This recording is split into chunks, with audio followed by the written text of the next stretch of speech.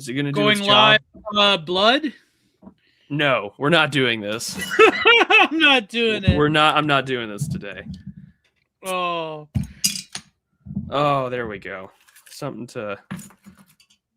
Have you been able to go anywhere? You got it far worse than I do. no, my mother tried to go to my grandmother's today, and like the place was just snowed in. Like I had to help my old man's basically unbury ourselves and our neighbors for the past few days. So I don't think it's gonna snow anymore, but it's pretty bad. Yeah, it's pretty. I heard it might hit parts of the country this Friday. Yeah, like especially the center of the country, which is kind of weird. I wonder if that influenced ICE's decision to pull out of Minneapolis. But apparently, even in the South, in Tennessee, there was a storm that Mike of Paul was talking about, and in Texas, it's cold. Oh no, I've got 2 inches of ice on the ground. Oh, see, there you go. And then a fine layer of powdered snow on top of, which really has done nothing. So I've had to and of course, because most of the southern states don't have this happens every other year, a really bad snow or ice storm hits the South. And everyone was super worried that it was going to be like the one 5 years ago where it was, the power was out, pipes were bursting, and people were dying. I think it was 61 people who died 5 years ago from the bad winter freeze. And so everyone kind of prepared. I didn't really prepare as much maybe as I should have, because I went to the grocery store a couple of days before and it looked like the end of the world. And I was like, oh, damn, everything was packed out. And then there was a bunch of guys like me who were in their late 20s, early 30s. And they're like, well, I better go buy, some charcoal for the barbecue. I might as well go get everything that I might need for the next couple of days. Because I bought a bunch of stuff that I could grill in case power went out. Well, thankfully, the power never went out. But the schools and the roads have been more or less closed for the last 3 days. And where I work, their weather policy for who comes to the office, because we work with manufacturing, they basically said, well, school's closed, so we're closed. We're not going to risk you driving on these icy road conditions, which blows my mind. It's been 3 days into the week, or about to be 3 days into the week, and we haven't had the city come in or the town come in with all of their... Do you have salt? Oh, no, the roads have been salted, and they were salted beforehand, and then they were, oh, that's crazy, I think, salted afterwards. But, I mean, unless you have all-wheel or four-wheel drive where I'm at, good luck even getting to the local, Albertsons or whatever. So it's I've driven my car exactly once since, all this crap has hit, and I'm like, this is still not safe to drive on. Man, that's crazy. So I've just told ice or nothing for us. That's I literally told my fiance, I said, if we get any nice, financial gifts from the wedding, I'm literally buying a used truck. There's no ifs, ands, or buts about it. Oh my God. But I figured, so, I mean, are you used to I mean, growing up in Canada, you have to be pretty used to, the occasional bout of cabin fever. Oh yeah, definitely. Yeah, it's not fun, but I mean, it depends, because when I was a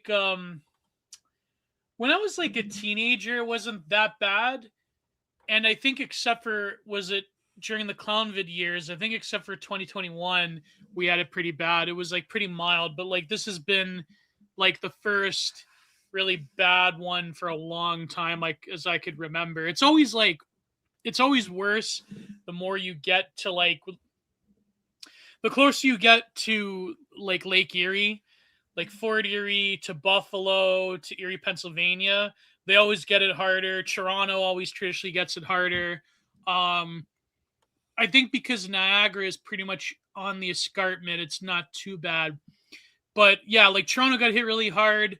I saw this funny tweet that said, Toronto's completely buried. It's gone. And I replied, as White Hat Patriots descending to monitor the situation.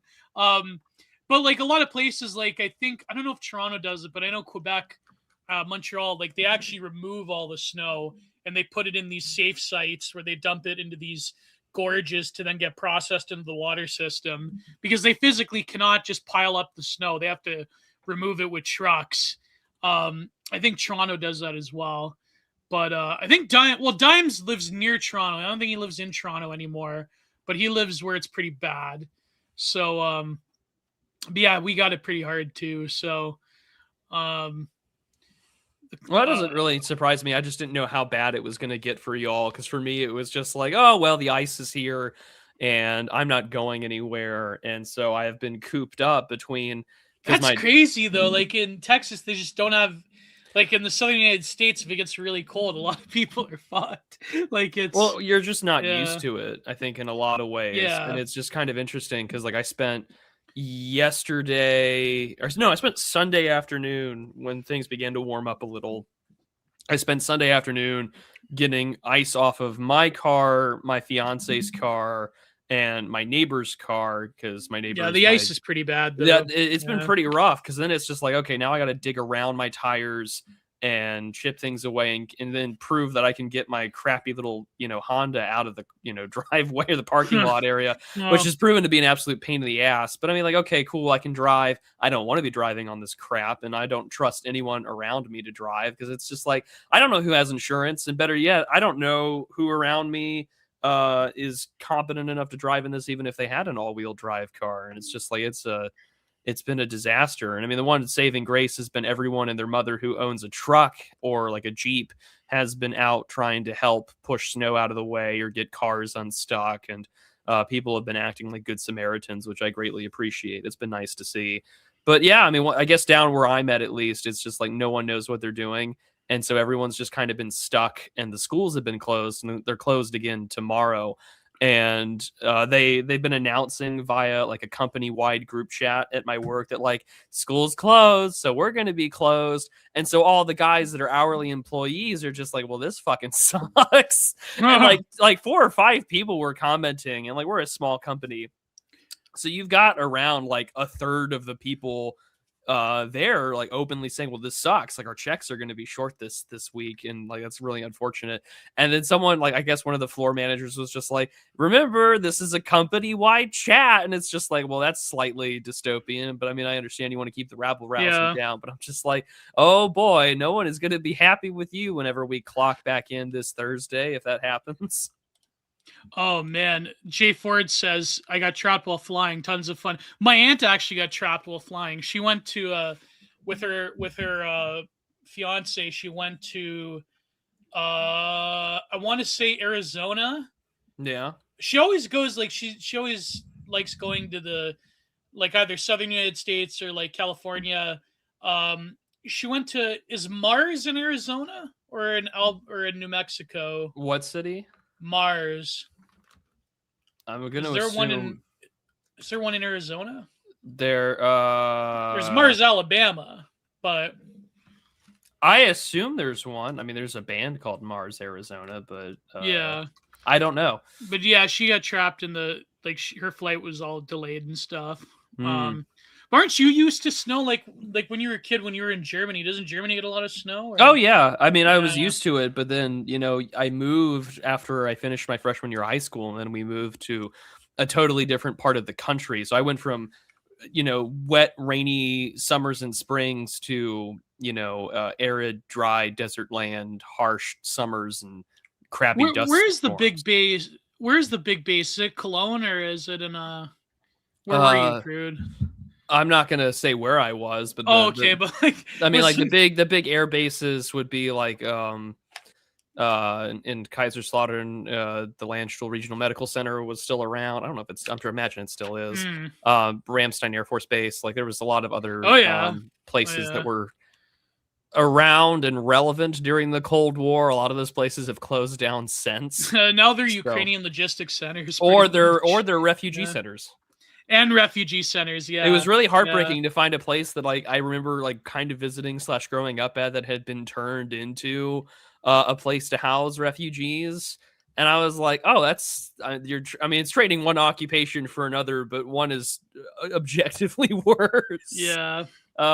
It's bad. I thought Mars was near Roswell. Isn't Mars? I think it is near Roswell. Yeah. Mars, Mexico. It's like very touristy. Like all those places in New Mexico have like. See, but when you look up Mars, Animas, New Mexico, Mars, New Mexico. See, the thing is when you look up Mars, Arizona, or Mars, New Mexico, you just find all of these things for Roswell. No, well, not Roswell. All this NASA testing for Martian exploration and stuff. Oh, there's still they had that dome. They had the Life Dome or whatever they called it. Like where they were testing like what it could mean to terraform Mars or to live in Mars. Yeah. Freezing temperatures in Texas means all the pipes freeze and the power lines collapse. So far that hasn't happened where I'm at. But yeah. I like the screamers theory where everyone has to smoke a special cigarette to prevent radiation exposure in the lungs. That's pretty good. That's the most that reminds me of do you remember the Australian sort of like indie show Danger 5? Yeah, I think I remember Danger 5. Yeah, I watched. I found that to be the funniest shit ever when I was like 21 or something like that. Like I thought it was really funny, and I tried exposing my friends to it, and they're like, "What the fuck is this?" And I'm like, "Oh no, I've turned into the awkward chud trying to like, well, what kind of music do you listen to?" But there's a scene in Danger 5 where like the Reich is stealing all the national monuments, and they like gas like the troopers defending the Statue of Liberty, and the American main character is just like. All the guys are gagging and coughing around. He's like, "Are those the special menthol cigarettes that line your lungs to prevent you from getting gas?" And he's like, "Sure is. Sure wish I smoked." Oh man! Speaking of GWAT, there's a great film I saw recently. It's a French film. It's called Neither Heaven Nor Earth. Okay. Where it's the last patrol in Afghanistan from the international, like the coalition forces that are made up of the French. And it's about how my theory is that it was a djinn, but essentially these men started disappearing when they slept on the ground at night. And there was a local lore of like, this is the land of Allah. And like when you sleep on the ground, you disappear forever. And they find a cave. And the end of the film, just like spoiler, it's a great film. Just watch it regardless. They don't find the guys, the 4 soldiers that were missing. And so the commander just basically claims that he lost them in battle, or he like had these sheeps that he blew up and pretended it was them. Like, so it was a great film. It was a pretty eerie film. It had like a pretty high rating especially for like, a to-be war film.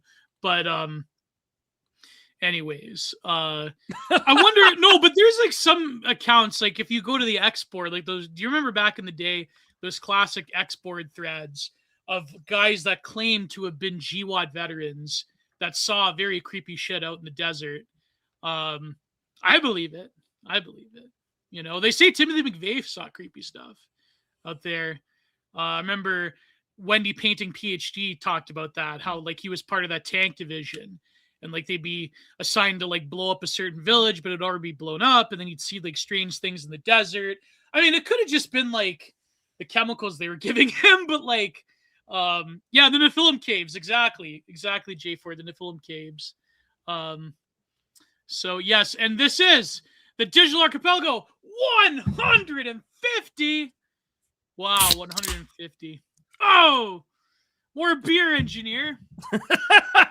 No, it's funny how Ghost became like a never Trumper, like because he like came back just because of Trump in 2016. He had like a 5-year hiatus, but then he like, I don't know, like he like took the Pedro Gonzalez road, I guess. Not to say that there isn't warranted criticism, I guess. Well, I don't know. I don't want to talk about the whole like. I don't know if you wanted, because you had the thing with Aura, and I didn't want to. I mean, any time that someone asks me for my take on things, I usually direct them to a show I've already done. Which kind of makes it funny that sometimes I don't have current event takes because of what's going on. Although I do have to laugh that as of right now, it's the Minnesota PD that's deploying the long-range acoustic device and doing other things that are going on right now against protesters. So the blood cannon. Yeah. Oh man.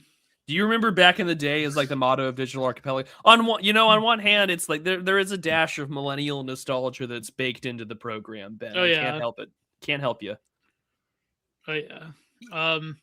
But anyways, what were you gonna say? We're gonna cut you off. Chat, I think we're gonna have a little bit of fun tonight. So what I'm gonna do boy. is you're all going to be good boys, and I'm going to. Yeah, you better be. So what I'm going to do is I'm going to drop a certain link in the live stream chat right now. Oh, this is very bad. This is very bad. No, because I can filter for it. I can filter. All right, we'll filter. Yeah, but I'm gonna. You have to be a long-time listener. You have to be a long-time listener. I'm gonna drop. Actually, can I like filter who I put this for? No, I can't. That's okay. I'm gonna go put this in chat right now, and we're gonna have a little bit of fun with it. And what a night to promote a website too. You have a website out? Yeah, well, I had it for like 4 years. I just never stocked it. And then have you upgraded it? Yes, Dimes helped me out. Or put that in the private chat. We're gonna put that up right now. Here you go. Right now, you better buy some stuff. We've got something special for you. I didn't even know we were doing this. GiantArtProductions.com. Wow, this is already looking pretty good. Once it loads, I'm already giving you all this praise without seeing. All right, share screen. This is the GiantArtProductions.com. This is Gio's website. Yeah. Look at that. I will update more prints. There's not a lot of prints, but what do we have for sale for paintings? Look at that. Look at that. There you go. Give Gio your love now. I don't know if you could show that on YouTube. Oh, it's too late. It's too late. It's too late. I'll put a little black bar up in post. It's okay. There's many more paintings I have to put up there. But there you go. There you go. GiantArtProductions.com. GiantProductions.com. I will make sure that's in the chat for later. Yeah. And also HomestarRunner.net. It's .com. We have real GeoCities are back, honey bud. That's so true. There you go. There is NeoCities that people use, but it's too complicated. But I wanted to go. There's actually like a lot of archive sites for GeoCities, if I recall. But yeah, there you go, man. Like, hopefully, I will be promoting. I will put this in the pinned comment when we're done. Yeah. Yeah. It's no dogs playing poker, but it's pretty good. You should do one where it's frogs playing poker. I should. I did this one frog themed one. I wonder if I could dig it up. Someone commissioned me for this. This is like years ago, but I wonder if I could find it. Then I'll tweet it. So I'm gonna go. Yeah, go ahead, keep going. But anyways, Prude, no, you go ahead. You go ahead. So what were we gonna do tonight? I wanted to talk about the penguin thing and the canceling of Eigen Robot, but like this is more exciting actually. So Teapot's having a cancellation? Oh no, that never happens. No way. They backstab each other? No way. Another moral purity shit test where someone gets publicly flogged? No way. Oh, that never That's a very rational turn of events, if you ask me. It's very rational. No way. Oh my god. Apparently, no one ever does that. Ilhan Omar just got charged by a man who tried to spray her with something. Whoa. Wow. Wait, was it like at a protest? No, it was at a town hall. Oh my god. Some maniac tried to spray her with something. Oh my goodness. Oh, there you go. So anyways, chat, what we're going to do for episode 150, and I want to make this episode memorable for you all, is because I am taking a live stream break in February, is that we're going to make this a call-in show. Yeah. We're going to make it a call-in show. So don't make us regret this, because if it goes well, we'll do it in the future. Yeah, if this goes well, we will do this again. But I want it as an experiment to bring you all in. And I have the link right there in chat. So there we go. If anyone pops in, we can have quite a few guests on at the same time. And look at that. Look, we've already got someone calling in. It's Capitalissimo. How's it going, homies?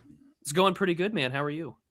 I'm doing great. I was just playing a little Dark Tide while I was listening to you fellas and Gio. I have to tell you, you didn't put the dimensions of all of those paintings on your website. No, in the description there's some of them, but not all of them. Your most expensive one, I don't know how big it is. Gio. I thought I did put the dimension. You didn't. You just said it was in this year's Mental Health Awareness Night. Oh yeah, that was during exhibition.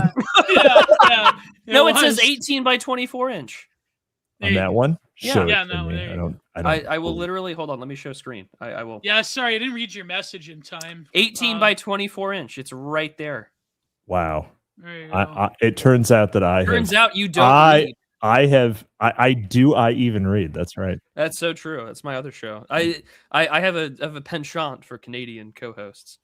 It's true. Yeah, I didn't get your message. What happened with Sandy? He slimed you? He slimed your blood? I'm pretty sure that sliming means something different. Of course, I only read Dan Baltic tweets, so I think a slimer is a very different sort of was maneuver. Something you did at Nickelodeon that they lathered something all over your feet. That Dan Schneider did to you. Yeah, but I'm pretty sure that's what Dan Baltic means. So, no, Sandy has never done such a thing to me, not to my knowledge. Although who knows? But no. He had a horrible thing come up and had to dip out. And I was unable to get an emergency co-host replacement because some people don't answer their DMs while they're watching. Do you even read there? Many such cases. So, yes, but that's how LMD went last night. Alas. I'm gonna slime you out. So what? I've got other people trying to come in, but they need to connect their microphone if they want to join on. Otherwise, it won't work. They will have to speak. Yeah, they'll have to do it. I'll have to do it. Although he's a good friend to play Dark Tide, and there he is. Hello, Sean. Oh, hello. There you go. See, didn't connect his microphone. Got a Helen Keller deaf mute. The ghost used to say. You know what I'm going to do? I'm going to pretend to be one of those deaf mutes.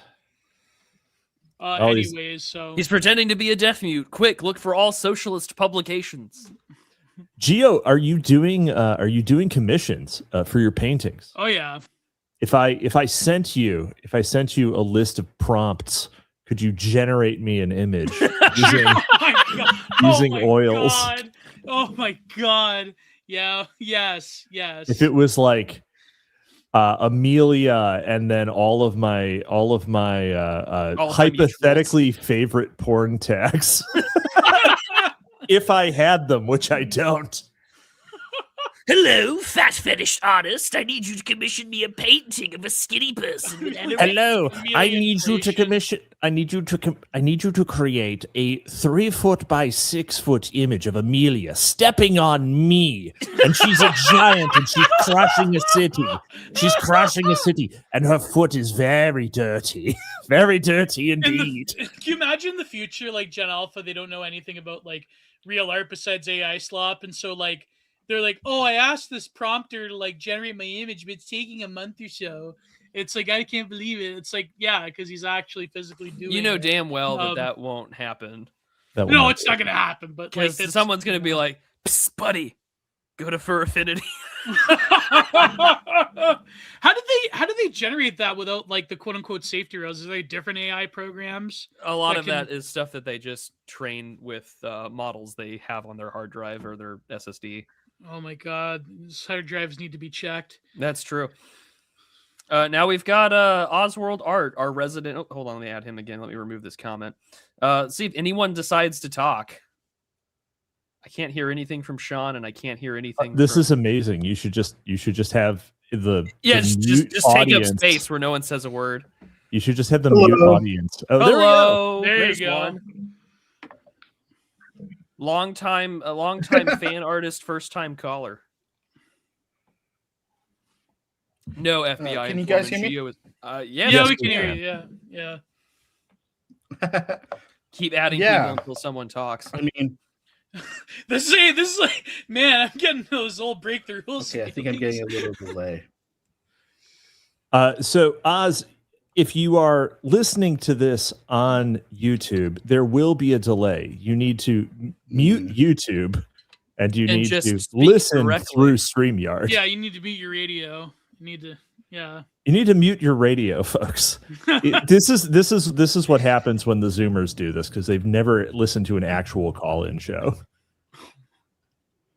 Radical agenda. What's your agenda? Oh wow! I did not know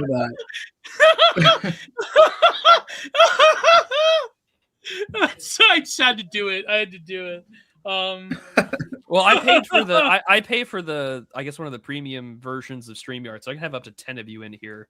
This could get weird real quick. Like an old, it's like a 2020 Breakthrough Rules episode. Absolutely. I should have brought alcohol. That's what I did. I brought beer. So, what do you guys think of the? What do you still want to talk about Eigen Robot or just who cares? Oh, I mean, Cap, what is your take on what's going on in Minneapolis? The penguin and thing. St. We're Paul? talking with a penguin thing. In Minneapolis and St. Paul? Yeah.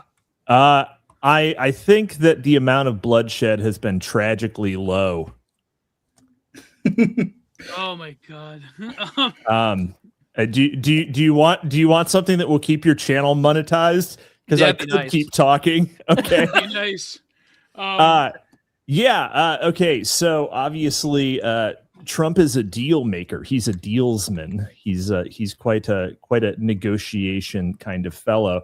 And I think that that he really would actually like to just make a contract with Walz to get things done. It does seem like the Minnesota State Patrol is, although I don't think the Minneapolis Police Department, maybe they are not actually actively doing anything yet, but the state police do seem to actually be arresting the rioters. So, well, they are protecting like the hotel where ICE agents are located, so that's something at the very least. Yeah, I mean, who owns those? Who owns those hotels? Maybe Walz is just worried about the Patel vote. Well, apparently there was a ICE convoy that went up against protesters and they had to flee and they dropped a bunch of info. This is what leftist Twitter is saying, and so that's how they discovered a lot of their identities and a lot of where they're staying at. And also and they've just been blanket targeting any full hotel. Like there was video footage that came out the other day where it was just like they broke every single car, regardless of whether or not ICE was there, because there's just they're not taking any chances. They want to send a message, and obviously this is intimidation. It's to get popular unrest, to say, well, if ICE leaves, then these people get to stop. And I mean, the history of a lot of these riots and sort of these political unrest movements have always been, we don't have to kill anybody. We just need to be as annoying and as disruptive as possible. And the public will always fold before the state does. And that's typically what works in these systems. I feel like Walz's career is done if he does make a deal. There's already been protests inside his at the governor's mansion. There's been protests at the Capitol building calling Walz a traitor because he did make a deal. Hilarious. But I mean, Walz has already been under investigation for a lot of the fraud stuff that's been going on, and so it is only a tragedy that that he still gets to play politics despite announcing that he's leaving, he's not running for re-election, and that. I mean, I think it would be very important for the right to maybe analyze the disastrous record that Walz has, because I don't think we focus so much on the day-to-day of the timeline. I don't think anyone on the right has done, for instance, the definitive retrospective on Barack Obama. Despite the fact that I think he is one of the most transformative presidents culturally, and a net negative for the United States by and large, obviously. But there's no definitive take. He's disappeared into the ether under the era of Trump, despite the fact that Trump's 2016 election, I think, really is the giant middle finger and repudiation of Barack Hussein Obama. Well, there was one, but I think it's not from the right, but more I think, he's more of a parapolitics guy now, but Webster Griffin Tarpley years ago wrote that book called Obama, the Postmodern Coup. And that was actually pretty informative about it reminded me a lot of what David Garrow said in that one interview with Tablet Magazine. But that was when the OG Alex Jones stuff was coming out. He had that documentary, The Obama Deception. Webster Griffin Tarpley was heavily involved in that. But I do think I don't know, play devil. I really didn't want to talk about this because we're already here, Gio. No, but to play devil's advocate, if it was just a gamble, like a spectacle that Trump is utilizing to get what he wants out of Tim Walz. Like, I mean, I think that probably does call into question the legitimacy of the way that these raids have been gone about, and to the degree to which is your thesis here that the whole like ice wave in Minneapolis was a gambit to get what he wanted out of Walz? That's what some people were speculating. And the fact that they're so willing to pull out with that like Bovino guy, like putting him back in California.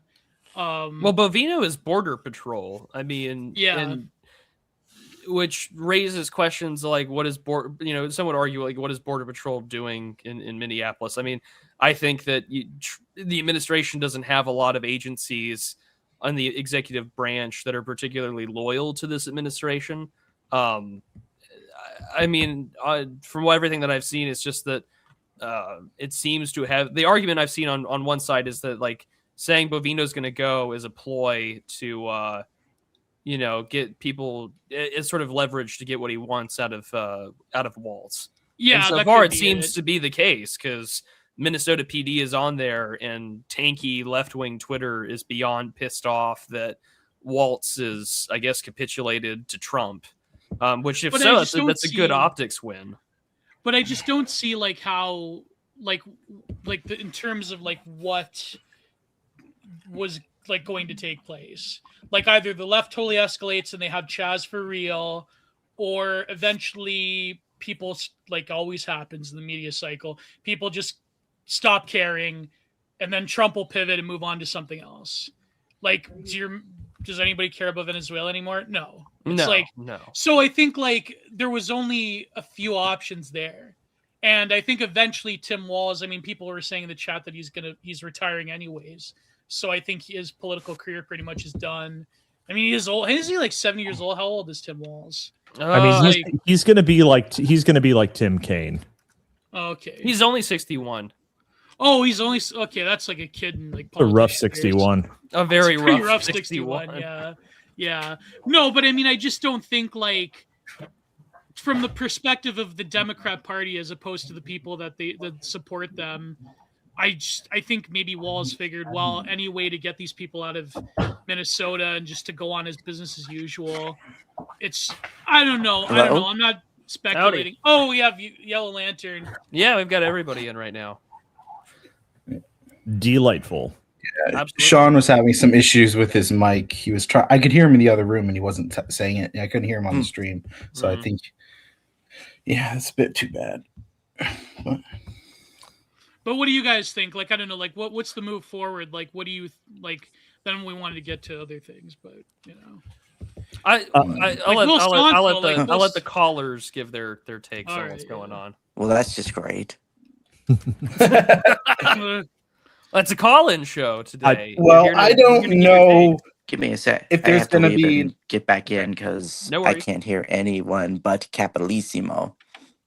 Weird. Well, you're blessed. I don't know if there's anyone that's going to be. I hear thee, thou hearest me, but I hear no one else. Well, I'll let you go and then try and get you back in. Let me exit and get back in. Give me a sec. Yeah. Well, I don't know if there's going to be anyone like I saw news on like one of the Republican candidates for Minnesota being like leaving or saying like I can't run because like I can't tell my daughters that I support like a party that supports ICE or whatever, like some gay shit like that. And so I'm wondering if there's going to be opportunity for someone else, hear the stream, some other Republican. Can you guys hear me? Yeah, we can hear you. I'm gonna. Sean, are you there, Sean? Yeah, I'm here. Oh, great. Can you guys hear me now? Yeah. Oh, yeah, we can hear you. Yeah. I was just wondering if there was going to be any Republican candidate now comes in with Minnesota. I mean, it's a new race. Basically, it's going to be a new people coming in, like a new Democrat elector and a new Republican. I don't know if that's like an actual opportunity electorally because I'm not in Minnesota and I don't know like the politics specifically, but like every part of the state is red except for Minneapolis and St. Paul, which are the same city effectively. Sean, what do you think is going to happen? So I mean, this was kind of like how the LA riot situation played out. It's like there's a show of force. Does anyone really know how that was resolved? Did I think they people continue got operations? bored eventually. Yeah, exactly. Well, they sent in the National Guard in LA. They sent in the Marines as well, but or at least that's what I remember. And it's just kind of weird how we have these like things that get to the edge of conflict and then never resolve themselves in politics. I mean, what do you mean by resolve? Like, are you wanting Civil War II in Minneapolis? That's resolving. Like we. Things, I mean, yeah, I guess so. It's like it is just. I mean, like I think because we Perd, you did your little article about the cycles and the media, and it just spins you up. And that's actually how I felt a lot about this. I just felt you know what blew me away. I don't mean to interrupt. No. Add to it. I'm glad you in the chat. Send the link again. By the way, that's what someone was saying. I'll put it up again. Shill your article, please. No, I wasn't going to shill the article. What I was going to do was that I'm always blown away by people who listen to things. You never know who's listening to the show. So there was this guy who. Where the hell is it on Telegram? Scroll up. So this guy from Cyberpunk Dystopia GPT, his name is Peter Ramus. He created a little image based on our discussion from last week about sort of this burnout cycle that I talked about on the article. And it threw me off because I was like, oh, wow, I'm always surprised by who answers things. So I'm going to go put this up on screen and share it with y'all. And while I'm at it, I'm also going to put the StreamYards link back in chat. So here you go, everybody. Enjoy. But here, let me share screen. Share screen. So he made this. I'll zoom in on it. But this was the cycle that we were talking about, where it was like the digital hysteria cycle. He's like, step 1, see headline, wake up and see a shocking headline on your phone. Step 2, react, experience an immediate, intense emotional reaction. Step 3, connect every other event back to that single issue. Step 4, scream. Everyone screams past each other about different things. Step 5, forget. The news cycle moves on and the event becomes a non-event. And algorithmically speaking, I think that there's a lot more to this. This is where I'm going to put my parapolitics. You guys are going to hate what I'm going to say next, by the way. But well, let me. I'm going to finish my point, then I'll let you chime in. So a part of, I think this is a feature, not a bug. This is totally built in, and that we do know that not only can you algorithmically manipulate an audience to basically take on far more radical positions than what they might be comfortable saying publicly. And I think that it allows you to effectively filter out what kind of groups you want to do, kind of like a pachinko machine, where like everyone kind of gets separated based along the various bumps and filters that you can put down, all the little pegs that the little disc hits. And when that happens, you effectively can generate an accurate profile in which you know more or less based on their engagement on the platform, let's say Twitter, for example, that you can effectively gas them up whenever you want to. And you can create this digital hysteria cycle to which you can create people who are either A, more likely and primed to commit events in real life that may be detrimental to their movement or a particular cause, or more likely and more effectively keep them into this like hyper gamified environment wherein, every take becomes an opportunity to do a gang drive-by shooting based on various group chats and basic assumption groups and political filters and camps. And when these things take place and they happen, you're re-engaging in the cycle in perpetuity that allows you to more or less look at things only through the lens of like, well, what does this gamified environment tell me to think? And it becomes very difficult to find A, nuance, B, actual objective information or sourcing. And 3, Gio and I covered an article from The Verge several episodes ago. I want to say it's like 100, almost probably I want to say like 40 something episodes ago, maybe more than that. It was from The Verge. And it was from Kate Lindsay, August 18th, 2023, called The Fandomization of News. Most younger people, I'm going to go with 30 and under, expect to get their news straight from creators. And when creators are wrong, the news ecosystem quickly breaks down. And we reread this article. It's a really short one from The Verge, but it's a really good one.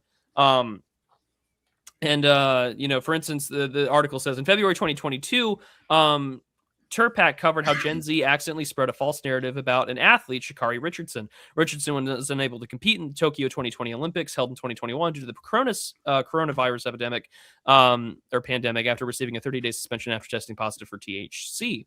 And And then they went on and said that they were quick to point out how race may have played a role in the contradictory rulings between them and a Russian figure skater.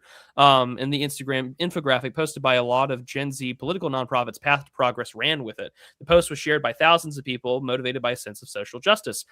In reality, however, the reason was different as it came down to age. Valieva was 15 at the time, whereas Sha'Carri Richardson was much older. And it's very easy, I think, for us to fall into these false narratives. For instance, there was a Democratic candidate. Also, I think the person's already an elected official that was sharing AI edited image of one of the ICE agents, basically former doing SOCOM like execution commander style. Huh? Former SOCOM commander. Actual actual field commander.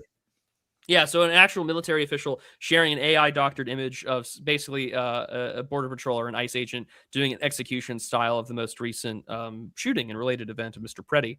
So, I mean, it just kind of goes to show that a lot of these things are going to be manipulated by the powers that be, and every model that Musk has made with Grok that maps these sort of political ideologies and focus groups. Imagine how terrifying it's going to be when, say, heaven forbid, a left-wing administration comes in 2029 and has access to all this information. Oh yeah, which, I mean, you know, but so what's the take that we're all going to hate? Oh, well, I mean, I was going to say like the Preddy shooting wasn't, I mean, it was a result of the SIG going off, let's be real, but I mean, the optics of it are terrible. It has really galvanized a lot of people, but I was going to say, like, did you see the recent, and not that I condone all of his rabble-rousing, but did you see the recent taco video from distinguished Shakespearean professor Nima Parvani? No, I do not watch his content. It was good. It's like the kayfabe one. No. It was the recent one about like the Trump cycle. He called it the taco cycle, where like there'll be like a huge media spectacle gas up of an event, like for example the Maduro thing, and then the chorus online will double down on it, and then either Trump, like, it gets, you know, he'll go to something else, or like it doesn't work out that way, or he'll backtrack, and then it's like the poster is left with a bag, and then the cycle continues, and it's just like, there was this article actually in I think it was the London Review of Books called Trump and the Spectacle that was quite good. And of course it was from a shitlib professor, but it is like, did he cite Guy Debord?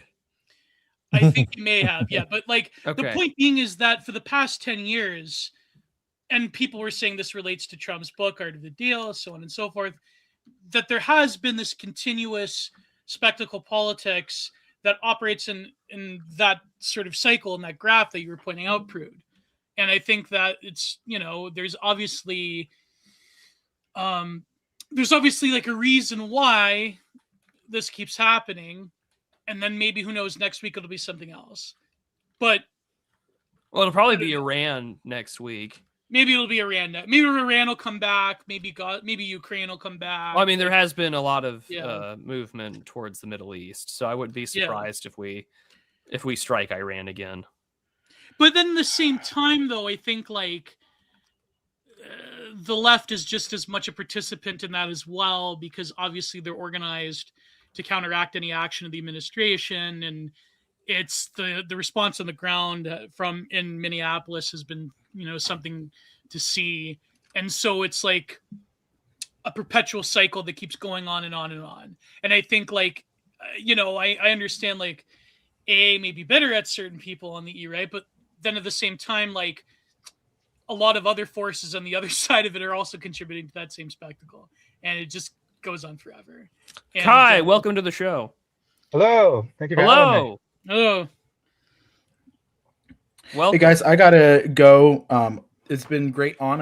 I'm still gonna be listening, so I might come back on if I have something freezing me up. So I'll see you guys around. Thank you for having me on. All right, see you. Yeah, no problem. Take care.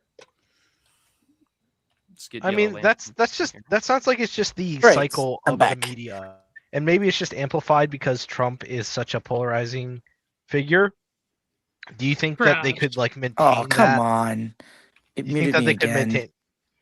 Do you think that they could maintain that with like, I mean, like a Mitt Romney as like the a president? Mitt Romney? Like, could they go from Mecha Hitler to like small Hitler? You know, like, you know, it's like Mega Hitler, Donald Trump. the second coming of Hitler, and then I think you should stop saying. I think you say Austrian painter, Sean Schaefer.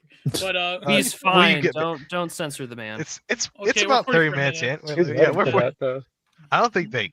But yeah, can they maintain that with even a JD Vance? Like, say JD Vance is the front runner. I know people talk about Rubio or whoever. I don't have a choice in that, so I don't particularly care. You're never going to be able to replace Trump's ability to garner media attention. That's never going to happen. But is it? It's just kind of, to me, it's just like, okay, we have this like. Is society ready for thin JD Vance? Oh. Asembic JD Vance. He's got the A10 eyes. The he already overdosed on aspirin in the Marine Corps after a really hard ruck, and then now he's going for the Ozempic look, like his mentor Peter Thiel. Oh God. Skinny guy that takes Ozempic, yeah. Skinny guy that takes Ozempic. It's a terrible look. It's the what's it called? It's the ultimate. It's like he's trying to be Golem. Just Golem. Yeah. Andy Serkis maxing. But Kai, what do you? So Sean, did you have another? No, I didn't have any. It's just. It's just, like I said, I felt really drained. Like, I really did feel demoralized. And I think that also might be how some of the leftists feel now with the whole reversal and, the police actually doing their jobs in Minneapolis. They feel really demoralized. Like, oh, we're going to support it. And then they just get their heads cracked by a couple donut munchers. So, Is the only I think they're doing victory laps. Oh, yes. Sorry, Kai, go ahead. Are they? I was going to say, I've only ever seen clips of that, like, last night. I keep saying, like, last night's clips. I don't see anything like from recent. Like, it's weird.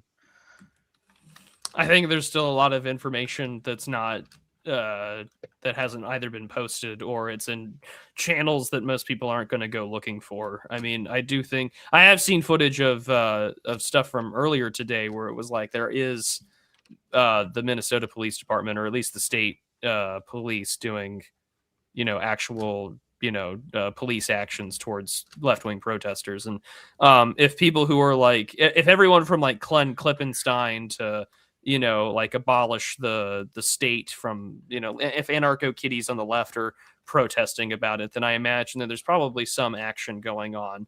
But again, I mean, how much of this information is either just noise or other hand, I don't know.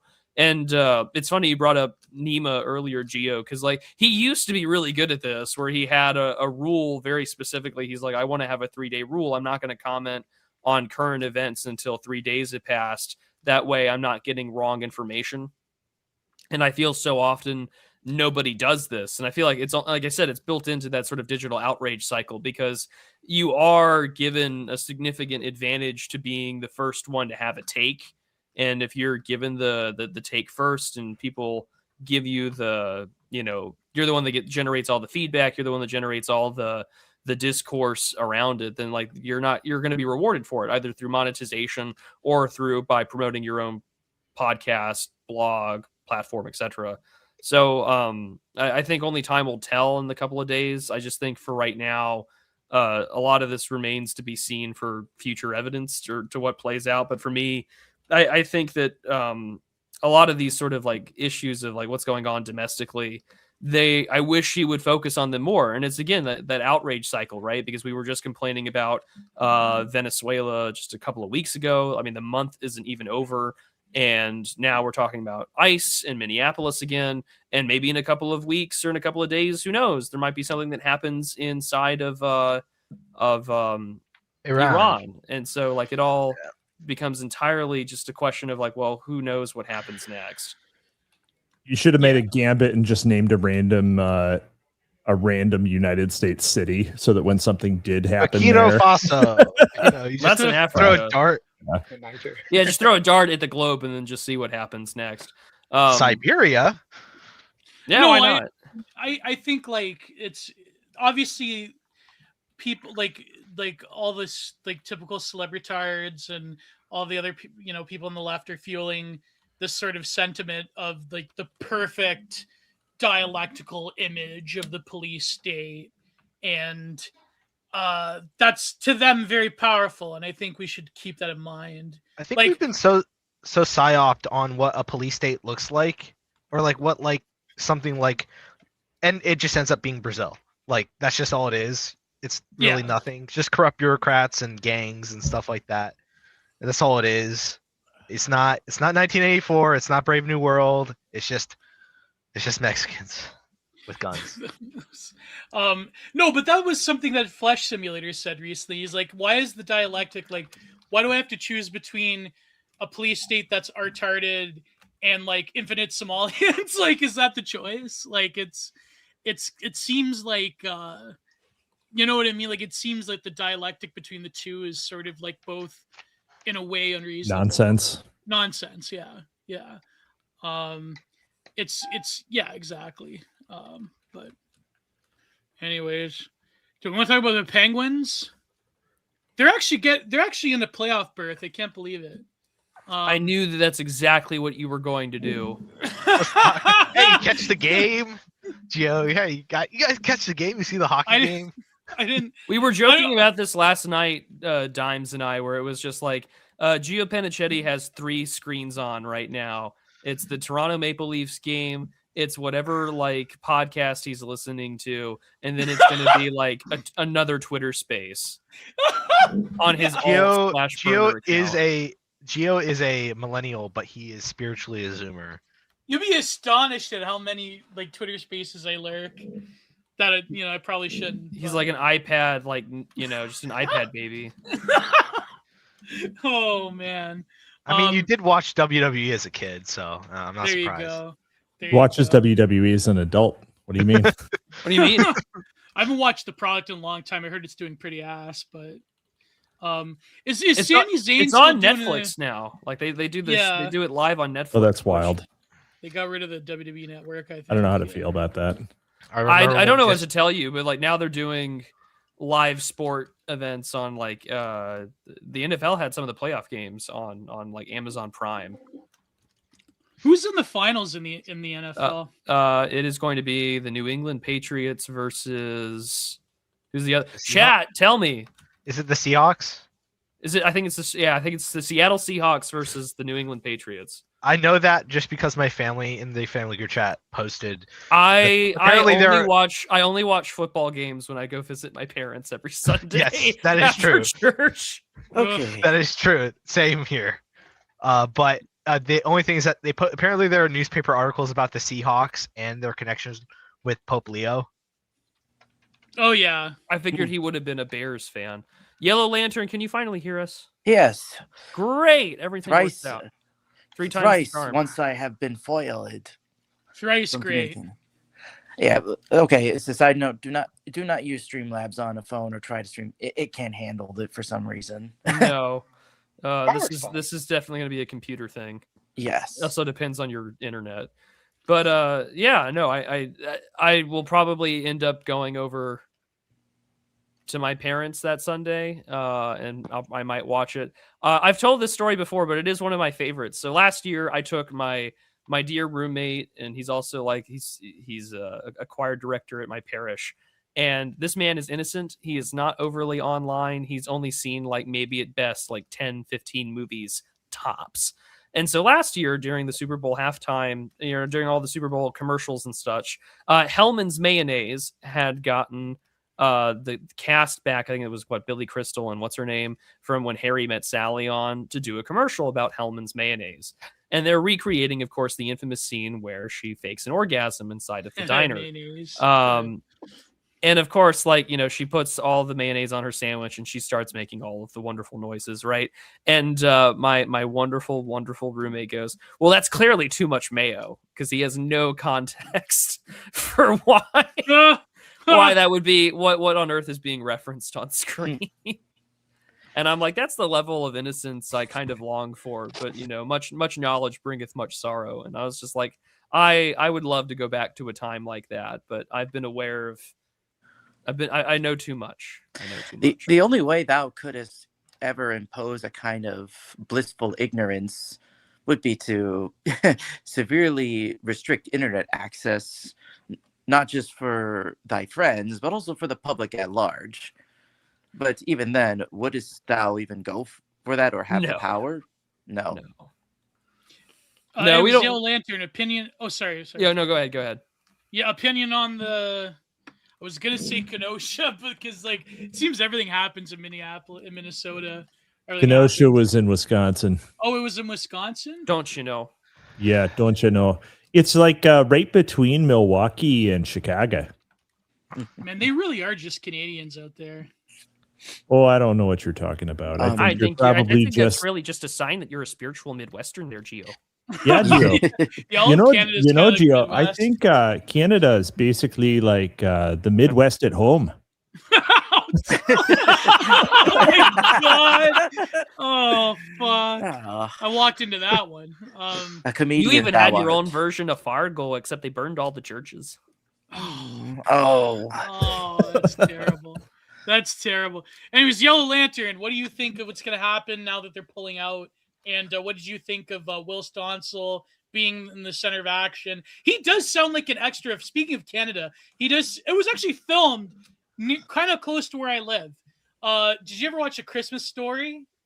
Yes. Yes. Yeah, like he sounds like an extra when they're fun. Like, come on, guys, come on. Like he sounds like a 60s kid in like or like a 50s kid with like a helicopter hat. Like I don't know, Will Stoncil. Like he's gonna shoot his eye out with that thing. Do you remember the what's the guy's name on Twitter? He's a good friend of ours. Steve Prano, where he's like, "Yo, goon, your eyeballs."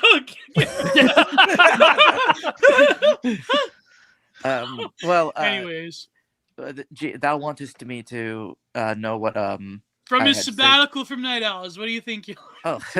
Well, okay, so this whole thing got started because we were subjected to learning about the Quality Leering Center, which, if thou hast ever looked it up, what a leering is in the modern slang, it means to steal, to swindle, which is unintentionally hilarious because I would not give the Somalian fraudsters the benefit of doubt if they actually knew what that term meant, because it's like putting a giant sign that says secret entrance in like thy building or something. But this whole thing, I mean, I think this ultimately is a no-win for any of Waltz or Frey, because not only dost thou have billions of dollars being funneled out of the state, for Meta, but it's already costed him.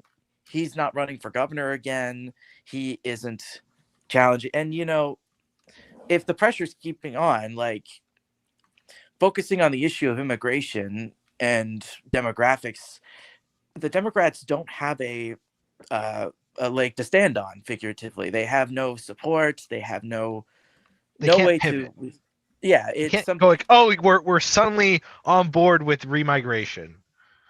They can't pull a Mark Carney. Yeah, they can't just. Yeah. I mean, I can't say we're nationalists now. Yeah, and it's the bloviating too. I mean, it kind of reminds me of when the whole story about the Springfield, where the Haitian migrants, when that focused on that campaign, I mean, they had no defense. They couldn't move away from it because suddenly they'll realize this. Wait, if these people arrived here in truckloads, what other towns have these people been flown towards? What other locations? How many other I mean, it's everywhere. Yeah, actually, as an example, my home state, Maryland, basically the governor is under pressure because he can't account for money for just like some NGOs that were sent money. And it's not a big story, but like I just looked it up. It's just something that I think anyone, like say in like the OGC, could like try and help out with and try and get some maybe figure out how to raking. like how to rake some muck. Yeah, it's the lost art of muck raking.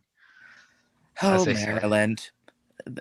Hearing what transpires in that state nowadays makes me so sad. I mean, if thou hast ever wanted to see what would a southern state look like with its cultural completely cleansed, thou hast it right there. Outside of maybe the pockets along the eastern shorelines, ironic, which is interesting. Like people think Baltimore's the capital.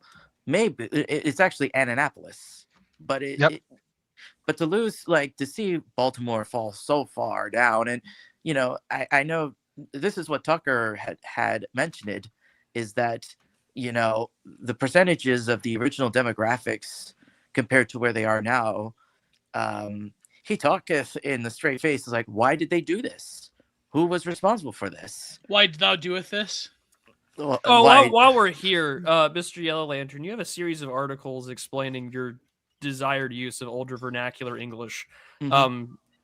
For those of us who are familiar with it, it's fine. Would you care to share with the audience as to why you speak this way? Well, so as a personal, as someone who hath walketh the 3 decades of my life almost, I always struggled with communication, and I always had problems with, speaking. I repeat myself sometimes. I mean, even in my writings, I try to speak how I write, and then I come down and said, why did I write that? And I suddenly noticed, as I looked at languages, I always had trouble distinguishing between singular and plurals, and I looked around in other languages that I know, like Greek or German, a little bit of Turkish, Spanish, and Russian, and it struck me as like, wait, there's 2 pronouns for second person singular and plural. We used to have something like that for English. And then the more I started to relearn this, I was like, why did we stop using these? I get that it's a little phonetically jumbled, but when thou usest this language and how it translates to the way we speak, it suddenly, it feels like we've discovered like the missing puzzles in a missing puzzle piece in a big tapestry that thou wast trying to complete. So wouldst thou recommend reviving wherefore in place of why in common parlance? I use it. I use also the locative adverbs like hither, whither, thither, hence, whence, thence, betwixt, marry more, hitherto. A lot of the Ali, yeah. Sup. That was a Simpsons reference where Homer goes to the Renaissance Fair. Sup upon and sup this pig this day. Because like the lunch lady Doris is like, I shall only hear mine ear of old English, and then he like broke out his best. What you guys are? Look at the chat. What's happening? I'm stroking. My man's just re-Latinizing English. That's totally fine. No, like I think like Yellow Lantern, he's not trying to do like provocative hipsterish behavior. It kind of is provocative hipsterish behavior, but I do think like there's some kind of method to his madness. It makes sense because if you're in a conspiratorial mood, the language we use as a culture has been degraded so much that you're like, why did this happen or whatever? A lot of internet vernacular has just become appeal to cool black guy. Yeah, exactly. Gio and I were talking about this before the stream, and I couldn't say the words that I want to say for the sake of this, the sake of keeping this stream on here. But I said, isn't it interesting that like most online vernacular is literally like appeal to cool black guy fallacy? And, if we had Yellow Lantern's preferred vernacular, then the cool black guy that we talk about would be Didst he.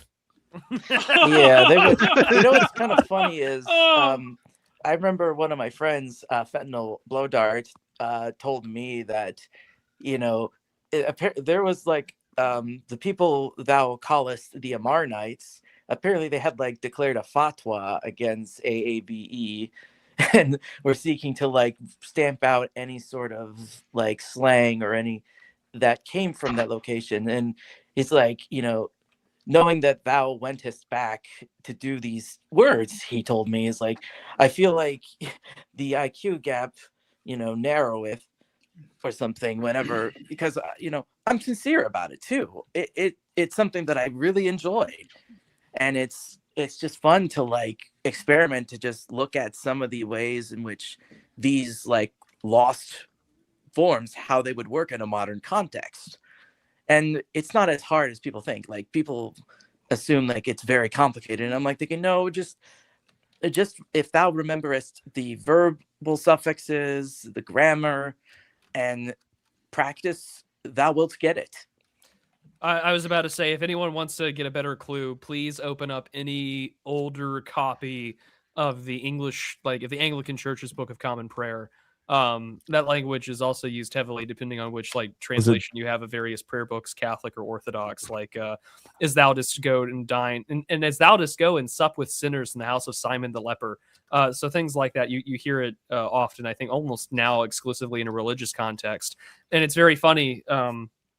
For me, at least, there are various ways in which music is translated into English for the Orthodox Church, and our choir director and myself have a very strong desire to keep things as what we call it as the thou thee forms of translation, which sounds, of course, like the older King's English instead of more modern you your, which I find incredibly frustrating.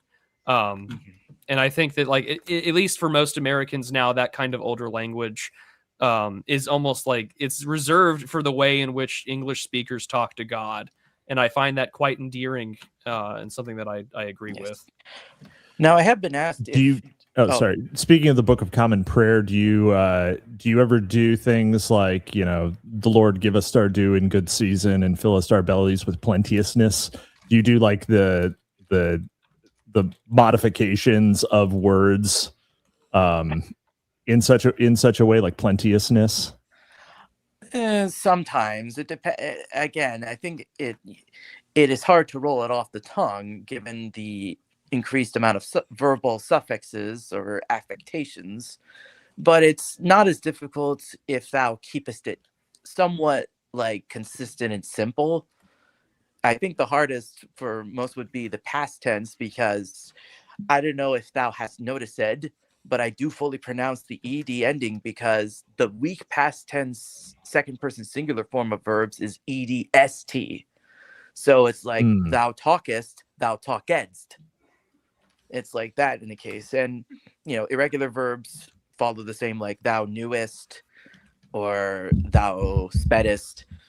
And there's these little nuances that thou decidedst how to approach.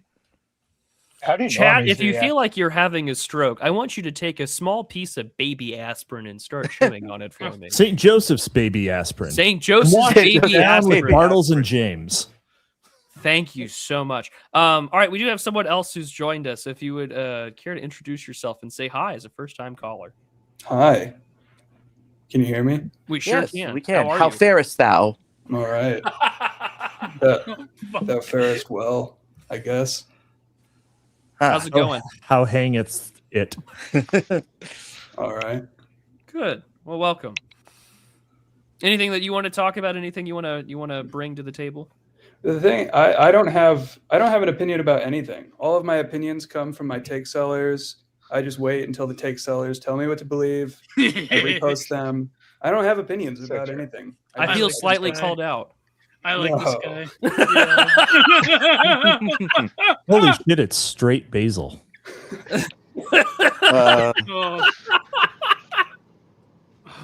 Wast thou referring to me?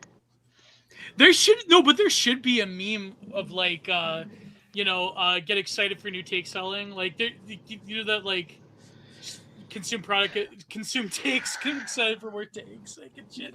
I don't know. I'm butchering the meme, but Tweet Jacket Enthusiast just joined. What the hell? Or who the hell are these people? This is a call-in show. We're having a little bit of fun before we take a February hiatus. Indeed. In fact, I'm going to go put it in chat again in case people want to join. It's good. Oh, do you want to talk about the baby aspirin? I'm chewing on Fent. Chat's having a good time. I can see. Oh boy. Oh, and Sneed, those super chats, go ahead, guys. Yes, please. Weddings are expensive. Fuck! I almost. Gio, remember he lives in Canada, and he's like, "Fuck, yeah, it would be I didn't very say it. expensive I here." didn't. Anyways, see those super chats. Gio, be careful. You have a girlfriend. You don't want. I have a question for the Prudentialist about. I know thou playest Halo and other. This I'm pretty sure thou wast not the most excited for the Halo campaign Evolved game. Oh no, I'm not excited for it at all. It's gonna have all the problems that the UE5 engine has, in which no one knows how to properly what's the word I'm looking for? Like they don't know how Yeah, correct. They don't know how to properly optimize UE5. The trailer that they dropped with all the pop-in stuff with their pre-rendered cutscenes look terrible. But the gameplay loop is virtually Halo Infinite with the sprint, the slightly not first person or like aim down sight, zoom in ADS. And then you're taking campaign maps that were designed for player traversal that does not include sprint. And now you have to build around that. I mean, it'll be cool to, I guess, I mean, if you're trying to make more money, Halo Studios is going to do this. Obviously, they're going to also expand it to the PlayStation Network because Microsoft has decided that they don't really want to be a console guy anymore. They just want to be a games publisher, which so be it. Sony then won the console war in the end. I'm not excited for it in a lot of ways because I don't think that you need to play. I don't think you need it as a product. But they're going to do the same thing that they did with like the Oblivion remake, where it's UE5 graphics for the engine, but it's also going to be UE5. I mean, but it might have parts of the Blam engine, which I know they're using modified Halo Reach for it. But like, did they want to add stuff to it, like so apparently they're adding. So what they've said that they're going to do is that they're going to add, or that they're going to modify levels like Two Betrayals and the library, especially, to be not as repetitive as the original campaign. And then also new weapons are going to be added. So things that were not shown but had been confirmed would be like the battle rifle, the carbine, and I think the Sentinel beam, and a few other things from the other games in the franchise. So I don't know. We'll see what happens. Like, if I will probably play it when it comes out, and I will give you my take on it. But if you want to play Halo CE in the year of our Lord 2026. Here's what I'm going to suggest to you. I'm going to go to my campaigns, Halo CE Anniversary. Combat Revolved is great. Hyper Lethal is another great mod to do it. So is Halo Combat Infinite, and of course Ruby's Rebalance are probably some of the best campaign overhaul mods that have been done. Also, I would say the Havoc mod is also really fucking good. So if you want to go play Halo CE in 2026 with like a fresh take on things, those are like 4 or 5 campaign mods that you can go play right now that I think are a way to enjoy it even more. It's very odd to think that this is not a remaster as the original 2011 Combat Evolved. God, that was terrible. Yeah, it was not very. The graphics weren't very. I mean, it was. It was a Halo Reach port, is what it was. Yeah, as a port or asset flip, and a lot of the graphical fidelity issues and the way like some of the landscapes didn't line up with the original, and thus created confusion when it came to certain sidelines and others. Yeah, I think games are stuck in a very bad remake remaster loop as of late. I mean, I think that's all of entertainment because, well, thou canst probably guess that we are in a stage of creative stagnation. Like it's not remake. Could you say stuck culture? Sorry. They're gonna. Yes.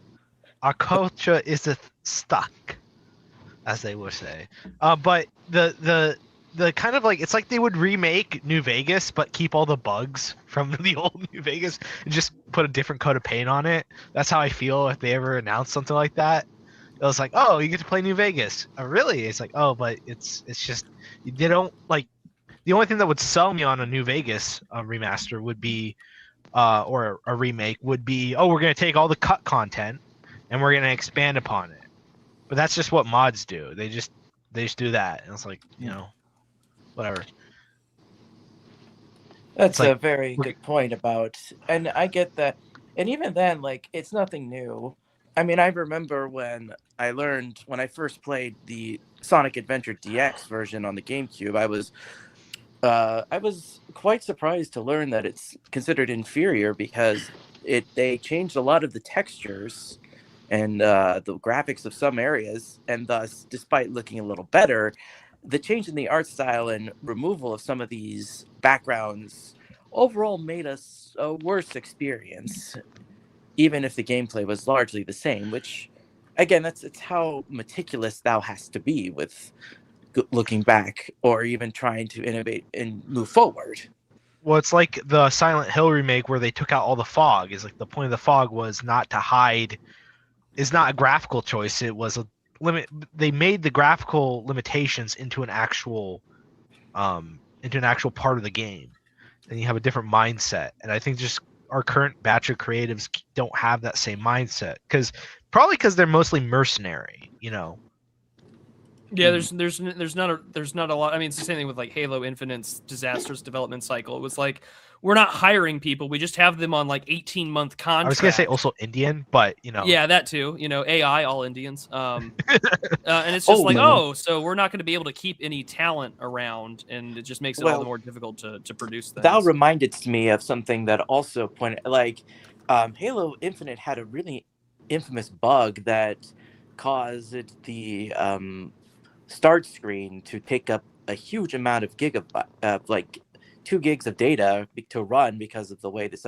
Well, it turns out this happened to the Xbox. Soundtrack went too hard. Yeah, there was an update to the Xbox like back in 2015 that if thou had too many friends or messages, it would slow down thy system. It was because of the way the router was processed, or the way the update like coded all the processors to allocate what. And it's like, so this was the moment that Xbox really went down the crapper, wasn't it? It was. Well, their big issue was, instead of making another gaming platform, they wanted to make the Xbox One a multi-entertainment platform, and I think that it failed miserably. Which is funny because in the long run, everyone uses their PlayStation 4 for that, or their PS5. The irony is not lost. Yeah, but, I believe I am a fan of your updated profile picture, by the way. Thank you. I'm a fan down there, Mr. 32. Thank you. Oh. Some people were saying that Gunyan was a Mason. Is that true, Chad? That is I don't true. know. Leon? Oh, shit. That's true. He was in, I believe he was in the Grand Orient, and he was in the Scottish Rite. Yeah. But I don't know he was if a that Scottish Rite. Yeah, but I don't know if that was a part of the. I don't know if that was a part of the Grand Orient, because you might know that the Grand Orient of France is not considered not regular. Yeah, they're not regular. Right, not like real heretical Masons. almost. Yeah. Yeah. So that's, Yeah, we have a resident Mason on call. I'm a worshipful brother, even. Ooh. Yeah. Whoa! Wow. Did you have to do the ceremony with like you put the leg pant up? Dude, you know what's crazy? You know what's crazy? They ask you if you have a goat allergy when you go in for your degrees. Dude, that's so true. It's so true. It's so true. And fortunately, I only have an allergy to the fur of the goat rather than the whole goat, so they could just shave it and it was fine. Well, Cap, I knew this hog. it was too good to be true. We are mortal enemies. I'm a knight of Columbus, so we have to kill each Well, other. I'm also a Catholic. No! I'm just Even worse. I'm just really shitty at it. Don't worry. Every other Catholic is really shit at it too. So true. Well, when I got my 3rd degree, I was like, I'm not gonna say what we did, but like, it was like the last group of guys that like had an actual ceremony and ritual thing. Now they like, I don't know, they do something stupid, like they watch videotapes or whatever. Like they ruined everything, man. They ruined all. Like even if you're a Mason, I'm sure they probably watered down the initiation process. But, Wait, Gio, you're a Mason? No, I'm a Knight of Columbus. Oh, sorry. I thought. Oh no. Yeah, I was like, wait a He's second. I Canadian. didn't know this at all about Gio for the last several. No, I'm a Knight. Yeah. I asked it's Hickman about that. I think Hickman is also a Knight of Columbus, and he said that they like combined all the degrees into one. Yes, they combined all the degrees. Terrible. Yeah. See, the thing is, if I were to join one of the Catholic fraternities, it would definitely be the Hibernians. Oh yeah. Oh, 100%. Hibernians have way more fun. Hibernians are like the Shriners of the Catholic fraternities. Yeah. I wanted to ask you, speaking of, I guess we're in this sort of like powerful what should I say, like antinomian energy. But I was actually reading. I think an anime poster mentioned this, but I've currently been reading that one book, Cap, the Chance de Molador. You know that one by he died pretty young. What's his name? He had like a pretty powerful pen name. One French writer. I don't know what you're talking about. Yeah, it was like the book that inspired essentially all of the surrealist movements. Like, very interesting. Yeah. But it's like incredibly dark stuff. It's about a man who forsakes all morality and humanity and so on and so forth. Like typical French literature. Typical of the French 19th century. Just fellas being guys being dudes. Cap swinging dong again for talking about being a Mason. Because I pulled fake rank. It's not even, honestly, that is not even rank amongst Masons. I am we've got going a couple to, of other. Oh, we've got quite a few go more. ahead and leave because I have something to do. Yeah, sure. I thank all of you for having me on. I have my Substack on and my Twitter. Thou canst plug them. I'll go ahead and see myself out. I'll try and plug everyone else's socials in the pinned comment for this one for all the guests. Oh, we're doing another Drive Time movie hour tomorrow, me and Cap. So. Well, yes, what's we the are. movie? What's the movie? What's the movie? I'm not gonna tell you because then Gio would know. Oh, okay. It's not going to be pornography. No. For having me as on, far as I may know. thou have a great night. All right, see you, Little Lantern. Godspeed. Godspeed. That was actually a good movie, Gay You Know What's from Outer Space. It was actually a pretty decent movie. All right, let me go. Oh yeah. Gay neighbors. Sell or re. Hello, sir. Neighbors could be here. You thought? I hate neighbors. We should get a woman on one of these games.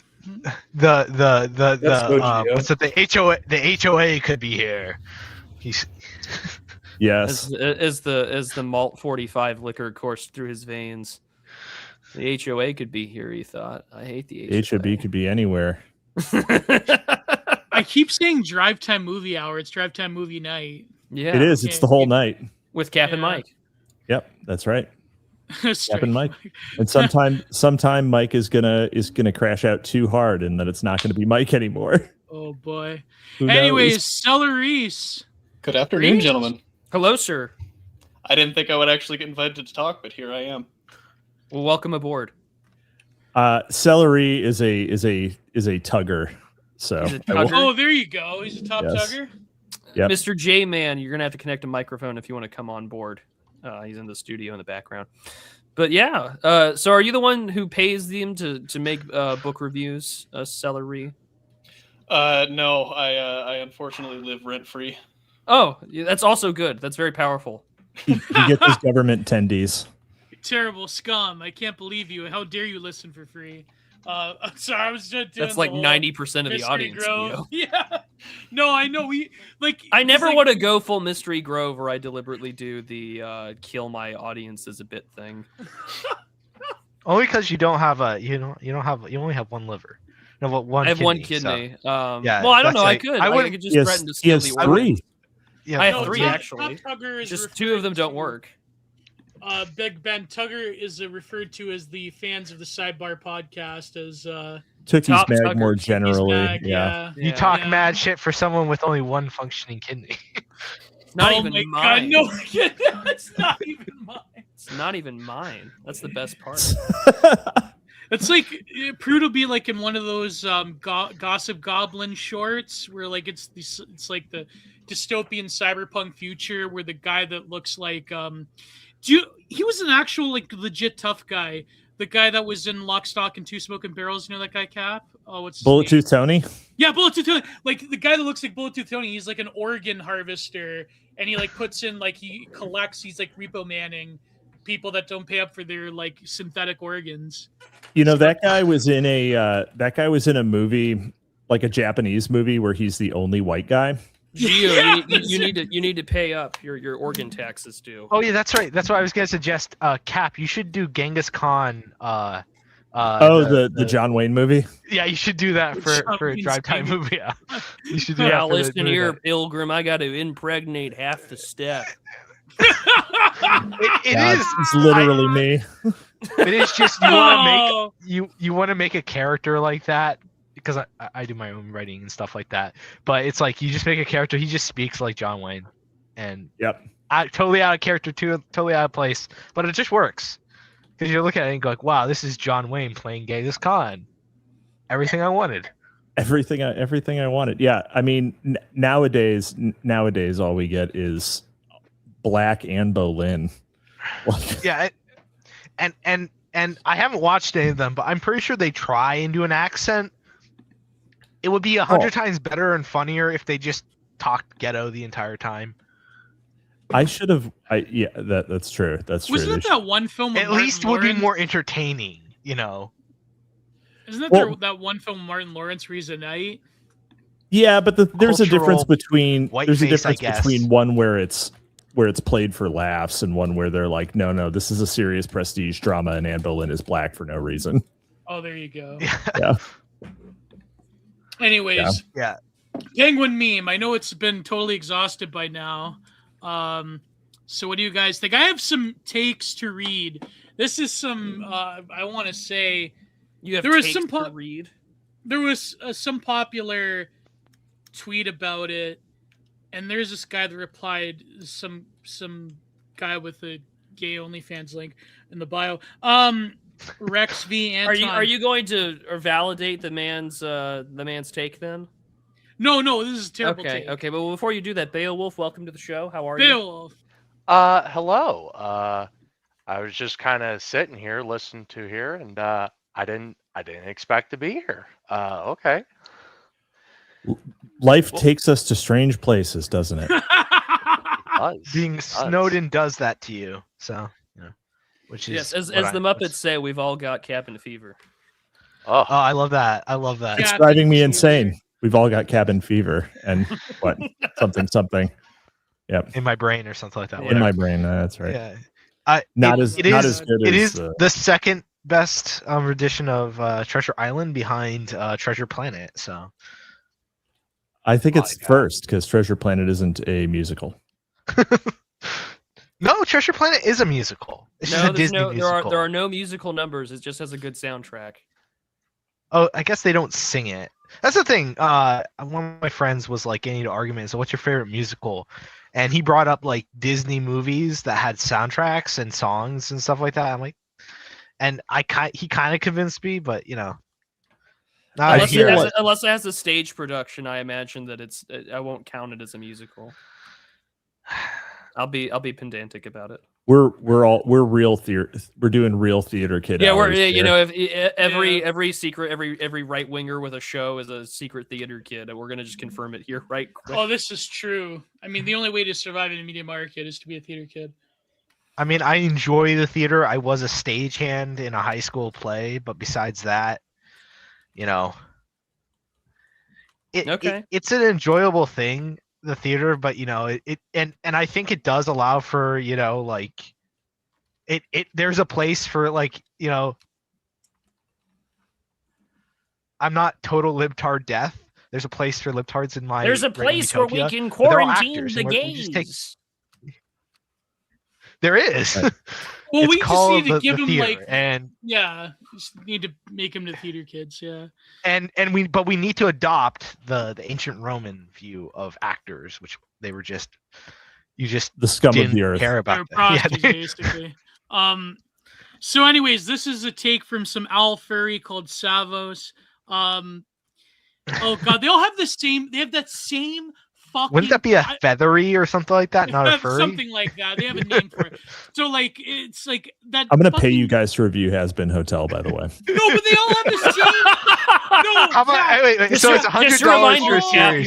You're required to come on the paid Code Chaos reviews. Cap. So it's $100 for a series, or is it $200, Prude? For Code Chaos, Gio and I were both respectful. No, for Has Been Hotel. How much is that? It's short. How many episodes? I actually watched Hell of a Boss. I watched 2 seasons of it. It was all right. But anyways, they all have the wait, same wait, fucking... Gio, how'd you like the gay sex? Whoa. Yeah. It was like, apart from that, like it was mildly entertaining. I don't know. Anyways, I think I'm at the top now. This is as many people that you can have on the show. So right, J-Man, welcome. Hello. Wow. The Gemmer himself. The Gemmer himself. The Fallout RPG maker. Yes. I'm a little psychotic. It's all good, man. Amphetamines make you a better tugger. You sound like incredible. We have so many tuggers. It sounds like you might want some of that like chamois butter for always for talk like he's wigged out on Quaaludes. Yeah. Do you remember Kid from Brooklyn? He's like, do you remember R.I.P. to a legend, Kid from Brooklyn? He's like, remember back in the day they had Quaaludes? Remember that video? That was great. But anyways, so no, desperately wishing he could be a sex pest Italian from New York in 1985. So this cold take from Savos. They all have the same fucking Viz Pop aesthetic. I hate to say it. They all have the same like style of post-Tumblr art. Says, Herzog's penguin became a right-wing symbol is frustrating. These people care nothing for his work. That's not true. That's objectively not true. And instead appropriate its aesthetics for mindless propaganda.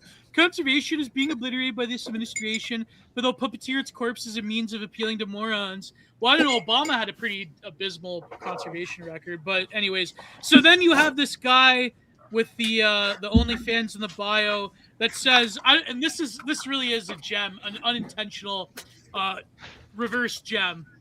It's like the apotheosis of sloppulism. See, they even downstream sloppulism, completely meaningless, devoid of any actual content, could be true or false, somehow still dishonest, lying, using AI in part. This is the kicker. Using AI in part, but still just straight up using someone's finished work without their permission, the peak of MAGA brain rot. So you're using a clip from his Werner Herzog movie, but that's similar to AI because you're using like a meme from someone's work. Like I don't understand. Like they used to not, like the left used to like really hate the whole like monopoly and intellectual property. Do you remember this? I guess it was only Gen Xers. But anyways, what do you think of the penguin meme? Why are they freaking out about it? Is it just a media literacy bullshit? Or is it like out of the 2 takes I've read, like why do these people care? Of the 2 takes I've read, why should I care? I think that is the epitome of some of the tangents we go on this show. That is 2026. That's the quote. I don't even know what I just heard. Here's 2 takes on Twitter from a gay furry with an OnlyFans account. Why should I care? Actually, you fucking shouldn't. No, but there is like I think a nihilism done right word as well. Like there is something to the penguin meme, even though it is like just it is played out, it is slop, it is okay. If the penguin meme was popular 10 years ago, you know who would be appropriating the shit out of it right now? MGTOW. Oh. Yeah. Oh yeah, definitely. Yeah, oh man, that's so true. Gio, I sympathize with Gio's point about it. Like, it's less about it's about the idea of like the left being very like schizophrenic in its approach to a lot of issues that it has. And I think Prude always makes this point where it's like, oh, if you care about the environment or you care about one humanitarian issue, like, oh, you care about puppies not being mutilated, then you're automatically subsumed into the leftist zeitgeist group. Yeah. And it's like you see, that's what you see. The dissonance you see is like there are people who are complete AI haters, and they're basing off like things like copyright, and they go to copyright as like the thing that you need to defend. But the left also has the sort of intellectual property is bullshit. It's just for corporations and all this other leftist stuff. So you get those cracks, you get that kind of dissonance is because the left has that sort of veneer over it where it's like they all lockstep, or they seem to lockstep. But the reality is a lot of them are completely subservient to their own pet projects. Yeah, where they you see this, I think, because they never talk about black use of AI in history. Like they never talk about black people basically trying to take over all of history. That has been one-shotted by AI. They never talk about that at all. I'm like, yeah, it's a problem that people are like making AI art, but it's a bigger problem. People using AI art to justify erasing all of history and replacing it with shitty AI art.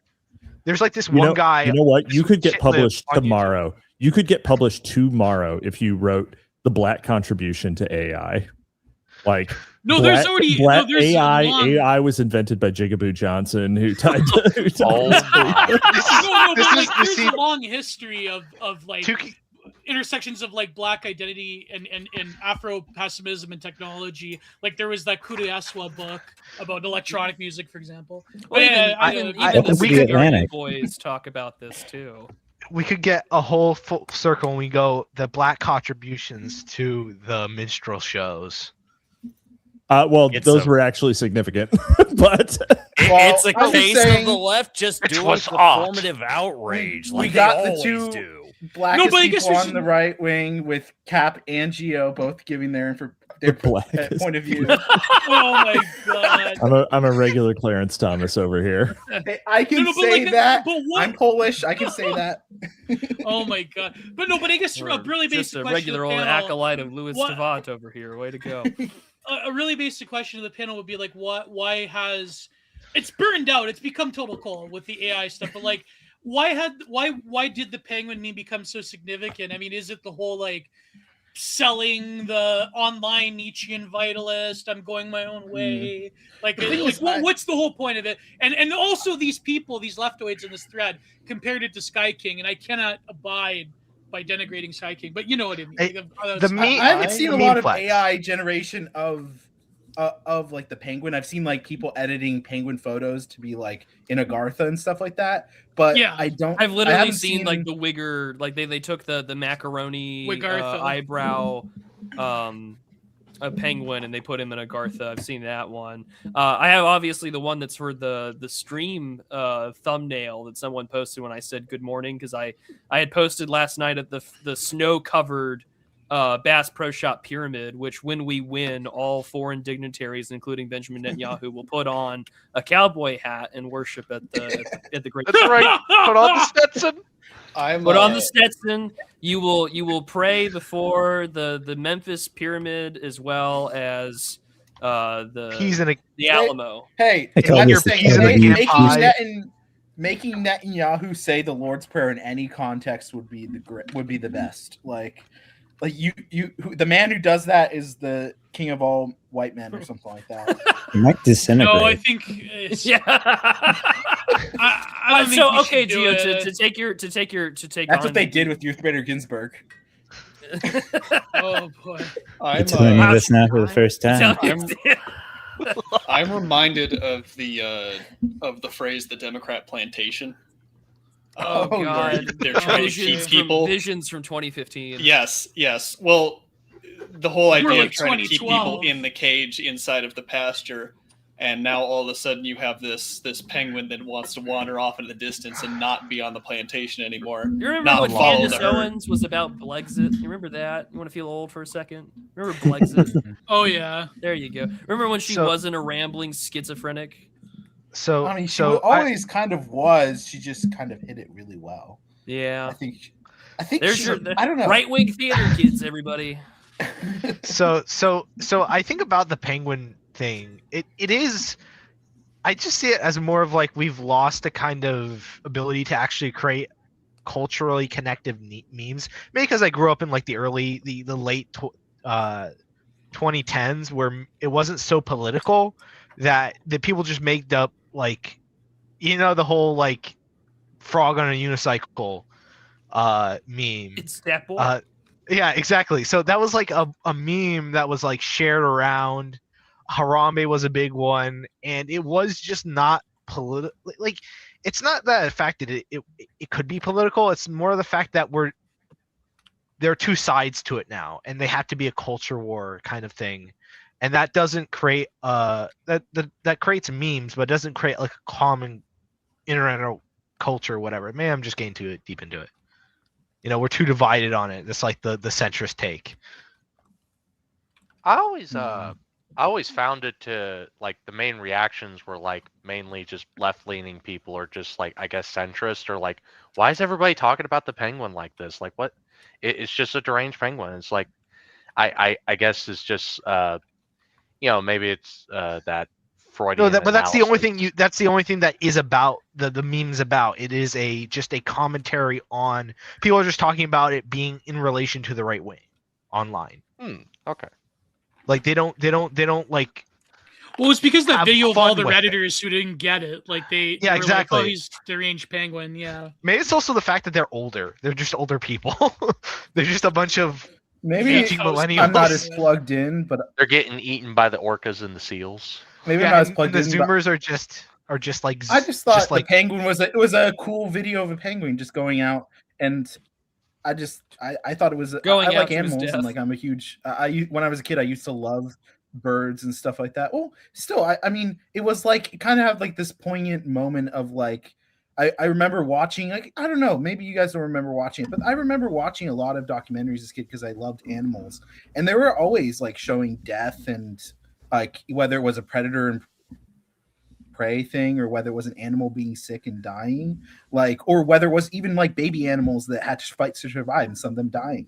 So I don't know, maybe I wasn't as like maybe I had a different perspective of it, but I always felt like there's a very poignant element of animals and mortality and reflecting on them into like us, like because we don't really think about like a lot of people don't think about death obviously, and an animal itself like kind of like going off into the sunset kind of deal.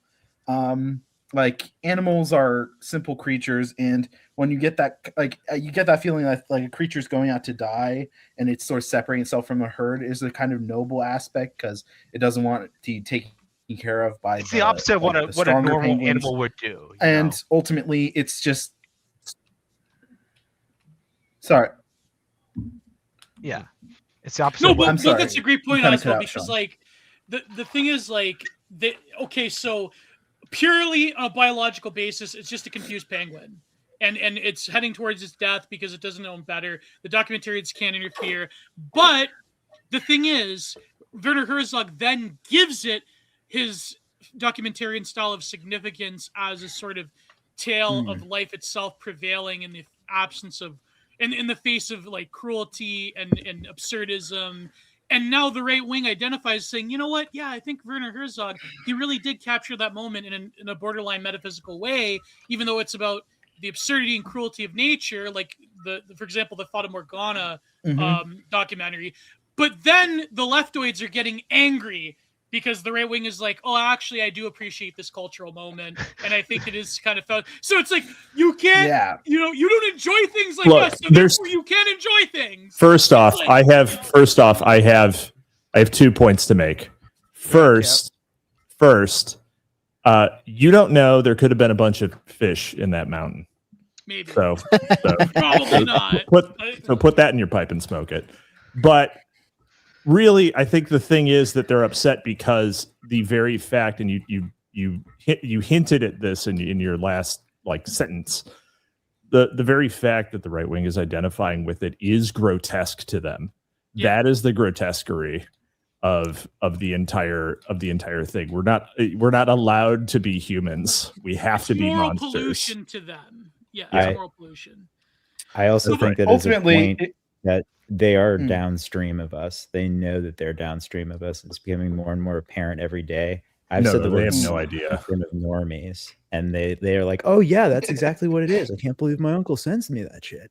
And it's like 7 years ago would have never imagined that, you know, words that we're using were that meme magic powerful, to reuse a really old term. Yeah. No, but alternatively, maybe the algorithm just decided it liked the penguin that day. That is true. All hail the algo. Funny, but a little why bit is it nihilistic. so morally repugnant to them that the right is enjoying it? What was your last thing you said, Cap? Oh, it's literally grotesque. Well, why is it grotesque to them? Why? It's grotesque because like the right wing doing something that is culturally aware. So because they don't update their priors, right? They can't understand the right wing because they are currently operating on like Windows 95 era memes about the right wing, right? Which is why they'll say things like the Trump is anti-Semitic, which fucking I wish, but he sure isn't. Like, goodbye, stream. Yeah. Oh God, no. No, yeah. we're not. I saw that they were saying that, like, oh, Werner Herzog's against the death penalty in that one video. It's like, okay, who the fuck cares? Well, yeah, and it's like, yeah, you know who else was a vegetarian? Like, well, Gio, I think Cap also sort of points out this with is also connecting this.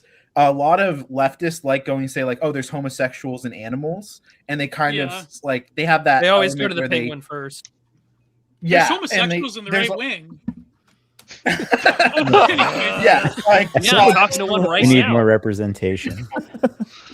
But the idea of like the connection of the grotesque is kind of like it's almost like they can see the right wing as being human or being like kind of in a sense like a person, any person who would see the penguin. They're not a soulless. The thing is, the problem is that if we come to resemble a human, it's like they reach the uncanny valley, right? It's like a skinwalker to them. Yeah. Right. It's like something is slightly unright. So you're supposed to drink the Busch Light and watch NFL. You have to. Yeah, I think what it is at the end of the day is leftists hate you and they want an excuse to kill you, and acknowledging you're human gets in the way of that. So what you gonna do, fam? So true. Anyways, we have Randall Shirker. Sorry. Shirker. I swear. You have been infected by a mind virus by people mispronouncing the name. There's something that he's the only one who mispronounces it. I remember one time I was going hard in the chat, and TR Hudson said, Gio, every time you try to explain something, it's like you start off as human, but then some being takes over your mind. It starts speaking for you. It's the spirit. It's just Gio speaking in tongues. It's one of the angels. Gio's trying a to Pentecostal get a point out. Catholic. It's okay. Well, Gio does, and by that I'm just calling him Mexican. Like when Gio was delivering the quote that he was about the gay furry quote, you always jump into this part where you have your own little commentary when you're speaking about it, like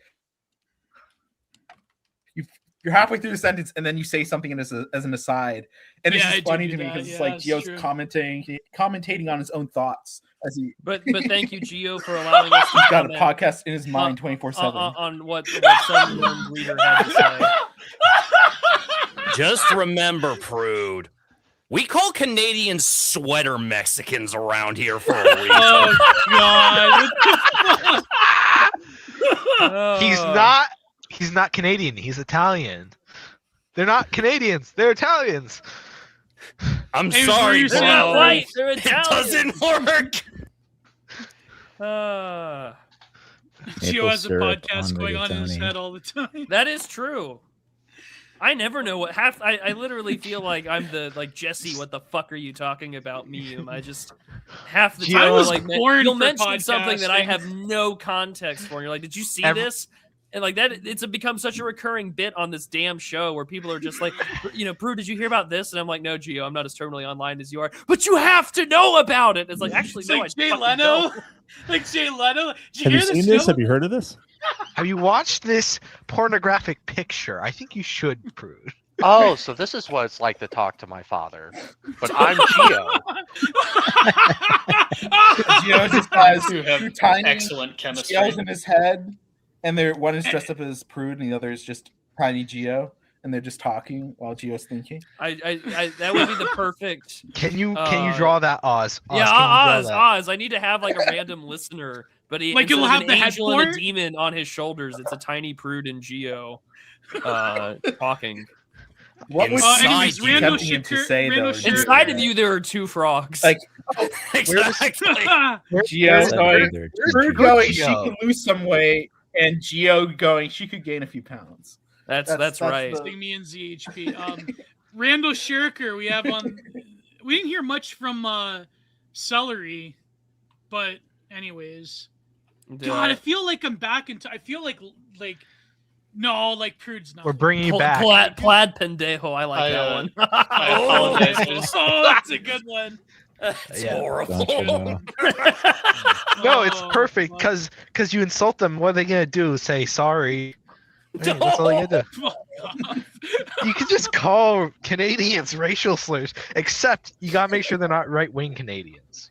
That's the only Have thing. you guys heard the new Toronto speak clips?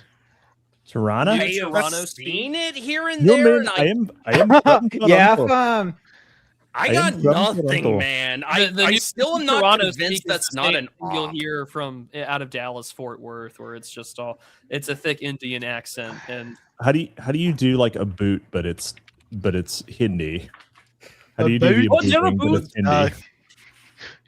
Sorry. I'm Juby. I can't Let's do talk about it. There you go. Oh There my you go. God. That's it. But it is just the global. It's like half the world will be either Indian or Chinese. Brazilian. Oh yeah. No, Oh, Chi- yeah. the Black future of the Chinese. world, like Brazil, Terry Gilliam's I'm Brazil. sorry. I'm sorry. Not even Hispanics are close to the level of like Indian level of like replacement. You know, like the Hispanic. We've been dealing with the Hispanics for about like 50 almost years. everyone from like the south of the border has been taking this giant sigh of relief, where they're like, they don't hate us anymore. They've got someone worse. It's like it's the meme. It's like the meme. It's like we can never be. We're complete. We can never get along. And then they look at the Indians like we have more in common than we thought. It's actually astonishing gotta how go even back. like normie Canadians don't like Indians. It's actually like Yeah, it's that girl, that all woman like got arrested for anti-Indian speaking. Was for- this the Cinnabon lady? No, this was the You're thinking of the she just hot- had She a was on sign. the Toronto subway. Oh, yeah. TSA, She's yeah. the blondie baddie with the attacking Indians. She's the right-wing e-girl in real life. Daddy and no Well, daddy. she's just posting posters, right? Yeah, she's Like, and they she's just putting posters stuff, right? Oh, there was that other one. It was this like Canadian guy who interfered with like some guy's catcalling or whatever, and the Canadian like police were like, "Hey, help us We find want to this thank hero," this hero. and they blurred out everyone else's faces except for his. Yeah. Yeah, man. I wonder why. The surveillance. Well, tape I affects do only want to one make it very class. clear. Well, it could be also, worse. You could have been the guy. I mean, like for the Americans in chat, like lest we be reminded of how good we fucking have it, because you can more or less say all these things and get away with it. Whereas like the lady putting up posters, or Sam Melia, of course, over in England, in prison for There was something that putting up, 17-year-old girl in the UK that It's was fighting off an horrifying. attacker that they jailed her. yeah. Did you So I see mean, that like, one? Yeah. as much as I don't things want can- to even think about the Anglo and his situation, man. It's just depressing. Yeah, but then there It's is coming a lot our of- way, brother. But in certain states, Brother, howdy, Crazy I don't laws. know about that. 56%, brother. no, but that's what I mean. Not like, even in like, that regard. But in go America, ahead, there are Gio. states that, like in America, there has been cases like states like if you criticize, I mean, I don't have to get into it, Well, but like, what's his name? Thomas Mackey, or the guy just posted a meme. It wasn't- he yeah, didn't well, there's even- Douglas Douglas Mackey, Mackey. yeah. Douglas No, Mackey, But I think in Yeah. America, it's not going to be like the way that there's sort of like a top-down initiative the way there is in the rest of the Anglosphere. But I do think that on a state-by-state case, there will be like, I mean, there's certain states already that like, New York that already do kind of have speech laws. Like it's If we Well, I want mean, to game speech laws was this the, out, the method that they Go ahead. tried to get VDARE for. Like when they first Yeah, started, yeah, that's a good James example. started going after VDARE, Mhm. she had said quite plainly that like the issue was hate speech, despite the fact that America has no hate speech codes on the books. Like the Right. point was to get to silence them, which they succeeded. And so, you don't even need to have legal speech codes on the books. Like, there's just going to be selective legal enforcement or interrogation of one's books to make sure that, like, whatever you do talk about happens. It won't be as transparent it's the as same thing here in Texas. Yeah. Like, unfortunately, like, we have, I think it's I don't know if it's part of, like, it's state law that, public taxpayer dollars, everything from school districts to police departments, they have to have, and employees have to all sign basically an anti-BDS pledge. And the fact that, some Texas taxpayer dollars literally does go to Israel, which I think is ridiculous. And you don't even have to like BDS as a movement. I just think that it's a severe violation of freedom of speech and freedom of association. It's the same sort of compelled speech argument that even Jordan Peterson railed against in Canada. But at the same time, it is crazy that, like, the UK has more political prisoners per capita than China. Like, that's fucking insane. Didn't like, you say that Keir Starmer was going to like maybe China? Oh, I don't know if those numbers might be underplayed with China. Like they probably that's we really don't true. have That's true. Like their population. Did you guys hear that the head of the Chinese military just got arrested? No, I didn't see that. Yeah. Oh yeah, look it up. This Yang guy. There was an attempted coup in. There was an attempted coup, and some of Xi Jinping's like personal military were killed in a shootout with with a general. Yeah. That's Western. I was hearing some of the something about this, like it was Gio hears the headline, immediately discounts it as Western imperialist. This is imperialist propaganda. Because, like, the story I had heard was that was Xi's fucking childhood friend who was selling like their nuclear secrets to us or something. But maybe I'm mistaken on what went down. No, it happens all the time in China. No, I'm not a China boo, but like I could imagine that happening. Yeah. Gio's just enacting his Italian side to take over weird Asian places for money. No, okay. Sinophiles. That's what they're called. I was about to say They're called weebs at home. Sinophiles, yeah. We have weebs at home. I like the China boo thing though. I kind of like that as a term. It really just has a nice roll off the tongue. Yeah. Like that's I believe the actual term would be a Sinaboo, but what do I know? Well, weeb doesn't have anything to do with Japan. I love Japanese culture, but I also love people dying in horrific accidents and watching the videos online. I was just is there a solution for me? 2015. Is it true that they just animated over Japan real footage of those safe. accidents? I don't know, Gio, if that's the case. It would not surprise me, but I like to think that Chinese OSHA is a little more graphic than we are. Wait, did Genghis Khan reach Japan? That's a stupid question. Did Genghis Khan No. Define reach. He reached the shores, but he didn't get on. I don't. Maybe it wasn't him. Maybe No, it was there were Mongolia, but I'm pretty sure they made it to the shores. So Cap went where Genghis Khan couldn't. So it wasn't. I don't believe it was actually Genghis Khan. But it was one of Kublai Khan. It was Kublai Khan, and they had two failed invasions. It was shocking how bad. So actually, seafaring in East Asia was never good. They never figured it out. Like the only hurricane Chinese junks, right? Are the largest ships that East Asians ever invented. And well, I mean, sailing ships, obviously, and they're incredibly ungainly. Like they're not maneuverable at all. They can't go into the open ocean. They were like Roman level ships that existed into the early 20th century. Man. And then they never successfully did any. There was never any successful maritime invasions in East Asia until Europeans came. Okay. But I think did you say it was Kublai Khan that made it to Japan? I think that's right, because isn't that when Marco Polo was traveling through Mongolia and he was in China? Yeah, so there was one where every boat just fucking sunk before they got there. There was another one where they actually landed and were immediately repelled. So I believe they called these like storms like literally the kamikaze. That's like The divine wind.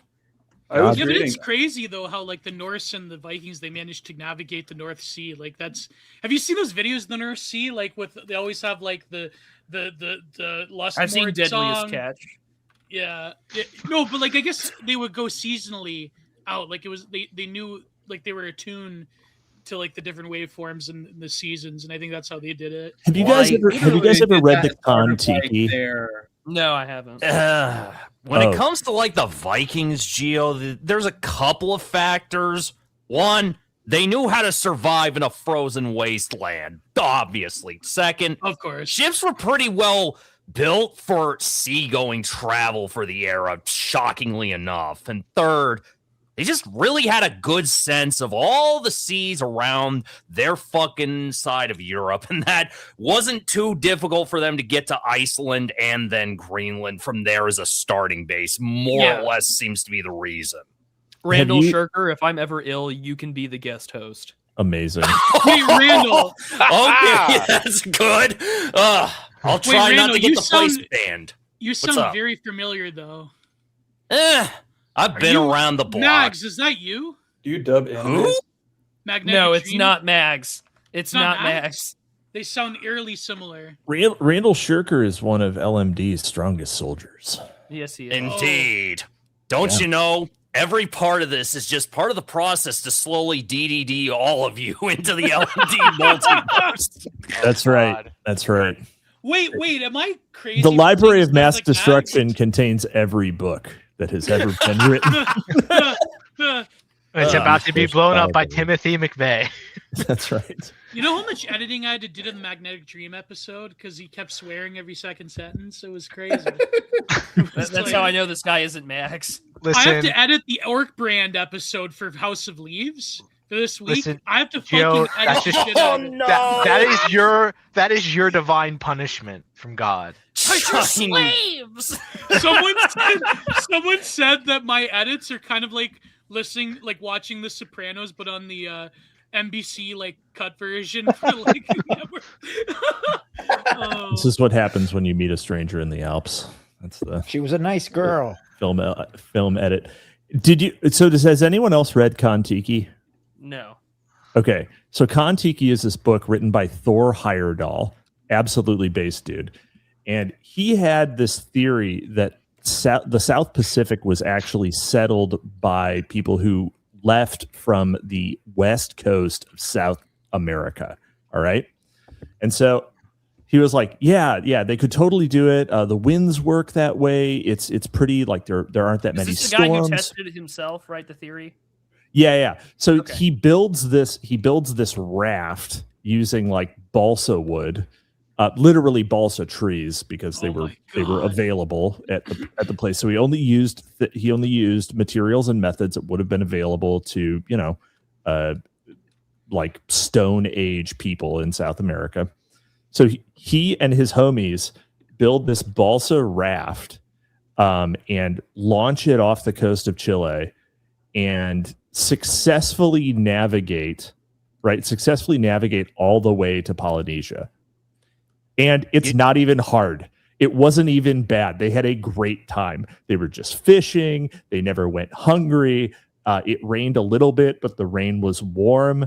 Like nothing sucked. What's funny about all that? And the funniest thing, but the funny thing is, so he's like, yes, my hypothesis was perfect. It's wonderful. It worked exactly as I said it would.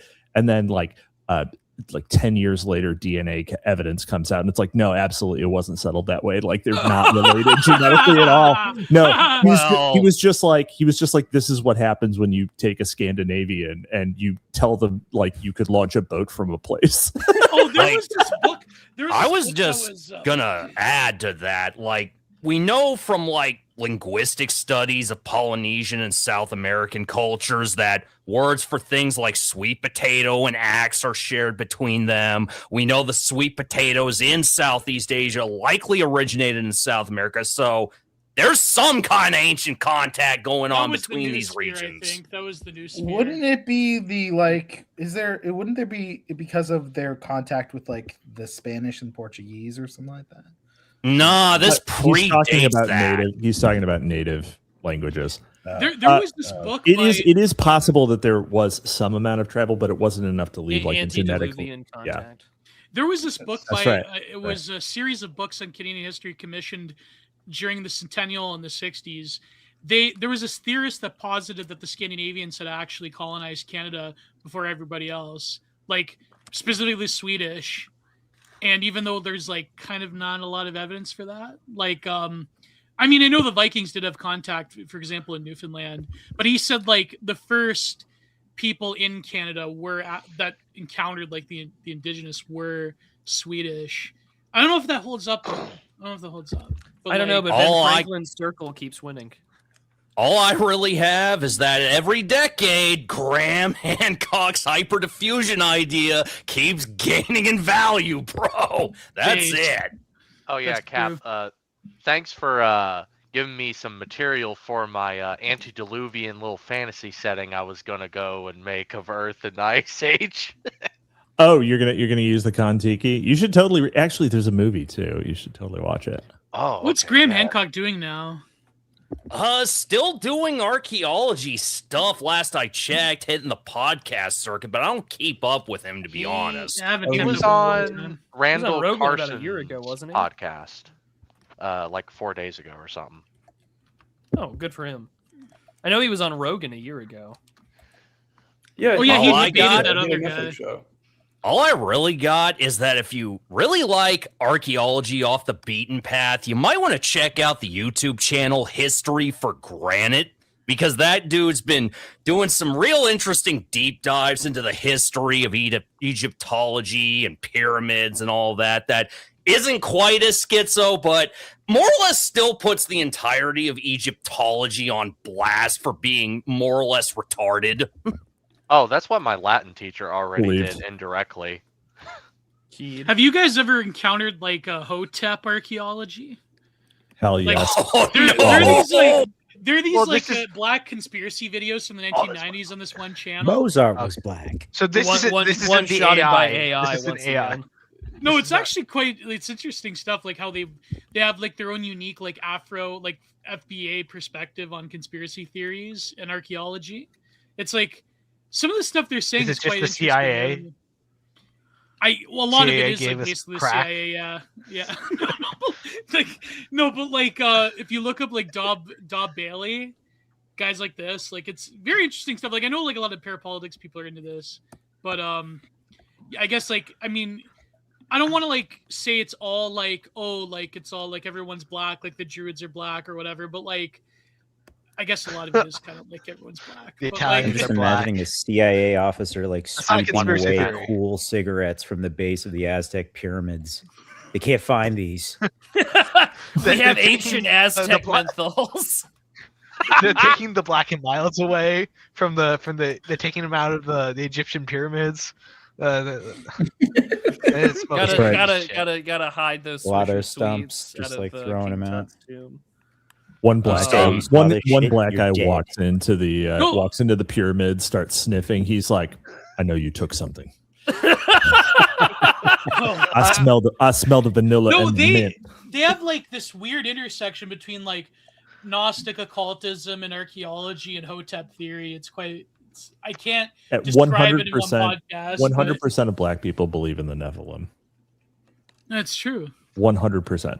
I will say I all white still kids think those fuckers walked this earth, and I'm not gonna accept the idea they were just real tall people, man. I will say the last person that I talked Hoteps to said think that all in real Nephilim life are was white a black people? guy. I mean, well, of Maybe. course they would. I wouldn't be surprised in the slightest. There definitely is something to the Nephilim. I'm sure theory. there's an interesting Hotep interpretation of like Enoch and the Book of the Watchers. I'm sure. Oh yeah, there is. No, they talk about the Book of the not Watchers, yeah. something I'm going to go interrogate myself. I mean, but I mean, like Old Testament Apocrypha is incredibly interesting. That would be a good episode of Dire if you get like one of these black conspiracy books. I already got. So speaking of which, I got paid by someone in chat to go review a text called like Whitewashing America, and that'll come out in February. Is a solo episode thing. but I'm sure someone will inevitably pay me or pay Dimes and I to go review a text like that. I don't want, to be honest though, I don't want Do You Even Read to become like a paid like show. I want that to stay kind of independent. I like how you're so afraid of selling out that you won't even sell out to yourself. I mean, I wouldn't call it that. I wouldn't call it that. Well, it's not exactly a non-independent show, is what I mean. No, it's not. Yes. I have a co-host to consider. Prude's just waiting for the buyout offer from the highest bidder. He's currently having Teal and the Blaze fight it out. Not just Buddy, I will say $7,000 this. check. I'll be for disclosure's sake. None of those are going to ever happen. Yeah, I cannot even. For the record, I cannot even get a rejection email from the Blaze. So I don't. No bidding is going to be happening anytime soon. I will remain as independent as a creator as humanly possible. But Prude, my favorite parapolitics schizo said you were hooked into the Thiel network somehow. I didn't say that. If that were the case, I'd be driving something other than a 2008 Honda Civic LX. If you see Prude driving a Cadillac. Please. I wouldn't be driving a Cadillac. That's too black-coated. Okay. If you see Prude driving a Monte Carlo. Honda Civic. Hold up a second. Prude, are we sure you're not black? Come on now. You have seen my face on camera. No, hey, they have those AI deepfake, bro. I like Cadillacs. Of course, you have a lot of room. Gio, you're Italian. Of course you like. You're Italian. Of course you like Cadillacs. You know what Ford stands for, right? Fix it again, Tony. This podcast board really is like a more It's like a more. Those are gribble jokes. Oh man. See, Gio, we should do this more often. Like every 25 episodes, we should just do this. This is a good way to not have a show when we don't have anything planned. Is Dale Gribble still on King of the Hill? So okay, the voice actor for Dale the Gribble. original VA died. The original VA died. It was real sad. Like Yeah, that I dude heard they actually ruined had Khan. a YouTube channel where he would talk about things like he was Dale Gribble, screaming about how Mueller's his guy and shit. You gotta look up like the Rusty Shackelford fucking YouTube channel if you want to see some like is that the 2018 Kino man. There was a guy that had a YouTube account called Rusty Shackelford where he uploaded videos of Little St. James. That's not the same channel. That's from the, but it's It from is the the same same era. channel. It is the same channel. And it's also from my the era of Pine Tree posting. Oh man, that was crazy. There was an X-board thread where a guy claimed to have worked for Epstein Blood, and he like witnessed murders and everything. But anyways, this is Randall has a voice for podcasting. Get this guy a deal. I agree. I think that we need He to, really we need to does. write. he does project himself well. Randall yeah. needs like a short-term draft contract for DA. Oh, Randall, where are no. you from? What accent is that? I'm 3 from packs a day. Texas, man. That's Like- okay. There's that guy, that fishing YouTuber that says like cranked at. You know that guy? Crank? What? I know who you're talking about. Yeah, like he sounds like that. He's like, that's definitely deli shoes. That I mean, part of it is the fact that I am a little bit under the weather, I think, but yeah. Dude, I wish that I sounded like that when I got sick. Fam, all I can really say is that this is what happens when you grow up around Cajuns, have a touch of the autism, and a couple other things I don't want to get into today, but this is the end result. Look at Chud Van, a podcast hosted by Randall and Yellow Lantern. Boy, howdy, I don't know. It would be a count saying, this ain't English no more, son.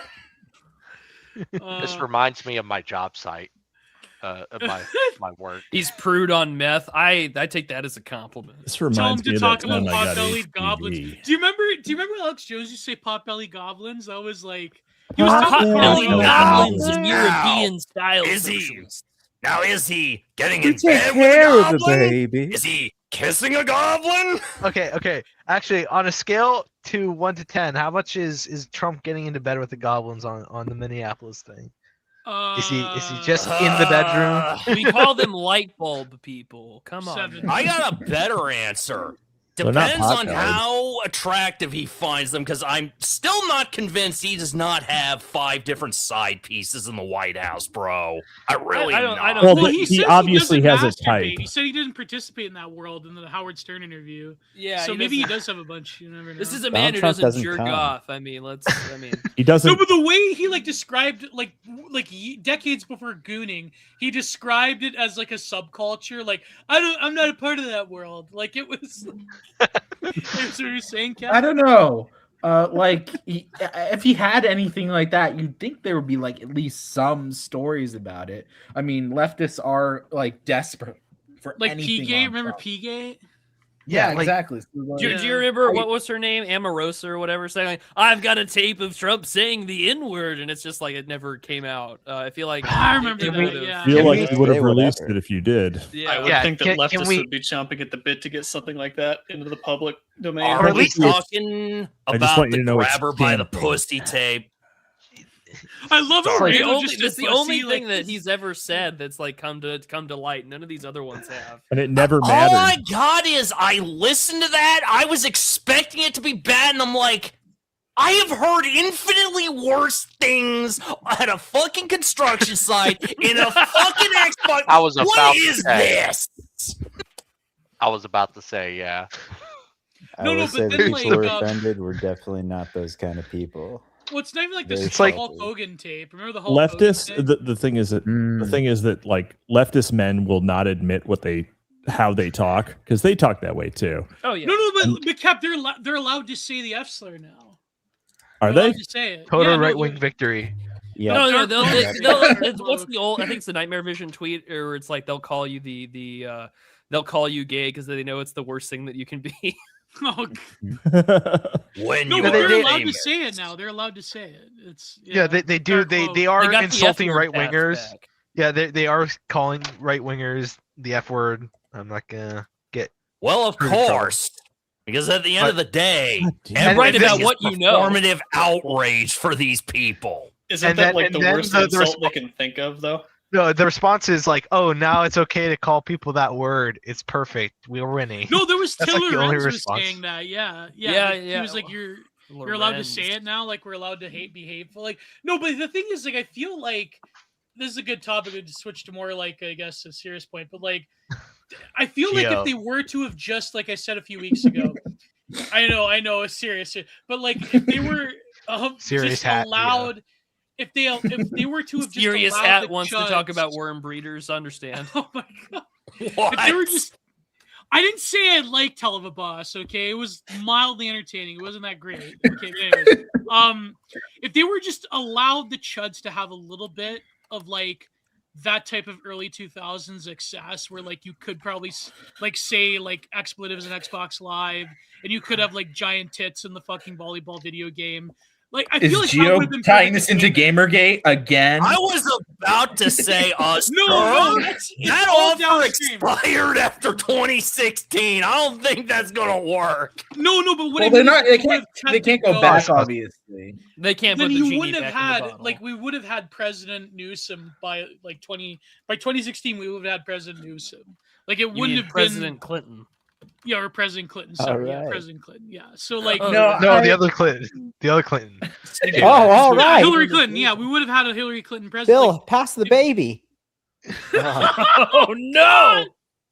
oh, Well, that's what I call spirit cooking. Oh, come no, here, but that's Hillary. what I mean. Like it would have been effective. Come here, you old dog. No, but that's like it would have been like an effective containment mechanism to allow the chuds to have their. No, you Well, see, here's the problem, Gio. yeah, the problem is they hate us. They hate our guts. Not even that. These people are, in fact, retarded. I'm sorry. There's no other way to fucking describe the actions over the past 12 fucking years. Gigi would have been a literal footnote if they just fired the 5 guys. Instead, Oh, let's put Zoe Quinn and Anita Sarkeesian at the UN. No way this ends badly, guys. It's all elite theory. It's all Machiavellian. So Anyways, no. I do believe that, because in a sense it's like the EU and Your ass is getting so many clips of this episode, gents. I hope you have a good time. So true. So true, King. So like the EU itself is just completely feckless with its ability to like try and inspire anyone to do anything. Different European countries, they can't really do, like, I think you see that in like kind of how like there can be street violence in Europe and no one can do anything in there really, you know. Well, like Gilles Jaunes, for example, yeah. Yeah, like the French guys in the yellow jackets, which Gio, you did a very good painting on. You know, it's just like they can't really control it. They just let it burn out. They know at least to let it burn out or something like that. Yeah, they didn't really do much, Gilles Jaunes, because like I hate to say it, like it was an interesting experiment in politics because it was bipartisan, but then it really didn't go anywhere. People just got fed up and they're like, okay, let's go back to not destroying like every French town anymore. I know Mike Poltalk was actually there. He like did a number of portraits of different people that were in yellow vests, but like no, it didn't go anywhere. I think France is a different story because France, they do have like a habitual protest politics vibe. They're allowed to shut out. Yeah, they shut up, but then the neoliberals just win anyways. So when it comes to the EU, the point at which I fucking just sat down and said, none of these people are serious in the slightest, is when I just pulled up the numbers for like NATO contributions by all member states. Okay, now we're getting into some real autism. All I got is fucking the numbers for what they need to contribute by 2035, so 10 years from now. This was decided at a 2025 summit. Every nation needs to contribute about 5% of their GDP into NATO. The reason I find this funny is that it wasn't until around 2020 into the 2025 era, people started getting on board with the 2% contribution requirement. We're talking nations like France, Germany, the major players. The only people keeping this alliance going is the U.S., Poland, and it was either Estonia or Latvia, one of the Baltic countries, okay? Poland strong. Based Poland Estonia. I know, greatest right? ally. But it's like Estonia. Canada is in delinquency still, Italy is in delinquency still, Spain, it's Well, let's what not. are these people doing? Look, Like, I get it. Italy to play being devil's delinquent advocate, to play devil's still. You're asking an Italian to pay a bill? Yeah, Damn I don't know what you expected, but you know. Listen, my experience with Italian Americans has fucking colored all expectations because they are not nearly as bad as the actual Italians. Well, yeah, that's In fact, why we're the tax-paying might- diaspora. I was gonna say the best way to look at it is the Italian Americans are what the Italians wish they were. Let Gio finish. No, I was gonna. Well, if you wanted to talk about NATO, but it's very funny because like the inverse is true of the Irish. Like actual Irish people, they like have this performative scorn for American Irish people. Like they We just shoot them. That's the retaliation. We just shoot them. Oh my god, no! It's so funny you bring that up, Gio, because you remember Count Dankula talking about the Glencoe massacre and how he's like, nobody is actually in this country remembers anything about this. That's funny because almost every Scotch American has some story relating to something going on in Scotland for why they're in this country. So all I got is I kind of don't care what these people think about me because it's like, you people are fighting to be put back in the EU. What the fuck are you doing?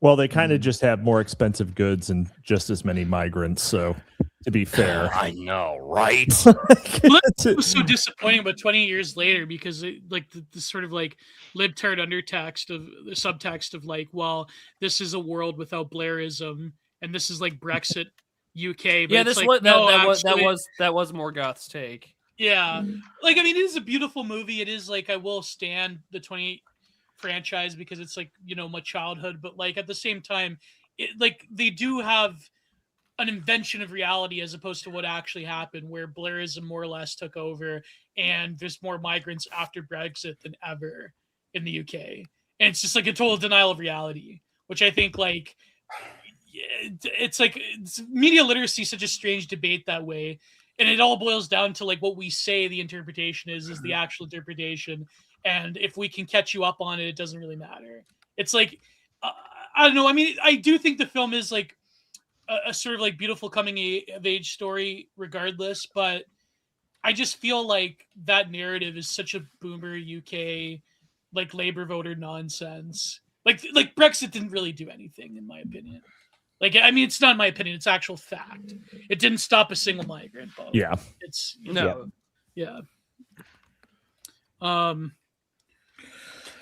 Anyways. But I think there is, I mean, at least for 28 years later, I feel like there is a resentment though for the little Englander, because it's just like, okay, you got it, and the world's a shithole, and you have to pay the consequences of it, and that's certainly what is. It's a very underhanded through line in the film itself. I have not seen the Bone Temple. You said you were going to go see it in theaters, right? I was going to go see it, yeah. And then the storm hit. I take it. Yeah. Okay. All I got is I'm glad I don't watch modern movies much no more, because holy cow, it sounds dumb. Gio should fulfill the black stereotype of having a podcast in a movie theater. Just have a content minded where he's comment. Live comments. Keep it on. Yeah, you got to put it on speaker. Oh, no. Like Mystery Theater, yeah, but like in real I'm live podcasting this film. I'm live podcasting. I'm live reacting. I'm live podcasting. Yeah, I've got it on speaker. Shut the fuck up. What are you here for? Shit, he's going in there. Local man thrown out of movie theater. He going in there. Oh, don't go in there. I will never forget one of the times You're I just watched Joker narrating. in theaters. There was a black couple next to me, and they had those exact reactions. Oh shit, he's going in the room. Well, it's like, don't go in the room. He in there, and it's just like, he doesn't know that. Like, dramatic irony. He can't hear you, right, Tanisha? He can't hear you, Tanisha. Well, you might go. So, FBI informant, I don't interrupt Gio as much because there needs to be more evidence to beat him with the stick later. Don't you know how this works? Oh my god. That's why you're right. I can't shut up. That's why I only go to movies that black people would never go to, like The Lord of the Rings. You know what was a really surreal kind of theater experience for me? It was going with my brother to see that. I don't know if I'd call it a remake, but you remember that film, The Man from U.N.C.L.E.? I want to say it was like Henry Cavill was one of the characters in that one. It was basically me, my brother, and like this one couple that went to go see this in theater. So we just had the whole theater to ourselves, man. It was great. That's literally me this coming Friday. Henry Cavill with Bone Temple, honestly. What about everyone forgot that the second movie was coming out in like 6 months. I didn't know. I thought that it was the same movie. Yeah, a lot of people did. The marketing was just like so weird, and it's already in America. It was really hard to sell it. I think too. The problem is that they like the other movies don't have subtitles. Right? It's just like 28 days later, 28 weeks later, 28 years later. Like you can't then have like the spin-off, right? It doesn't work. Or if it's is it even a spin-off, or is it a full-blown like it's a sequel? Yeah, exactly. They're trying to make a trilogy of these last 3 movies, apparently. There might have been another one in the works. I haven't seen Bone Temple yet. Yeah, just do part 2 or whatever, Yeah, just these people are so retarded. Like, it's like a dying thing. Yeah, they're just retarded. It's really well. The movie theaters in general, it's been very interesting to watch how every movie theater has tried to ape the Alamo Drafthouse. Like, we'll turn this into a luxury dining experience for you as well. And it's like, listen, I've already overpaid for the movie ticket. I mean, you might as well just like nickel and dine me for really shitty Applebee's $15 quality for a food. hot dog. Not only that, Alamo Draft House was always an overrated pile of crap to start with. Why would you want to ape that model? Because it's the only thing that kept people in the theaters. Dude, Yeah, I like but Alamo at the Draft same House. time, it kind of just imploded in on itself, man. What do you mean?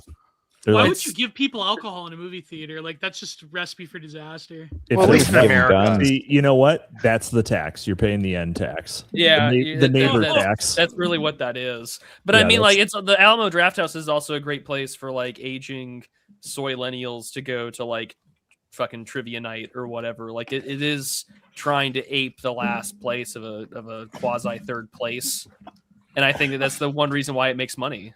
Oh, A fistful of years later, that's a good one. Biscuits and coffee. They will, by the way, like the reason why Alamo Draft House works at all is because they kick people out immediately if they're being disruptive.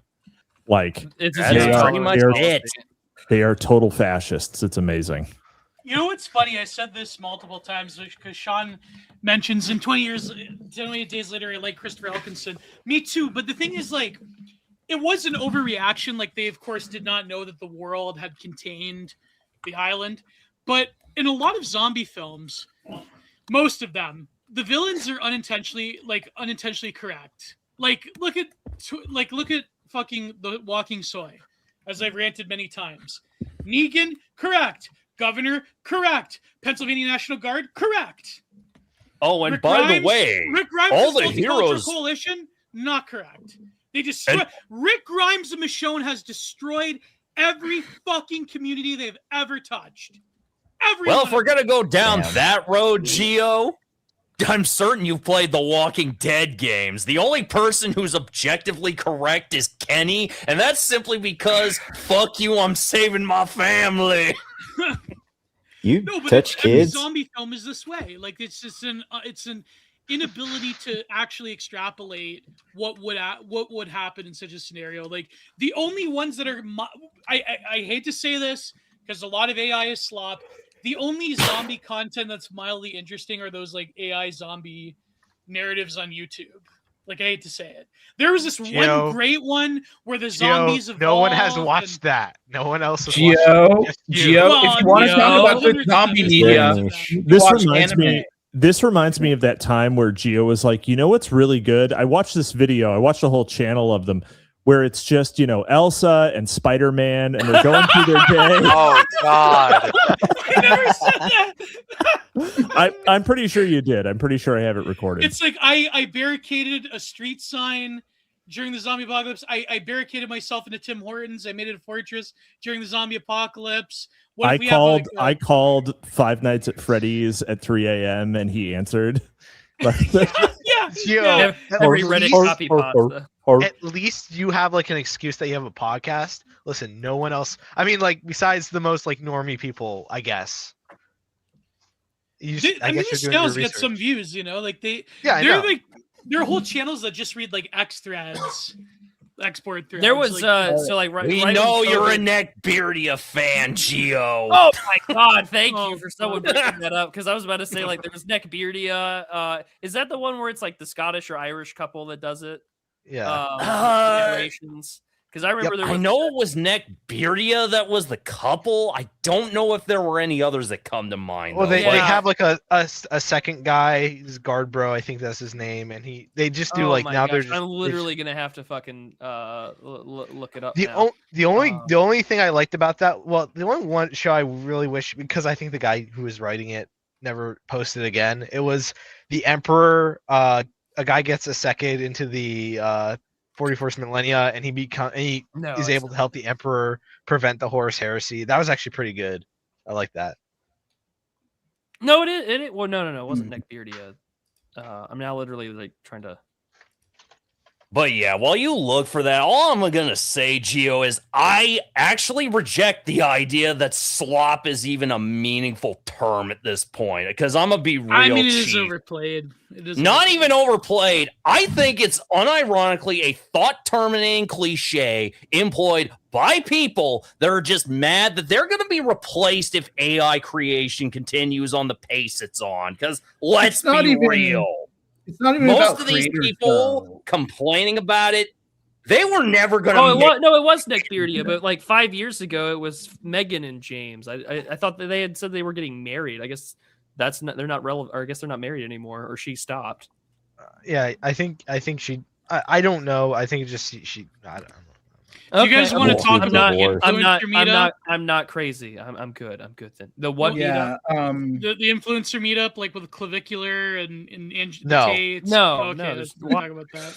Why would I talk about unironic psychos being unironic psychos again, Gio? all you talk about. Back on Gio, back the only on, thing the point Randall was making about the slop. It's not even like about people who are like, oh, I could have been like I'm being replaced by AI. I'm It's going to it's kick about a also- random person. Hold on here. All right, Gio. All right. Oh, I wish. All right. So Someone Gio, else was trying to join. I'm trying to give people their chance to come on. All right, Yeah. the link is available. Okay. But yeah, you were saying, Sean, go ahead. No, About it's Clavicular?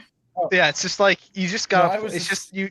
You just gotta find like someone who makes an edit of that whole thing, but it's just playing up in the club There from we The go. We got one more Sopranos. person who can come on. No. It's just God. on repeat. Oh my lord! Just doing Did you that.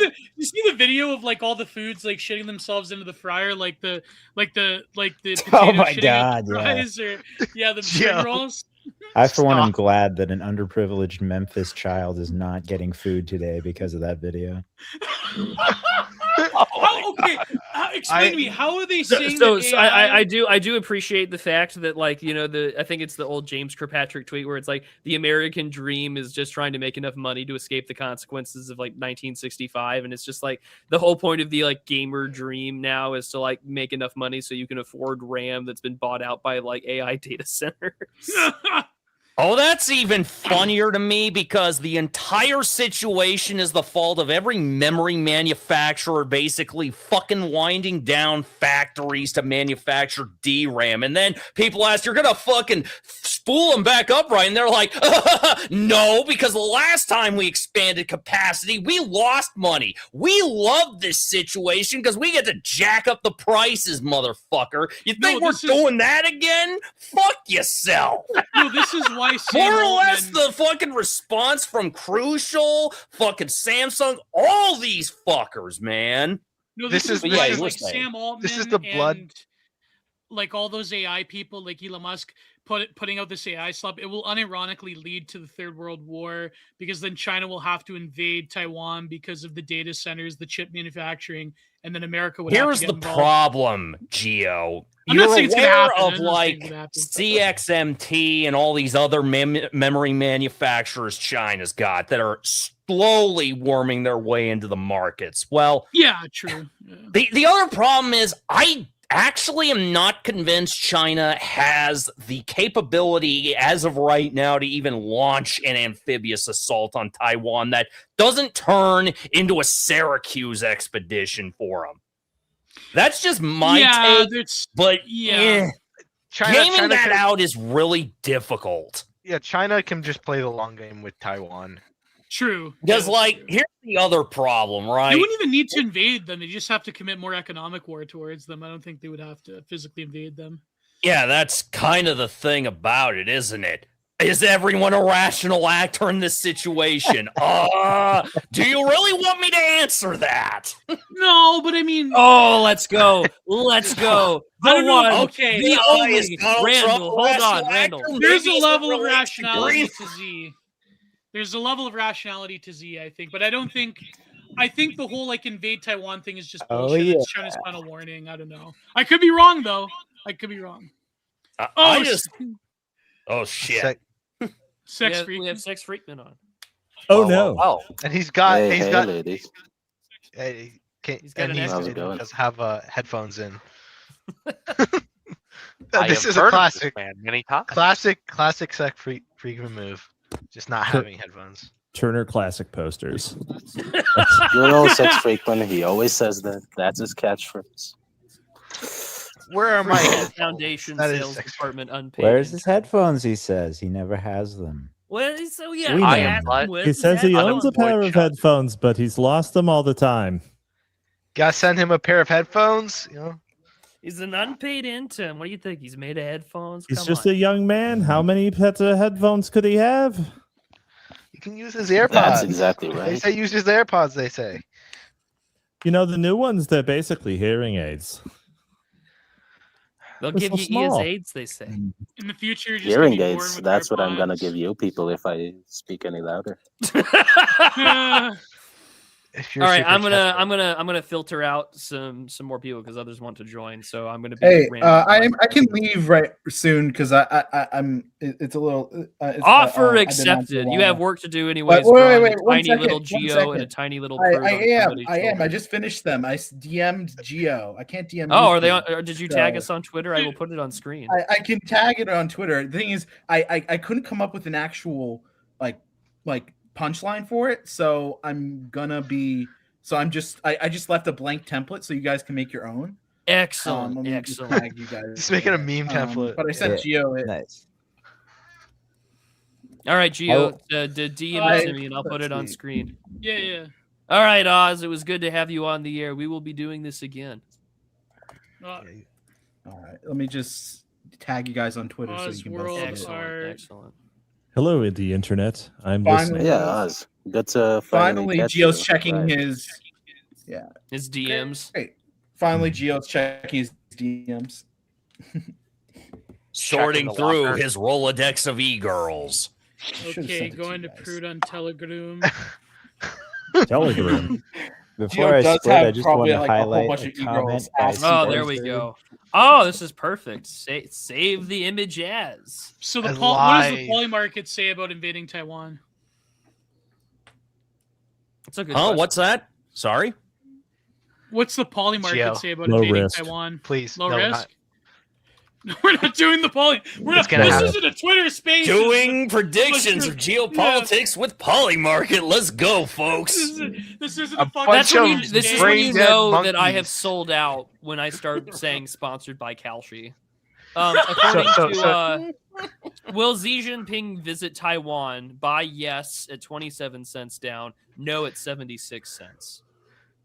Who is more correct? A bunch of geopolitical experts or a bunch of howling Twitter monkeys? mutuals. Twitching. Actually, a bunch of betting markets do have an actual pretty they have an impact on policy predictions.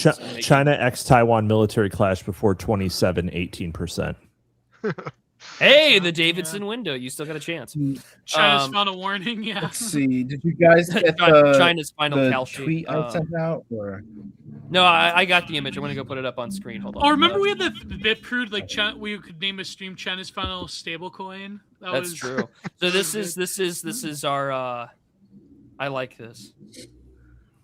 I'm That's trying to pretty get good. the studio is full. That's pretty This good. is me. I like this. This is. This good. is a good one. This is great. Oz, you're really coming into your own. This You is really this are. is- What's this the is comic really where good. the Probably your guys- best one. What's Yeah. the comic you like, Prude, where the guy's like looking all like, what the hell? And the other one's like just has that stupid smile on his face. You know that The meme? blue eyes. The blue eye guy. Oh, I know which one you're talking about. Yeah. I'll have to, this does remind me of that a little bit. It's pretty good. It's kind of like a Stone thanks, Toss guys. comic, this one. It's a good one. Human This- character this- is. I think this but- is probably your best one you've done for DA. Oh, Yeah, thanks. it is. I like This is- putting this is Geo. really I want. good. I spent some time designing Geo because I wasn't sure how I wanted to draw the frog. I knew we wanted to make him like a round guy compared to Prude's sort of stringy character, but I wanted to put him in like devil costume jammies, like kind of like footy pajamas, like from the Christmas Story. You can Oh see my that God. it has gotta little make- feet. You and need little to feet. just That's post really this good. on Twitter while you're at it, so I can retweet Yeah, it. I am. Good, gonna good, post good. on Twitter. But yeah, I'll be heading out, guys. Thanks for having me on. I know you guys want more. I know you guys do a lot and like shouting me out on Twitter. So I do want to thank you guys for every time I make art for your stuff. So I'll see you guys Look at around. Big but Bad. thank Look you. at Big Bad. Jesus. Boy, howdy. But yeah, later, Oz. All right, see you guys. See ya, Oz. Great Get name. out of here. Cheers. Take Yeah. care, brother. Okay, who we got next? I'm waiting for them to come on because if the background is full, they can't. Who's gonna die next? Who's gonna get off to next? Can I ask an unrelated question? Yeah, I want to take the opportunity to congratulate Gio and ask how the shipping goes for Europe. Asking for a friend. Yeah, who's Europe gonna get with? Are you talking about artwork that needs to be shipped? No. I am talking specifically about was it Love You to Death for no particular reason. Oh, okay. I have to check my emails. That's a heroic feat to get me to check my emails. Ain't that the truth? Ladies and gentlemen. Anyways, we should have a Q&A. Who wanted to bring up an unrelated? Is this about The Walking Dead? Or No, go ahead. Unc, can you tell us about the old days? Can you tell us about for the Zoomers? Can you tell us about the breakdown of Break the Rules? Like you were on those like old streams. Fuck. I just wanted to know about that because yeah. I've heard about it, but I never actually what's the lore? What's the lore? There's not really a lot of lore besides I mean, this is like dredging up old shit. A lot of it was just it was the Ukraine war. Put it that way. That's what it was. It was that fucking one stream with Michael Tracy and that some fucking journalist, and he cut my mic, and I was kind of trying to think of doing my own thing for a long time because he had promised me a bunch of shit, and I don't know, nothing panned out, and I just I'm done with this. I thought Logo was involved. Isn't Logo? No. That was the stream before. That was it wasn't about Logo. It was wasn't that the Logo stream, the one with Joel Davis and what's his name having a debate?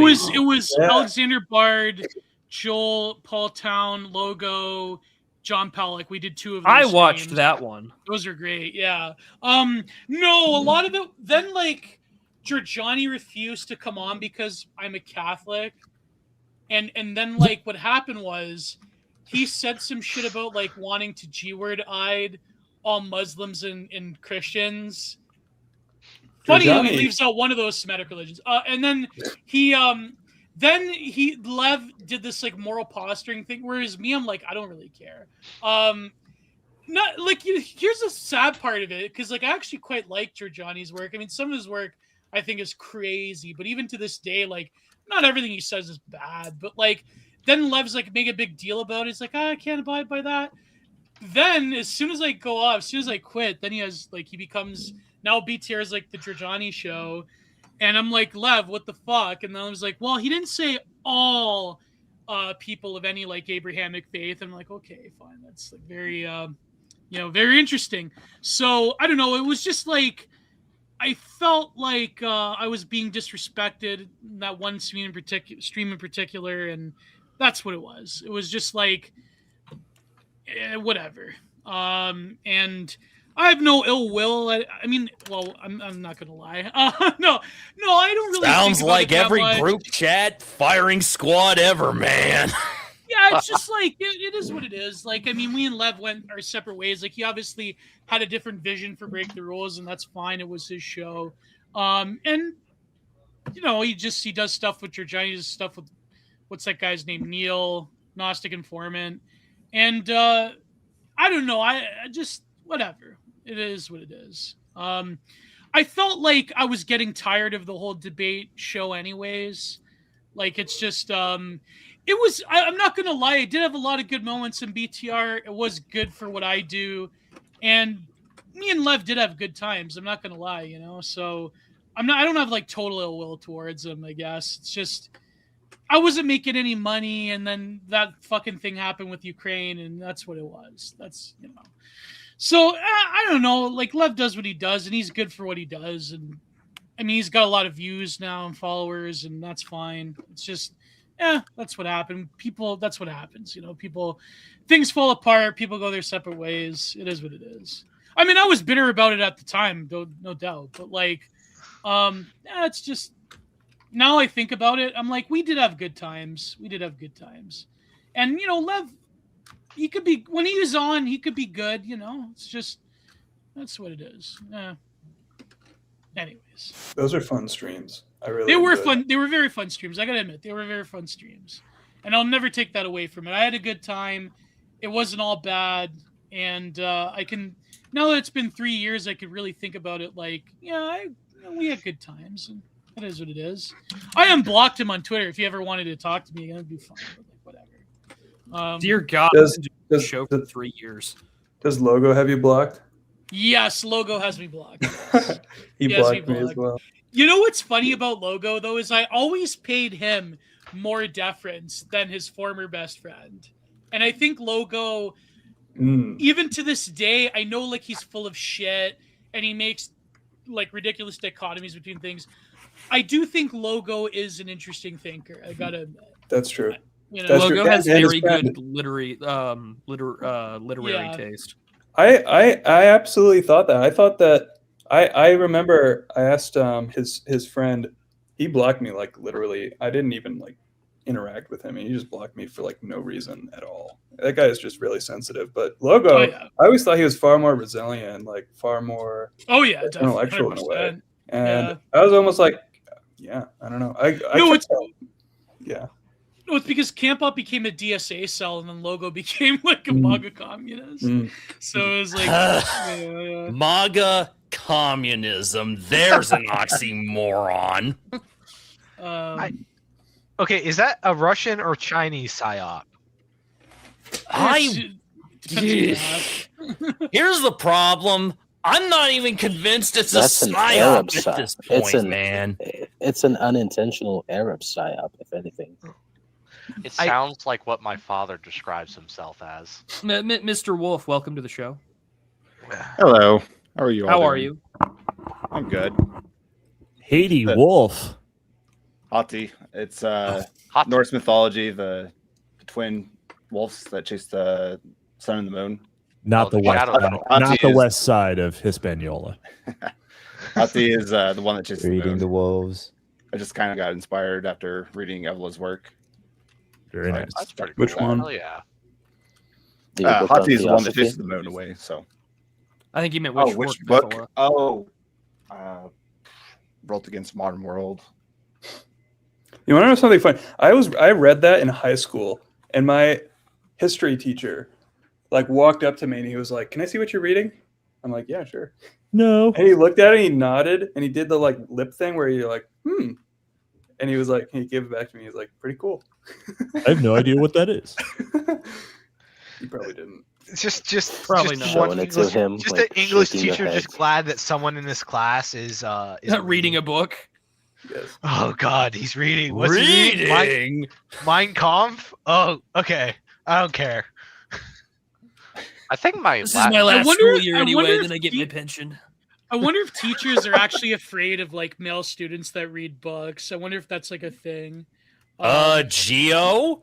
Lifting and reading books is apparently fucking coded fascism nowadays, last I checked, so yes. I need someone who's watching this episode to clip all the times that this guy, that Randall interrupts with. Gio, I need that. I'm buying a soundboard after the wedding. Yes, I the need Randall Shirker Shirker on the board. fucking soundboard. Oh my Here's God. the thing, Gio. You're retarded. We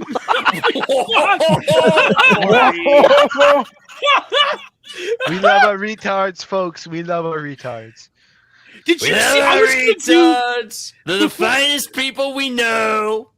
There was Some people say they get tired of the extra chromosomes. I never do. We love Gio around here. Poster boy for all kinds of chromosomal awareness. I tell you what, great guy. 3 years, he's never had a breakdown despite the fact that he might got downs, but that's okay. There was like that one photo with Trump and the Down Syndrome Fund.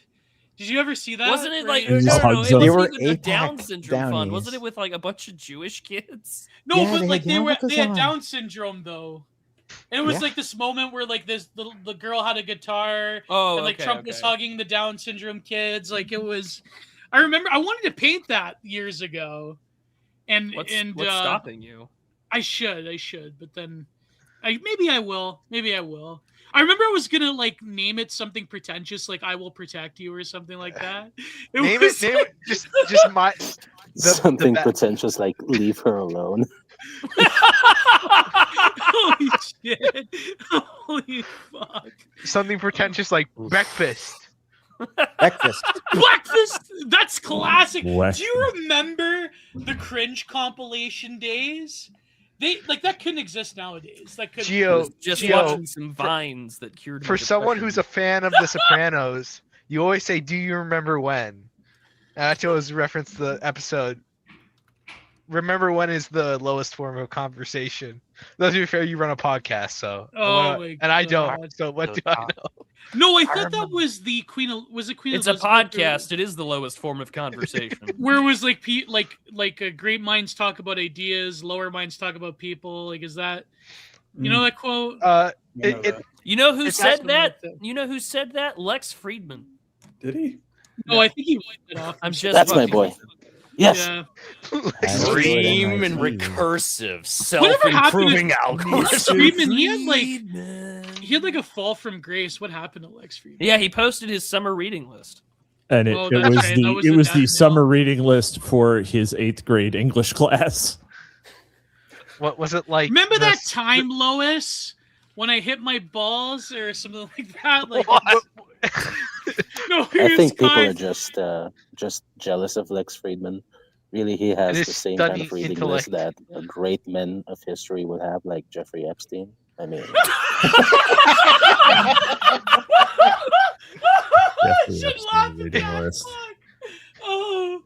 wait, did he actually interview Jeffrey Epstein? No. Wasn't that JF Garrity that did that though? No, he took money from Epstein. He was a oh right, my bad. Well, I mean, it's funny how like all the new atheists were being bankrolled by Epstein blood. Like Lawrence Krauss, Steve. That would be the real red pill, wouldn't it, Gio? The entirety of the Fedora era on YouTube could only exist because Jeffrey Epstein was running around. No, it's true. Like all those guys, like Lawrence Krauss and allegedly for legal purposes, allegedly. But yeah, like Steven Pinker. Was it JD? Who was it? Was it Rufo or JD Vance going after Steven Pinker because of Epstein blood? It was Rufo. It was Rufo. Yeah, that was funny. As much as I'm blocked by Mr. Pinker, not because of any Epstein posting, but because I think it's like a 2011 or 2012 era tweet. Steven Pinker had observed a homeless gentleman outside of a restaurant that he was at that said, "Don't need money, don't need drugs. All I need is a fat bitch." And I had quote tweeted it, and I said, "That's a relatable feeling to that homeless man because I too need a fat bitch." And I said this like 3 or 4 years ago, and that's what got me blocked by him. Was just that quote tweet was what got me blocked by Steven Pinker. The original Fat GF meme. I got blocked by Steven Pinker because I had like the plane get like the emojis. I replied to him once. Ah. Yeah. What is he Steven just Pinker seems even doing now? Writing Probably books justifying Sorry. What? I was gonna say was writing books to keep justifying his dead worldview. That's about all I can figure. I think like The Better Angels was an all right book, but then you realize like blank slateism is bullshit. Like, I mean, his thesis that blank slateism is bullshit was all right, but then I feel like in hindsight, it was just like trying to find like a quote unquote sciencey way to justify his like, you know, Enlightenment liberalism worldview that just doesn't hold up in like, you know, after the basically after the early 2000s, it's over. I think he was trying to find a compromise, right? Like, yeah, he was sort of ahead of the curve, and like, well, he was getting ahead of the intelligence and race debates as well. That was another thing. He was in beforeing, yeah. Didn't Saylor have something with Steven Pinker once? They had a debate. I don't know if he had a debate with Pinker. I know that he had a debate with Stephen Levitt, one of the authors of Freakonomics.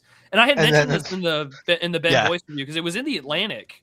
And it was prominently featured, and like then during the beginning of our woke era, the Atlantic had redacted the authors of the piece. So you can look up the debate, because the argument they're debating is that Steve Saylor is responding to Stephen Levitt's claim that abortion reduced crime rates in America, and he, of course, disagreed with that claim. And so they argued it out. They wrote their responses, and they debated in the Atlantic. And now that piece still exists. You can go look it up, but it just says authors now. The names have been totally redacted. No, thinking of new norm. That's actually a good one. Like Steven Pinker's whole worldview is people are saying things are bad, but actually they're very good. Like that's like yeah. I think we clown on him a lot, but it's very impressive to be an unironic one race to human race and still be a race trader.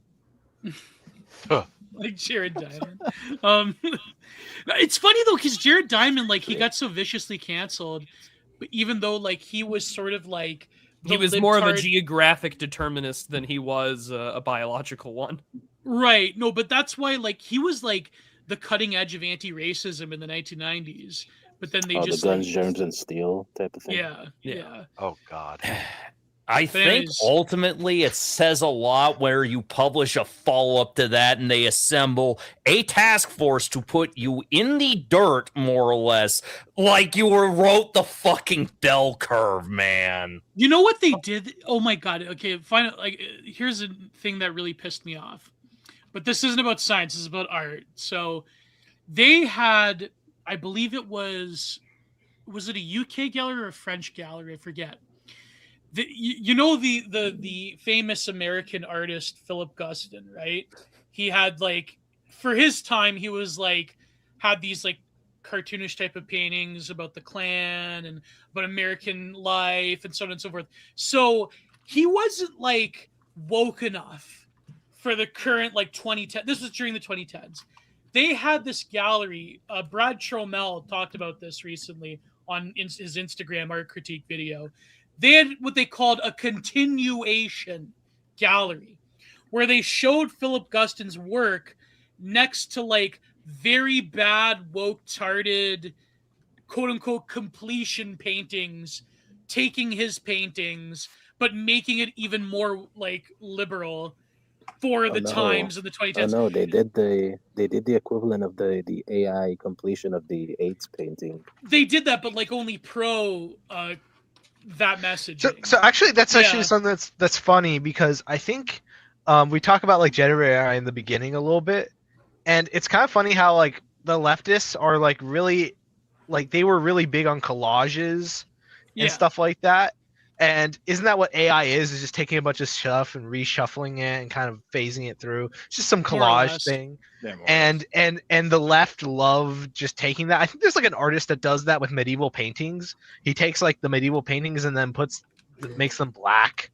And there's a number of different ones. There's a woman that does that. Yeah, it just takes them and then puts them and pretend. And a lot of people pass that on. It is just a more advanced version of the AI black people. They just take the period art and put it there. They edit it so they look black, but it's all modern paintings. It's just kind of funny. Yeah, they'll take like they'll take like the Olympus painting by Manet and they'll like reverse it. Was it by Manet or was it by and then they'll take like the famous painting of Napoleon on horseback and they'll make him a black man. You know, they couldn't use the Goya of Saturn devouring his young, because that would involve having a black guy and his kid in the same image. A black father and his kid. Oh no, but they did a number of these paintings. I forget what her name is, Rosaria. I mentioned her in my book, but like, so they were like taking these paintings by Philip Guston. Hopefully this year. So they took a bunch of these paintings and they like made them. Sorry, I just saw Sean Schaefer's version of this entire of the meme format, where it's like no e-girls and then Gio replies with neat coochie. I try my best. I try my best.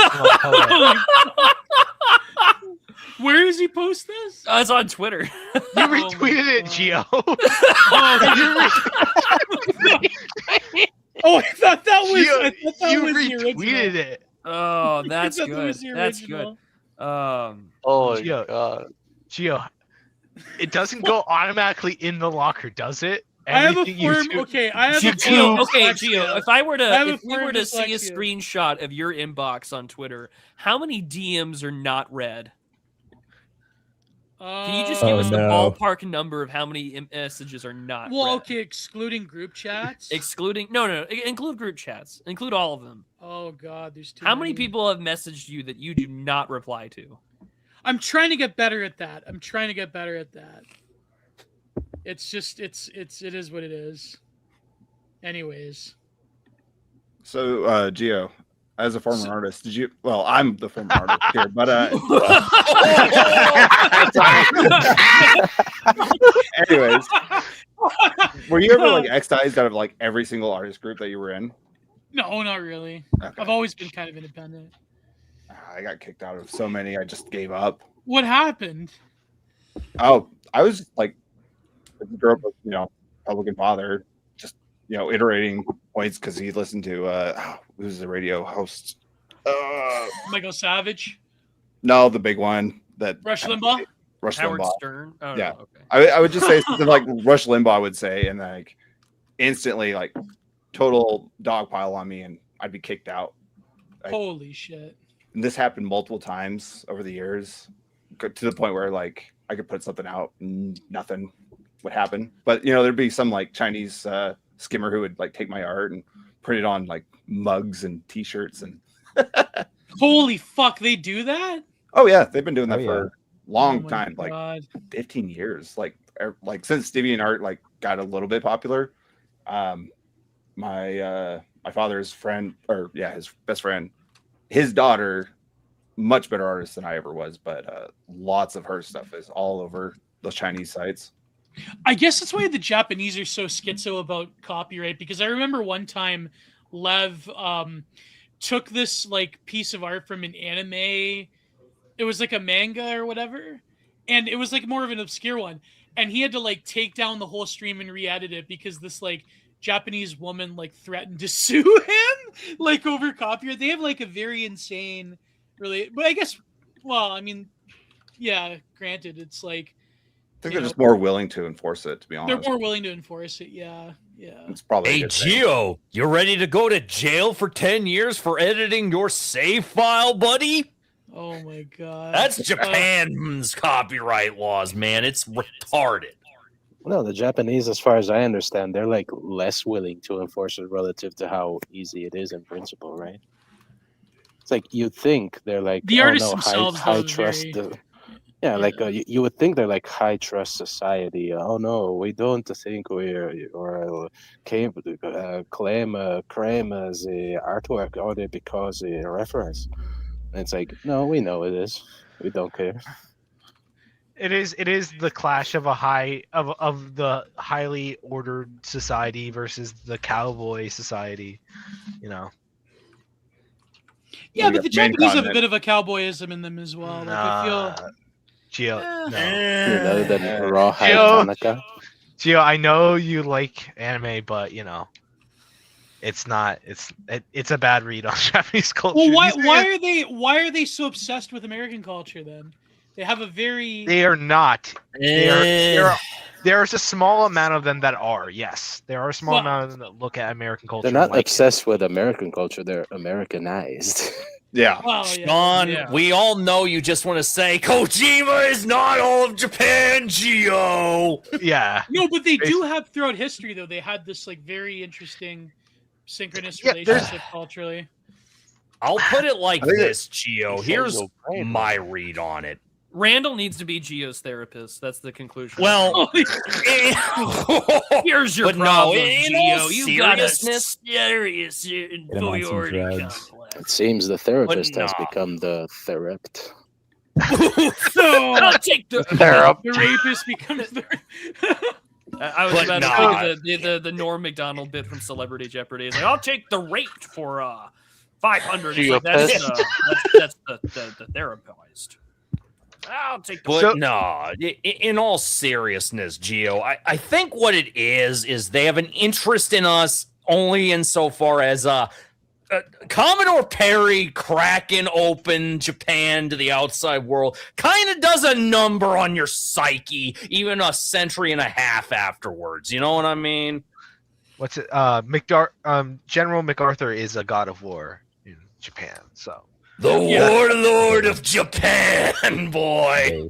I think they had a lot of common with the English in the first place. Yeah, due to both being island nations. Yeah, they're very different from like mainland. Kindred spirits of island peoples. Yeah. So also another thing is you were mentioning about making Randall the Gio's therapist. But that doesn't work because therapists make you more liberal. It would be the anti-therapist, make him more completely. I would turn him into the ultimate Canadian chud, is what you're saying. I feel like we're already there. We're already kind of there. We're kind of I'm already an unemployed chud already. I don't know, Gio. like are you ready to turn the Toronto Maple Leafs into an actual hockey team? Oh my god! Don't fucking mention it. Oh. I need a Mighty Ducks remake, but it's Gio coaching the what did we determine, the Atlanta Slashers? Yeah, the Atlanta Slashers. Into a viable team. Did they ever make the playoffs, the Atlanta Thrashers, in all those years? No. I think once. They made it a few times. Yeah, I mean, get one-shotted by Commodore Perry, and then like the West got one-shotted by Dreams of a Fisherman's Wife. Oh no! I am gonna go. It was a pleasure to have you on, sir. Yeah. I only have one question. Have you read Avola's book on Theosophy? Yes, I actually it was only him writing about how his Theosophy was the original one and the other ones were fake. He actually did talk about Theosophy. I think Logo was just like, I mean, he wasn't completely wrong. I just made that up. I argued with him, and this is why he blocked me, because I said, or he said that Guénon was in French intelligence, and I asked him to prove it, and then he didn't. So. What? Okay. Say it ain't What's so. the lore behind him thinking Guignon was French intelligence? Because he was a Mason. That's it. Oh, okay. Yeah, he's the master of spurious associations without any evidence. I swear to, that's actually like the one. That's thing kind I of love like about everybody him, on Twitter now. It's a miracle that he didn't get one-shotted by October 7th. Then. Anyway, I'm gonna go. Goodbye. All right. Take See care. you, Good man. day, Yeah. Or night. Yeah, it's been 3 hours though. What should we do? Oh, we could probably keep going a little while longer. All right, we've got one more opening for someone to come in. I am going to start Actually, with Super you Chat. have two because I'm going to leave. Oh, all right, Yeah. Cap. Well, it was a pleasure to have you on, and I I'll have see to you in go a couple to of weeks. bed. Yes, see you in a bit. All right, Later, Cap. See you tomorrow, Gio. Yep. See you tomorrow, man. Yeah. Adios.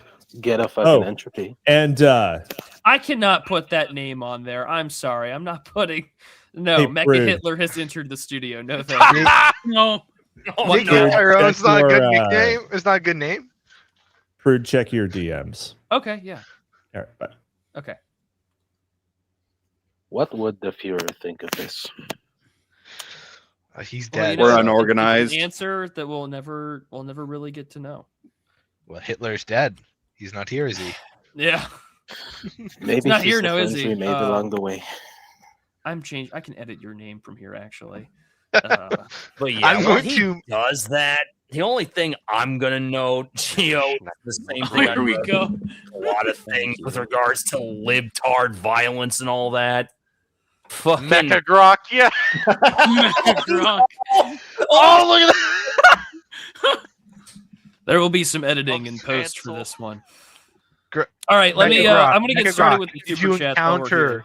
I Did you will edit this in encounter post. Will The Stancer Jaybird and catchphrase. in Minneapolis? Did you get him? I heard that he got in a car crash. Did you make sure he was okay?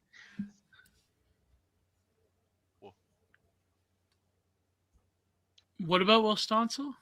We're I- waiting I- for Mecha Grok to answer us. Yeah, Mecha Grok, did Gotta you fix make his sure he's mic. okay? Yeah, I guess Yeah. so. Good evening. Good evening.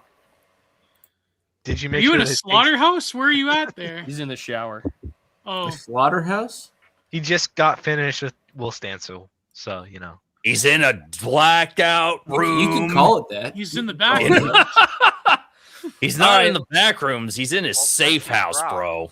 All right. Well, I'm since gonna he's get Grok, started with he's the clearly in the super coal chats because we're well past 3 hours. What about cold chamber? What? Oh, I was saying, since he's Grok, he's clearly the canary in the coal chamber. He died based. All right. Well, let's go to the questions and we'll keep on going. Randall Shirker sent a super chat earlier, who's now on the air with us. Thank you so much, sir. He says, in reference to "Do you even read?" all I got is that Sorrell's points apply to people who wish to pearl clutch over optics in light of AI ice images. To me, there's certainly some applicability there. Because at the end of the day, it's like I was going to say to Gio, more people just need to read Brian Burroughs' book, Days of Rage, and just really comprehend the levels all these people are willing to go to and have been for literally 50 years, because those weathermen are more or less the current protesters' spiritual inspiration and teachers more often than not. Well, yeah, obviously. I said that in the comments. It's the same tactics of, like, what, 20 years ago? They The just, Bolshevism? Like, it's like we could talk about things in the 1910s with with all those bombings of various buildings, the things that prompted the Palmer raids that put J. Edgar Hoover in the fucking spotlight, Joe McCarthy. It's like they never change the fucking playbook ever. No, they just use the same tactics until they. Well, they don't need to, right? Like, the one thing I took away from being at the Sorrell reading yesterday, review, is like they can afford to just be retards. If any of our guys wrote that book, I mean, aside from the Fed posty stuff, it would just be considered kind of an F slur, right? It's like, what do you mean? Speaking of so what you're saying, Sex Freakman, is that more or less Sorrell is saying we can be retarded longer than you can be financially solvent, sir. I don't think he means to say that, but then again, he is French, so. Gondola says Halo Rant wins. So because I am not live streaming in February, I plan to put out all of the paid review / content stuff people have asked for. So it'll be hopefully out in February and March. Vulpus Persona for $5 says Hunfitty. Well, there you go. Instead of $5 will do. I appreciate it, sir. Wingman says Knights of Peter Claver equals the Black Knights of Columbus. I am not too sure. I don't know my lore on any of these people things. of Columbus. The people of Columbus. There you go. Wingman again says Knights of Malta, Knights of Columbus, but they used to shoot Saracen heads out of Catholics. Catholics cannot be Masons. Yeah, well, I would say that Capitolissimo is a lapsed Catholic. Vatican II says otherwise. Oh, well, then there you go. Yeah, after Vatican II, you can do it. Yeah. No, I'm not. Grim says Chinese worker dumped in a vat of cement. Oh, well, there you go. Thank you. Oh boy. Thank you. Hotep Aztec basketball theory. That's a good one. That's on the iceberg. Listen. Basketball was invented by the white man. So sorry, Hotep. This is like the one thing you can't. No, take I like the Mesoamerican origin. Is that the one where they play with like human heads? The hip. Oh, it's triggered some. Oh yeah, I'm sure. Oh yeah, that's. Oh, is that about like black people actually did invent basketball? I'm still convinced the road to El Dorado was propaganda from Latin America. You will not convince me otherwise. It was the three caballeros of our time, except, a lot of people got one-shotted by a curvy brown woman that hits the wall at 25. Exactly. Not Grim says, Sirius Fez Gio is achieving enlightenment. Well, think of it. A Canadian invented basketball, but he could have been black. No, he could have been. After 3 hours, my brain starts frying. So that's okay. Just... We're near the end, gents. No, I'm not. Grim says AI ice T-Rex eating robot. Alex Pretty. I did see that. Yeah. Oh, yeah. No, I'm not. Grim again says, sorry, Gio. It's true. You're my favorite Sirius Fez. Serious hat. Someone did a Serious hat meme of me once. I believe it. Yeah. In fact, hold on. I've got one right now. Let me go turn off my camera and change my profile settings. Average Texas weather and as well as Georgia weather, I see. Oh yeah. Have they ever had snow in Georgia? Yes, but it's like every 4 to 8 years. And it's never where I'm at. There's the soy jacket. I'm the biblically accurate Geo image there. Oh, it's the front-facing Geo too, and not the lion and the small dog pose. That's important. No, I'm not. Grim says gun, germs, and coal. How America became gay. There you go. Guns, germs, and coal. There's That's one a from Big Substack Ben right that I'm not going to respond to or dignify with a response, but thank you for the $10. What did he say? It's in relation to someone's wedding night, so I'm not putting it on there. And then Reinhardt says, "Yo, where the hell is Dimes? Get his ass in here." I think Dimes just had a kid, so he's not going to be as available as he wants to. Is it give me that pre? Oh, yeah. So true. Interesting. Yeah. Geo and the Weather Underground. Geo and the Weather Girls. It's raining men. No, not. It ain't raining men. No, not more. Ain't more. I can't do that. You tried, Sean. We appreciate it. Tried it. Most is like I can do it. E for if effort. a post could give me cancer. Pennies is her name. That is true because he's got Nichols as his son and Pennies is the daughter. I don't have a cool nickname like that, so it happens. It happens. Do Canadians have pennies, dimes, and nickels? We got rid of pennies. Oh. And America finally caught up. We finally got rid of the penny.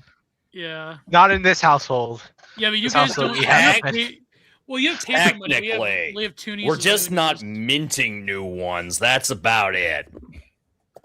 We have toonies. Well, yeah, we're not minting new paper ones. money. But I mean, they're gonna have to change. They'll have to change pricing and things. It's just one more step to digital currency. Will happen. Listen, if you're not buying all the cryptos you can get your hands on, I think you're just destined to be part of the new serfdom, sir. Yeah, I'm pretty sure Bitcoin fixes this. Okay, buddy. It reminds me of my guy, the guy in my Telegram chat. That's like, Urbit fixes this, and I'm like, I don't believe you. Listen, Urbit, Urbit can fix it, but it requires fucking Yarvin to get off his own ass and actually work on it. What, you think Yarvin's gonna complete a whole book? You think Yarvin's gonna get off his ass and stop tweeting and fix Urbit? Come on. Exactly. I think Yarvin is gonna publish a website where he sells his paintings. He's not. So true. No, but people were talking about stable coins and shitcoins. Like, I don't understand, like, stable coins are attached to more meaningful things, but, like, I don't know. It's like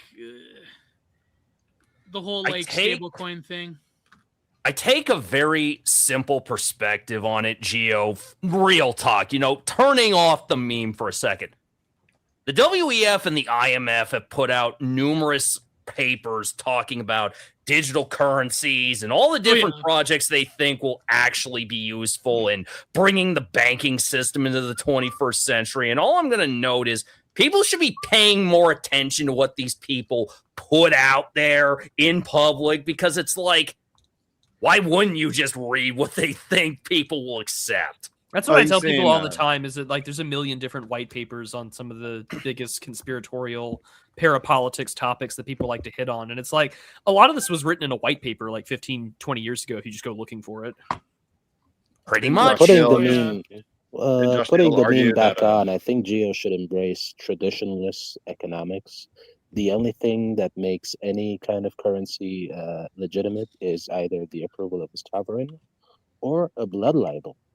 I think we need a blood coin, really. I think there is, like, there probably Not is. blood libel.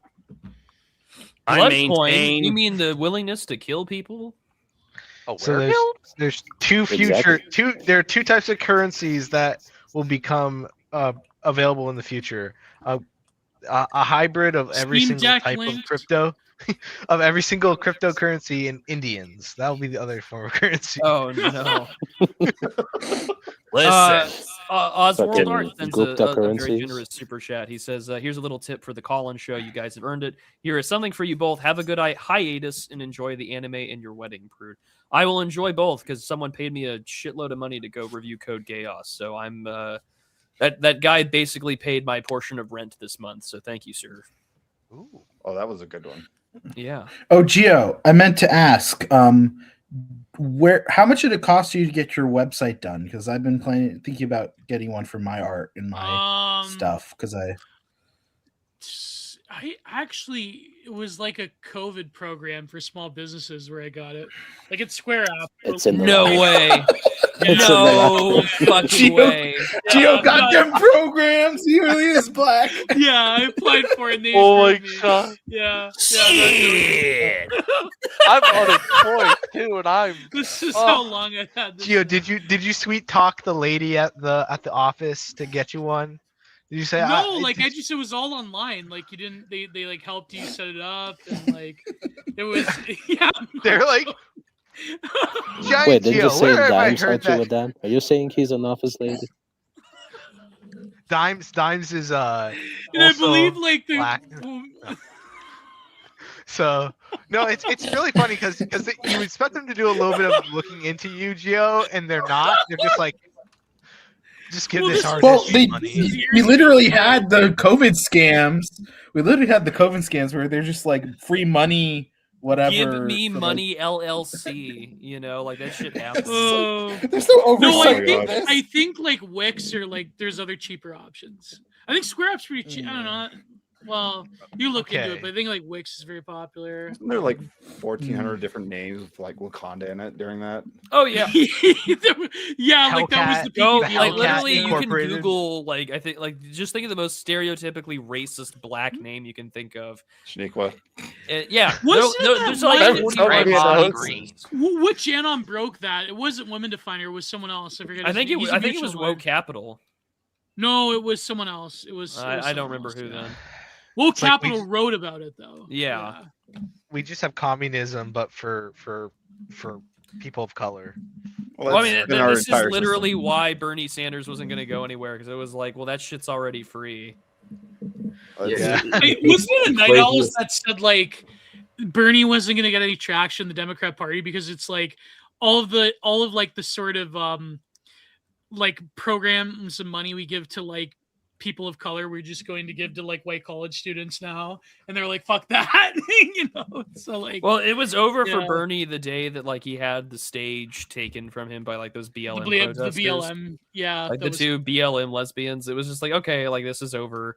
Like I remember too that there was like the it was also in the wake of BLM. Like I remember when Noam Chomsky was still not totally dead, that he was on some like podcast. I think it had like one of the like black com directors for, and he was just like, well, he was like, climate change is really important, and then they were just like, yeah, but our kids are getting killed by the cops, and he's like, well, you don't want your like grandchildren to drown, and they're like, well, we don't want our sons to be like killed by police, and it's just like this was this is the white man's burden of the Democratic Party. It is like the whole everyone time you talk to socialists, it's like they're like, everyone's having a bad time economically, and so we just need socialism. It's like, dude, you're the kulak. You're getting taxed up the ass. You're not getting anything else. You're going to be liquidated. No, but see, that's why I remember back in the day. That's why Logo and Fuentes and all they supported Andrew Yang. Because, like, well, if you're going to live in a dystopian hellhole, might as well just secure the bag. Yeah. But then it's like, that's not going to happen for you. And so, I mean, during the lockdowns, it was pretty exemplified. Like, the entire system is just to take from the Americans and give it to, every other person here. Oh, yeah. That shouldn't be here. Yeah, pretty much. If you don't know that now, you're lost. You go enjoy the ball game. Speaking of which, where's my dividend check, Trump? Yeah, where's my dividend check, you asshole? Yeah, the what do they call those? The stimmies? Yeah, where's my stimmy? I need enough money to buy another rifle. I need to buy more RAM, you fucker. Give me my stimmy. Give me my stimmy. I need to go play in the stock market, Trump. You know that thing you want to go up? My Fidelity account needs a stimulus check, you bastard. Oh, is it? I gotta when send more is we money to getting more Northrop RAM? Grumman. Is it When true is that we they're gonna downloading fuck more with, RAM? They're gonna fuck with gun ownership by going after magazines. Like they're gonna. They are in Virginia. That's Gio. this has kind of been their strategy for a while. They want to go after your mag capacity. They want to make ammo unaffordable. They want to do all these things because they're like, if I can't ban your guns, I'm going to make it so you can never use them then, buddy. Now, Obama perfected this. Like, remember the ammo shortages during the Obama years? Fast and Well, that's because he put a Furious. sanction on a lot of Soviet or anyone who was selling outside the country for like Soviet era Along with like specific- Korean and Soviet, ex-Soviet, and a lot of laws about how many parts had to go into a gun or it's a foreign arm and we can just do all this stupid shit to it. Fuck you. He literally just took the State Department and the Treasury and was just like, this is how we're going to take away guns. It was actually ingenious. Like, I won't lie. Like, from an administrative standpoint, like that was actually really fucking clever. We can't ban guns. We're just going to turn them into a hunks I think of metal. you could use similar rationale to deport, boys of a certain nationality. I mean, a Chinese boy, that's not a Chinese boy. That's an 80% ghost void. All I really got is as a guy who was taught how to shoot semis on an AK. I'm mad. That's all I'm gonna know because I can't get a decent, affordable AK no more. Thanks, Obama. You can't even get the Korean ones in the packing grease still. Gio, one of those words was affordable. It is amazing how if one government agency, pick one, was disbanded, how much Americans' lives would improve. Just pick one. My life would be so much better. And if then the Rick Perry had to just fuck it up by forgetting which agencies he was going to ban. Yeah, I was just going to say, if the ATF just vanished into the ether tomorrow, never to be seen again, my life would be demonstrably better. That's all I'm going to note. Yeah. What is the ATF? Is the ATF still The around? alcohol, tobacco, and firearms. It's in the name, Gio. No, I know, but like it seems like such a '90s thing, you know? It seems like a '90s. Yeah, thing. Gio, but here's the thing. never about They the still alcohol are or the annoying. tobacco. It's never about. They never. It's never about alcohol or tobacco. Yeah, exactly. Because then they'd just be arresting Indians. Wow. Which Indians, feather or not? Tribe. You know it. Yeah, Let's not check the out- right ones. The ones that It's like they voted still- that's like in the overwhelmingly. South. for They Donald still Trump. crack down on moonshine production. They kind of do. Apparently. I don't think they Kind actually do. of. Yeah, kind of, but not Every once in a while, you're going to hear about some still getting knocked over in Kentucky.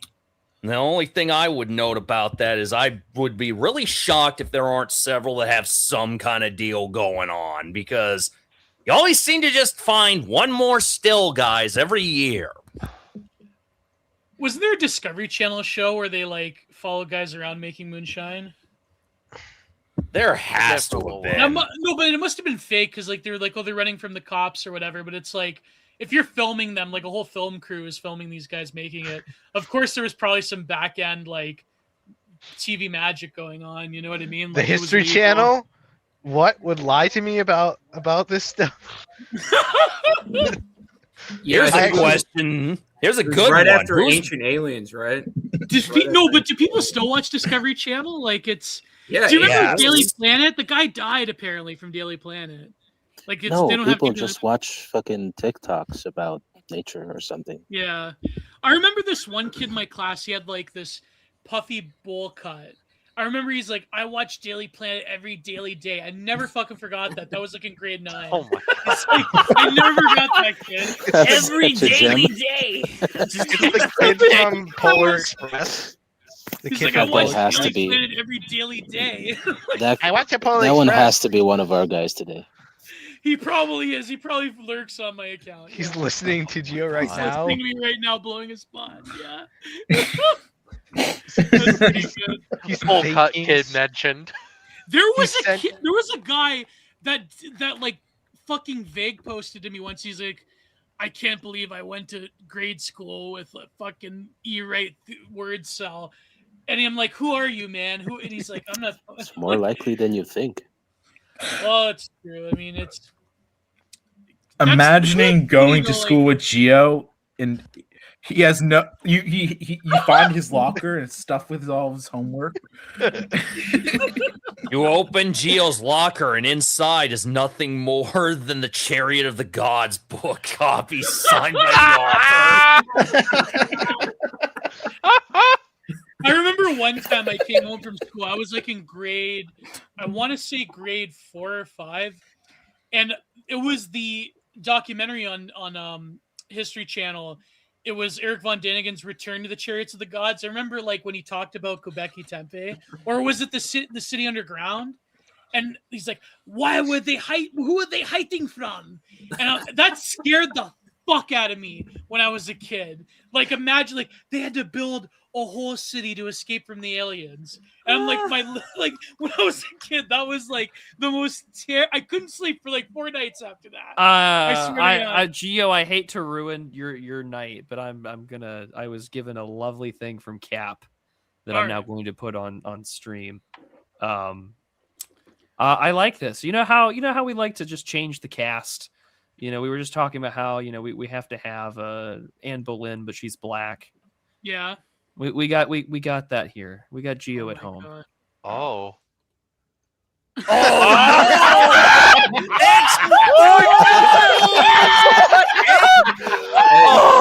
Oh my God! That's Marcel from the. Gio tells, sell Gio coin. It's never coming back. It's going straight into the dirt. Hotep Pettichetti. Holy fuck! That looks like just like that Marcel guy from the Mises Institute. I swear to God. Gio Pettichetti. I thought you'd be blacker. It's funny comparing me to Marcel. Well, I'm not gonna. Did you a fan? Literally looks like a guy I was working at with the shop last month. Oh, people only knew the Twitter spaces I lurked. That was good though. That was fucking good. I actually have I have Grok, make this man black. Remember, I have a Goofy.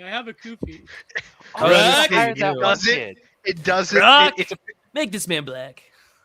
It doesn't change anything. Render this man as a soy jack. Put that up again. I gotta see this again. I hope Cap DM. I gotta see this again. You got okay. Hold on. I'll put it up. Let it be known that this is not a deep fake.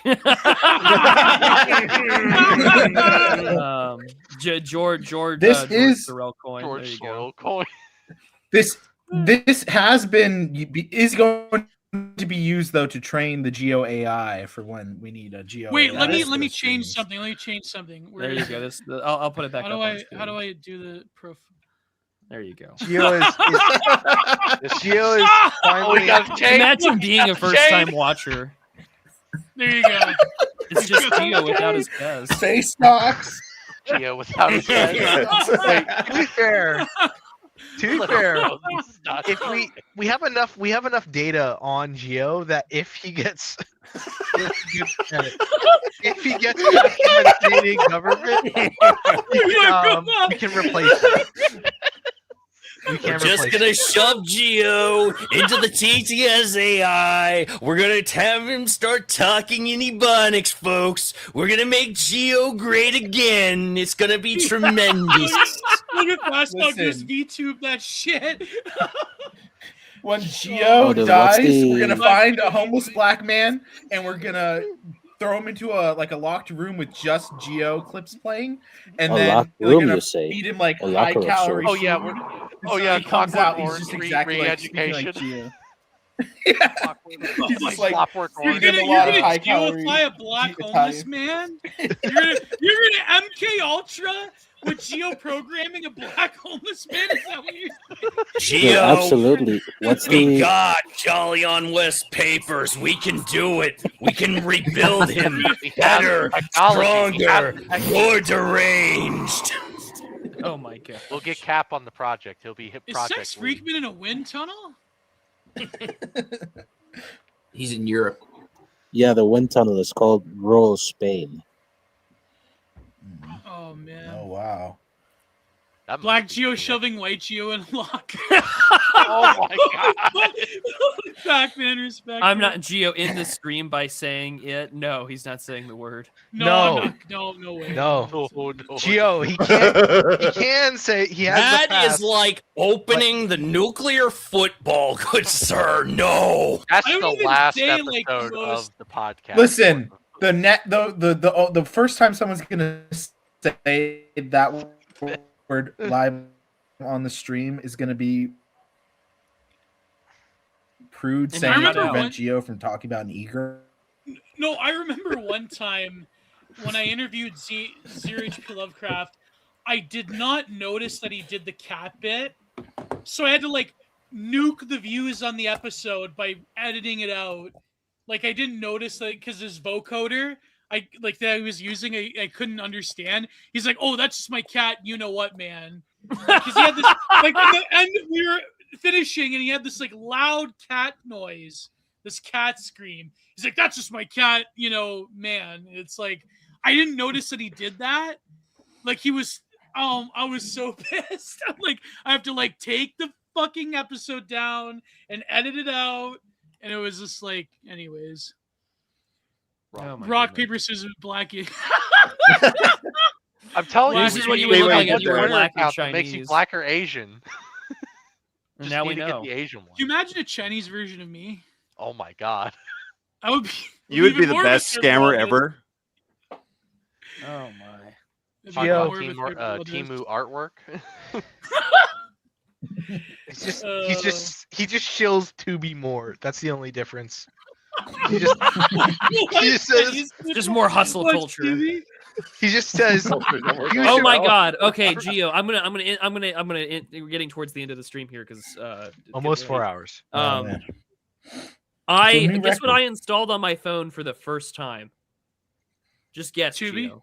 I installed Tubi. TikTok. No, I will never install TikTok. But I installed Especially Tubi. now. I installed Tubi, Gio, because I watched an episode. Someone told me to go watch an episode. You Live in What? An old reality HGTV show. And on the second season, on the 8th episode called Windmill Speakeasy Goat Shed, a certain mayor from Pennsylvania is featured discussing where he lives. And he lives in an old, I think it's like an abandoned warehouse. And it is none other than Pennsylvania Senator John Fetterman. Holy shit. What? He used to the live in a fuck? warehouse? Yeah. I remember It was a one renovation time- project for the mayor he was in, the town he was in.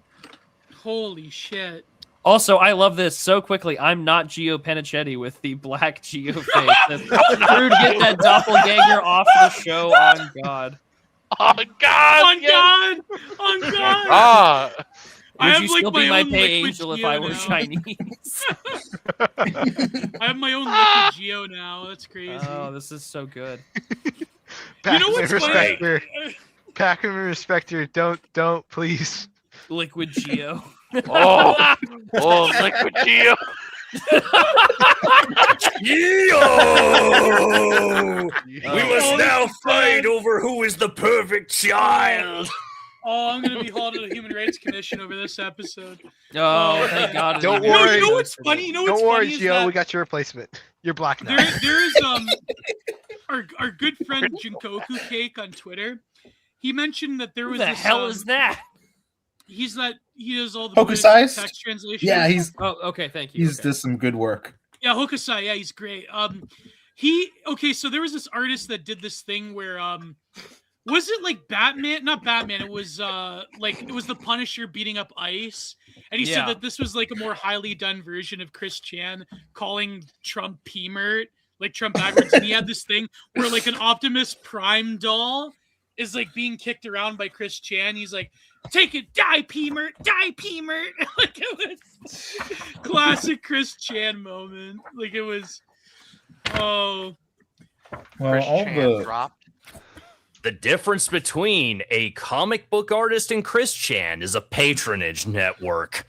Oh, you know what book we should review, Prude? What's I'll let that, this. Gio? Have you ever read? The guy will never. Me and Lev tried to get him. He would never do another interview ever again because of what happened. Have you ever read the book on art criticism, a legitimate academic book called Warhol Chris Chan? No, I've never heard of this. Look it up. Warhol Chris Chan. It is one of the best books of art criticism theory selling I've ever read in my life. If someone pays me enough money, I will review the whole book. Maybe we can do it together. This sounds like an unironic cognito hazard you were putting in front of him, bro. Hazard. Yeah, it's a total.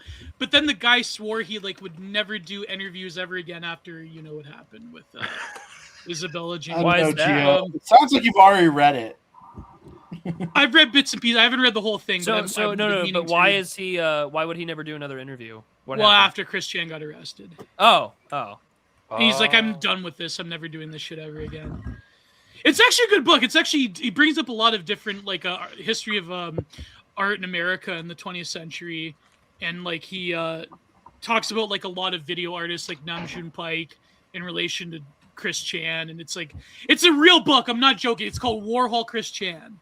Look it up. It's okay. I know it's a total info hazard. It's kind of like telling people about the film Begotten, but Yeah, no, but that's kind of interesting, right? I don't know. I finally watched that film, and it didn't feel like an info hazard. It just felt like a really low budget, body animism meets Gnosticism creation story. I just didn't. I wasn't. I know he's done 2 stage plays as sort of like a sequel to it. I wasn't particularly impressed. All I'm gonna note, Gio, is what's a book you should probably read yourself? The Bible. It's a book by well, that goes without saying, Prude. But since you're into the whole New Age stuff, Gio, I would suggest Benjamin Breen's book, "Tripping on Utopia." You might get a kick out of that one. I think I've heard of that one because it's good, man. It's real good. I liked it. There's this one book. It's by the same 2 authors. I think the guy's name is. It starts with a Z. He wrote the book about Michel Foucault and neoliberalism. He has a follow-up book where it talks about Foucault taking psychedelics in California and going to bathhouses, and how basically the new left was kind of it's a parapolitics book. Are you telling me Foucault was created in a lab run by Louis Jolyon West right now? Yeah. Why would you do this to me?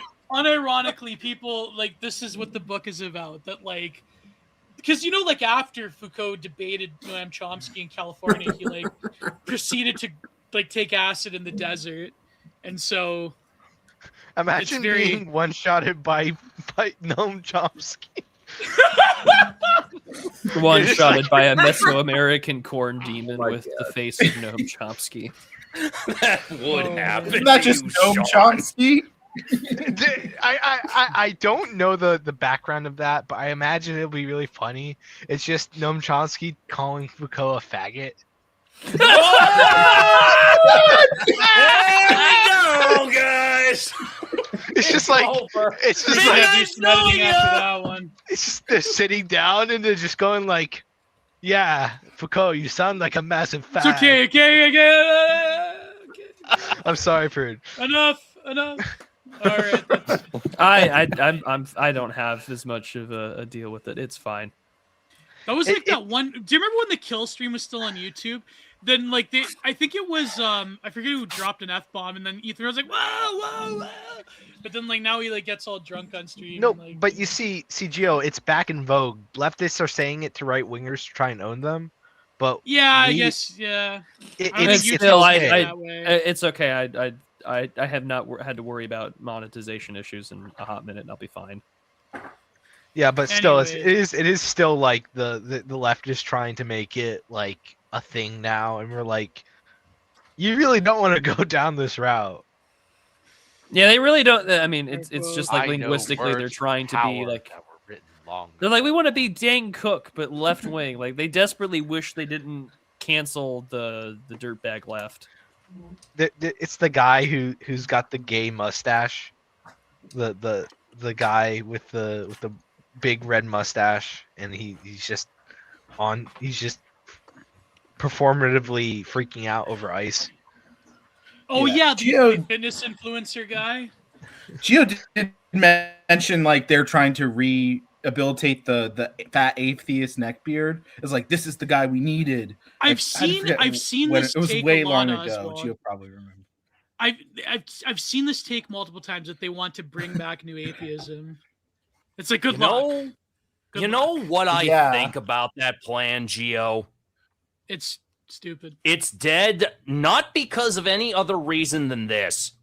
Where the fuck are all the young Earth creationists for them to clown on? They're all disappeared. They have no easy targets anymore. They are going to be wading into an environment where you have people that actually know their shit and can start clowning on them. Where is Venom Fang X? Is Brett Keane a creationist again?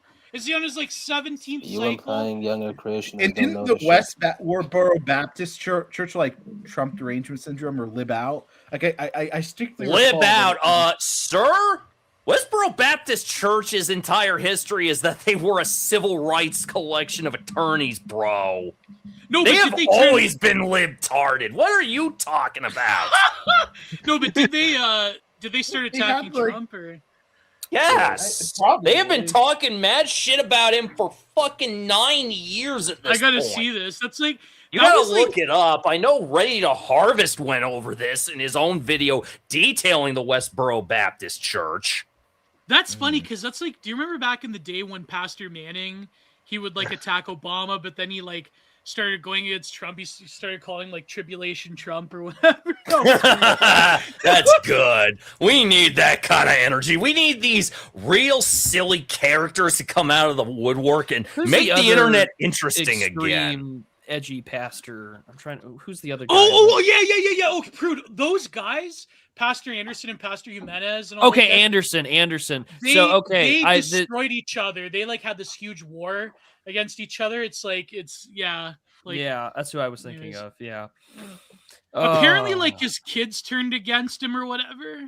That wouldn't surprise me. Yeah, like I know all these guys because Common Filth would like imbibe this content. R.I.P. Like he was R.I.P. Common Filth. We didn't realize how good we had it. Oh man, but many such cases. Yeah, so like apparently their breakaway Baptist sect is no more because then like Pastor Anderson like went against Pastor Jimenez, and like his kids went against him. Many such cases, Gio. Many such cases. Yeah. It's he got what's it called? He got Hispanic pilled, and it betrayed him. I just realized there was this whole like drama about it. That unless you have 20 years of internet and political lore pre-installed, this show is anti-memetic. Cut, print. Oh man. There you go, fam. How do we say it? We're on Twitter, so you don't have to be.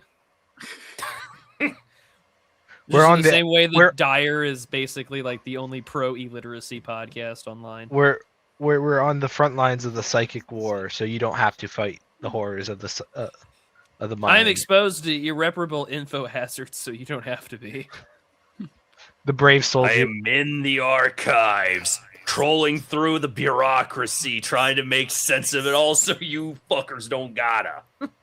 It's the irreparable info hazards, like reading a book. Look at this. Records like literacy. Royal Retrograde. Randall speaks like he's trying to sell me business office supplies. Well, you see, sir, for that to happen, I'm going to need you to fill out your TPS reports before I can do that. Oh, my God. Randall, if you don't mind us asking, what do you do for a living? I'm just a farmhand for the folks. Okay. Oh, yeah. Like, really? Other than maybe fucking around on Twitch under a different name, I just kind of work out in a field, man. That's all Cattle I or do. grain? Cattle or grain? All the above. Oh, okay. There you go. Little something. That's why I'm just like, man, Everyone tells me to touch grass. Boy, I touch grass every day. What the hell are you on about? Look at this guy, Randall Shirker. Look at him. He looks like a chicken farmer. He was a chicken farmer, Bob. Randall is black. Hey now. Ah, come over there. That was great. I had to do it. He got his chitlins. His chitlins. Oh, I loved doing the Bob Larson impression. Oh my gosh. I will say Randall that Shirker, this- Nazi Satanism. What?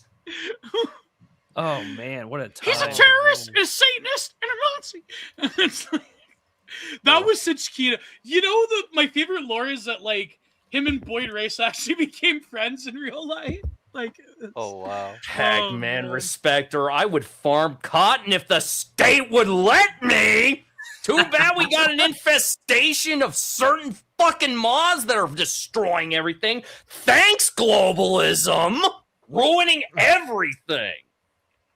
The only thing nothing as good has come out of China, it seems. Except lively the bubonic content. plague came out of China. I don't know, man. I got a They say it may have come from the opinion about Urals. It may have that. come from the Urals, yeah. Lively content, yes. Chestnut, never forget. My entire OSHA 30 class, basically. Yeah. No, but they say like the bubonic plague it hit China first before it went into continental Europe. And it may have originated from the Urals. And the Here's the archaeological records will tell you that the bubonic plague originally came from Wuhan. Well, you meme, but from what I remember, like if we're talking about like Justinian's plague that he had to deal with, and maybe I'm mistaken, but I want to say it was basically thought nowadays that it originated in China. It went to a trade route through like the Horn of Africa, through the Kingdom of Adil, because of the trade relations the Byzantine Empire had with the various African kingdoms down there. And that's basically how it ended up in the whole of Justinian's empire, because fuckers were moving shit through Ethiopia and it ended up in Constantinople, where it was then distributed out to the rest of the empire. Yeah. Hey, basically. Randall, what do you farm exactly? What do you farm? Family raises cattle. I raise a couple of different grains like corn. I'm fucking around with red fife wheat, various squash plants, okra. Basically, I grow whatever I think will actually take on this soil. Fair enough. I mean, it's a case of one of those things where I've just laid out an entire area out bagged with wood chips, and once we get into spring, I'm probably going to throw out a lot of okra out there. Oh, okay. Yeah, just farm by There feel. you go. It's what they call aura farming, isn't it? Randall Shirker or a farmer. Yes. Yes.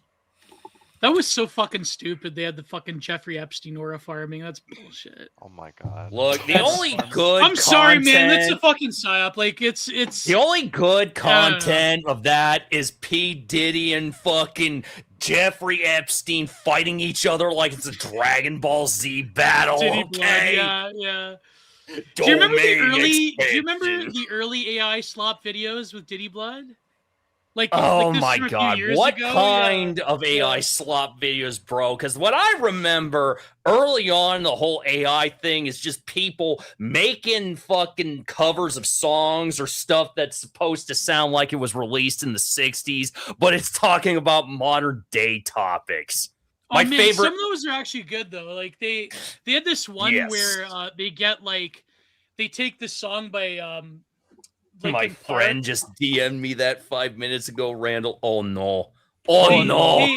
They took Somewhere I Belong, but they got like Serge Tankian and Corey Taylor to sing it instead of Chester Bennington. It was actually pretty good. The one that made me go oh no about AI ones was the YouTube channel Obscurest Vinyl, and it's Rodney Munch's taking a shit on the company time.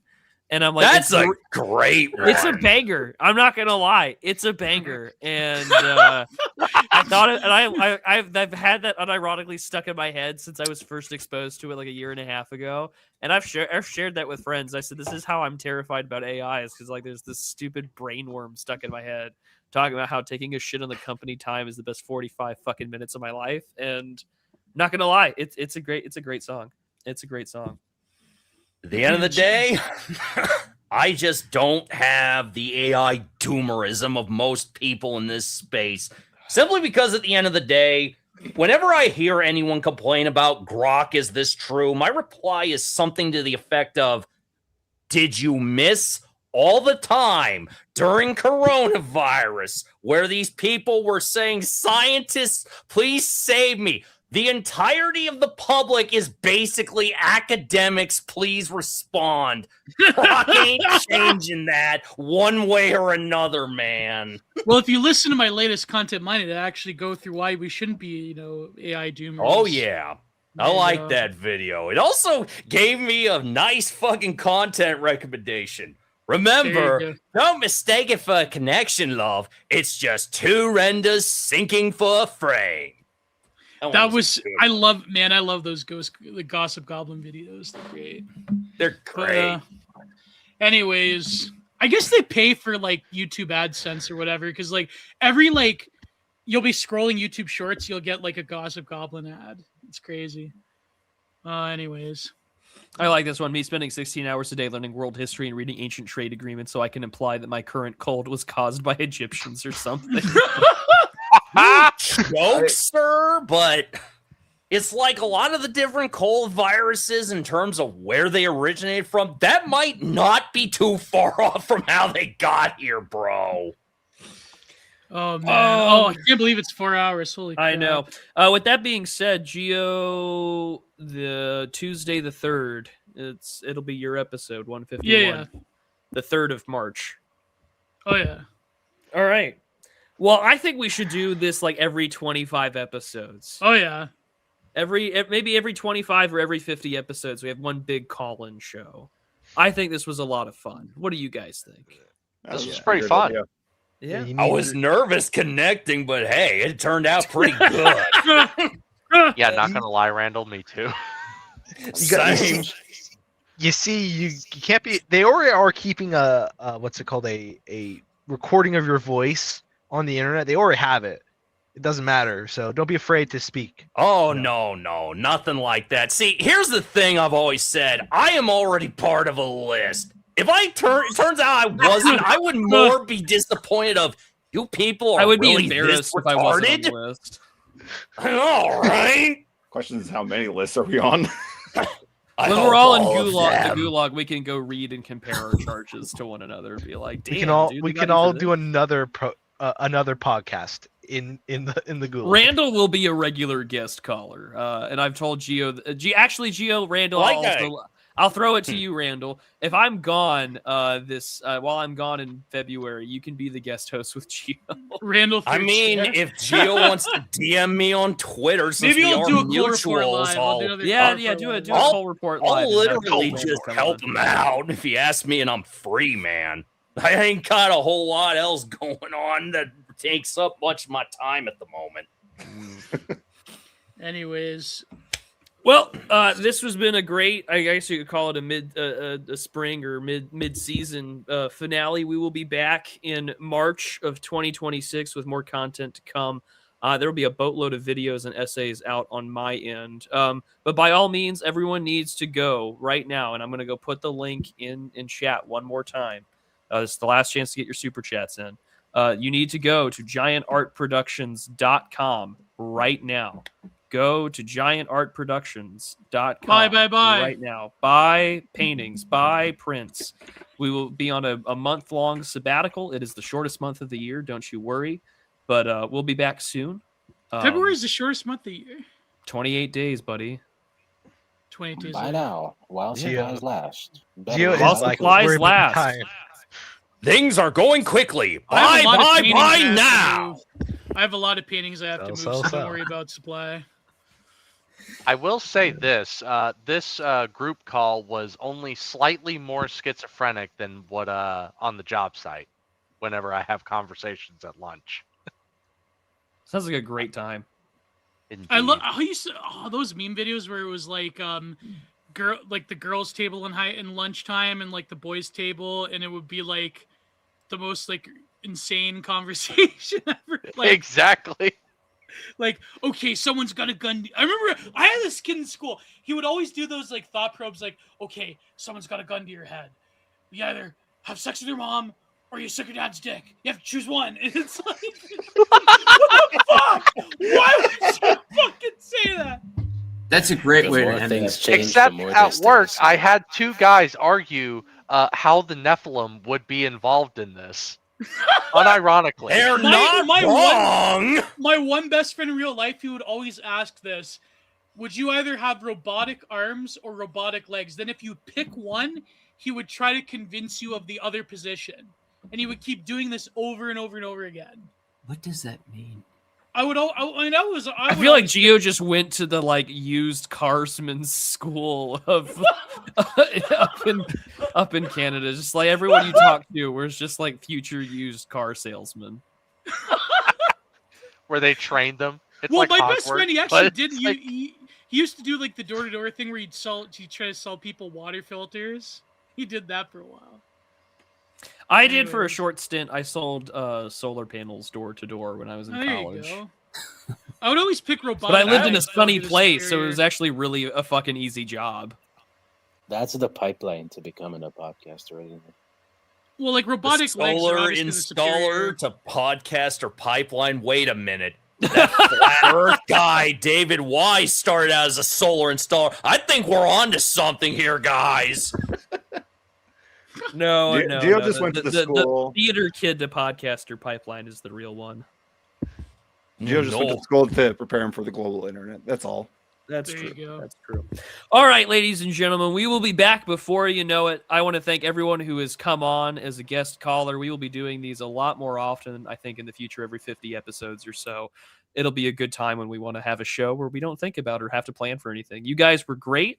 Thank you so much for listening to us over the last 3 years. From the bottom of my heart, I greatly appreciate all the fun that Gio and I have been allowed to have because of listeners and viewers and our lovely pay frogs and pay angels like you. So thank you so much for everything that you guys have done for us. I could not be more grateful. Thank you. For God bless. Goodbye. Thank you, Fred. Too sweet. I'll see you God all on bless the us, other side. everyone. And congratulations.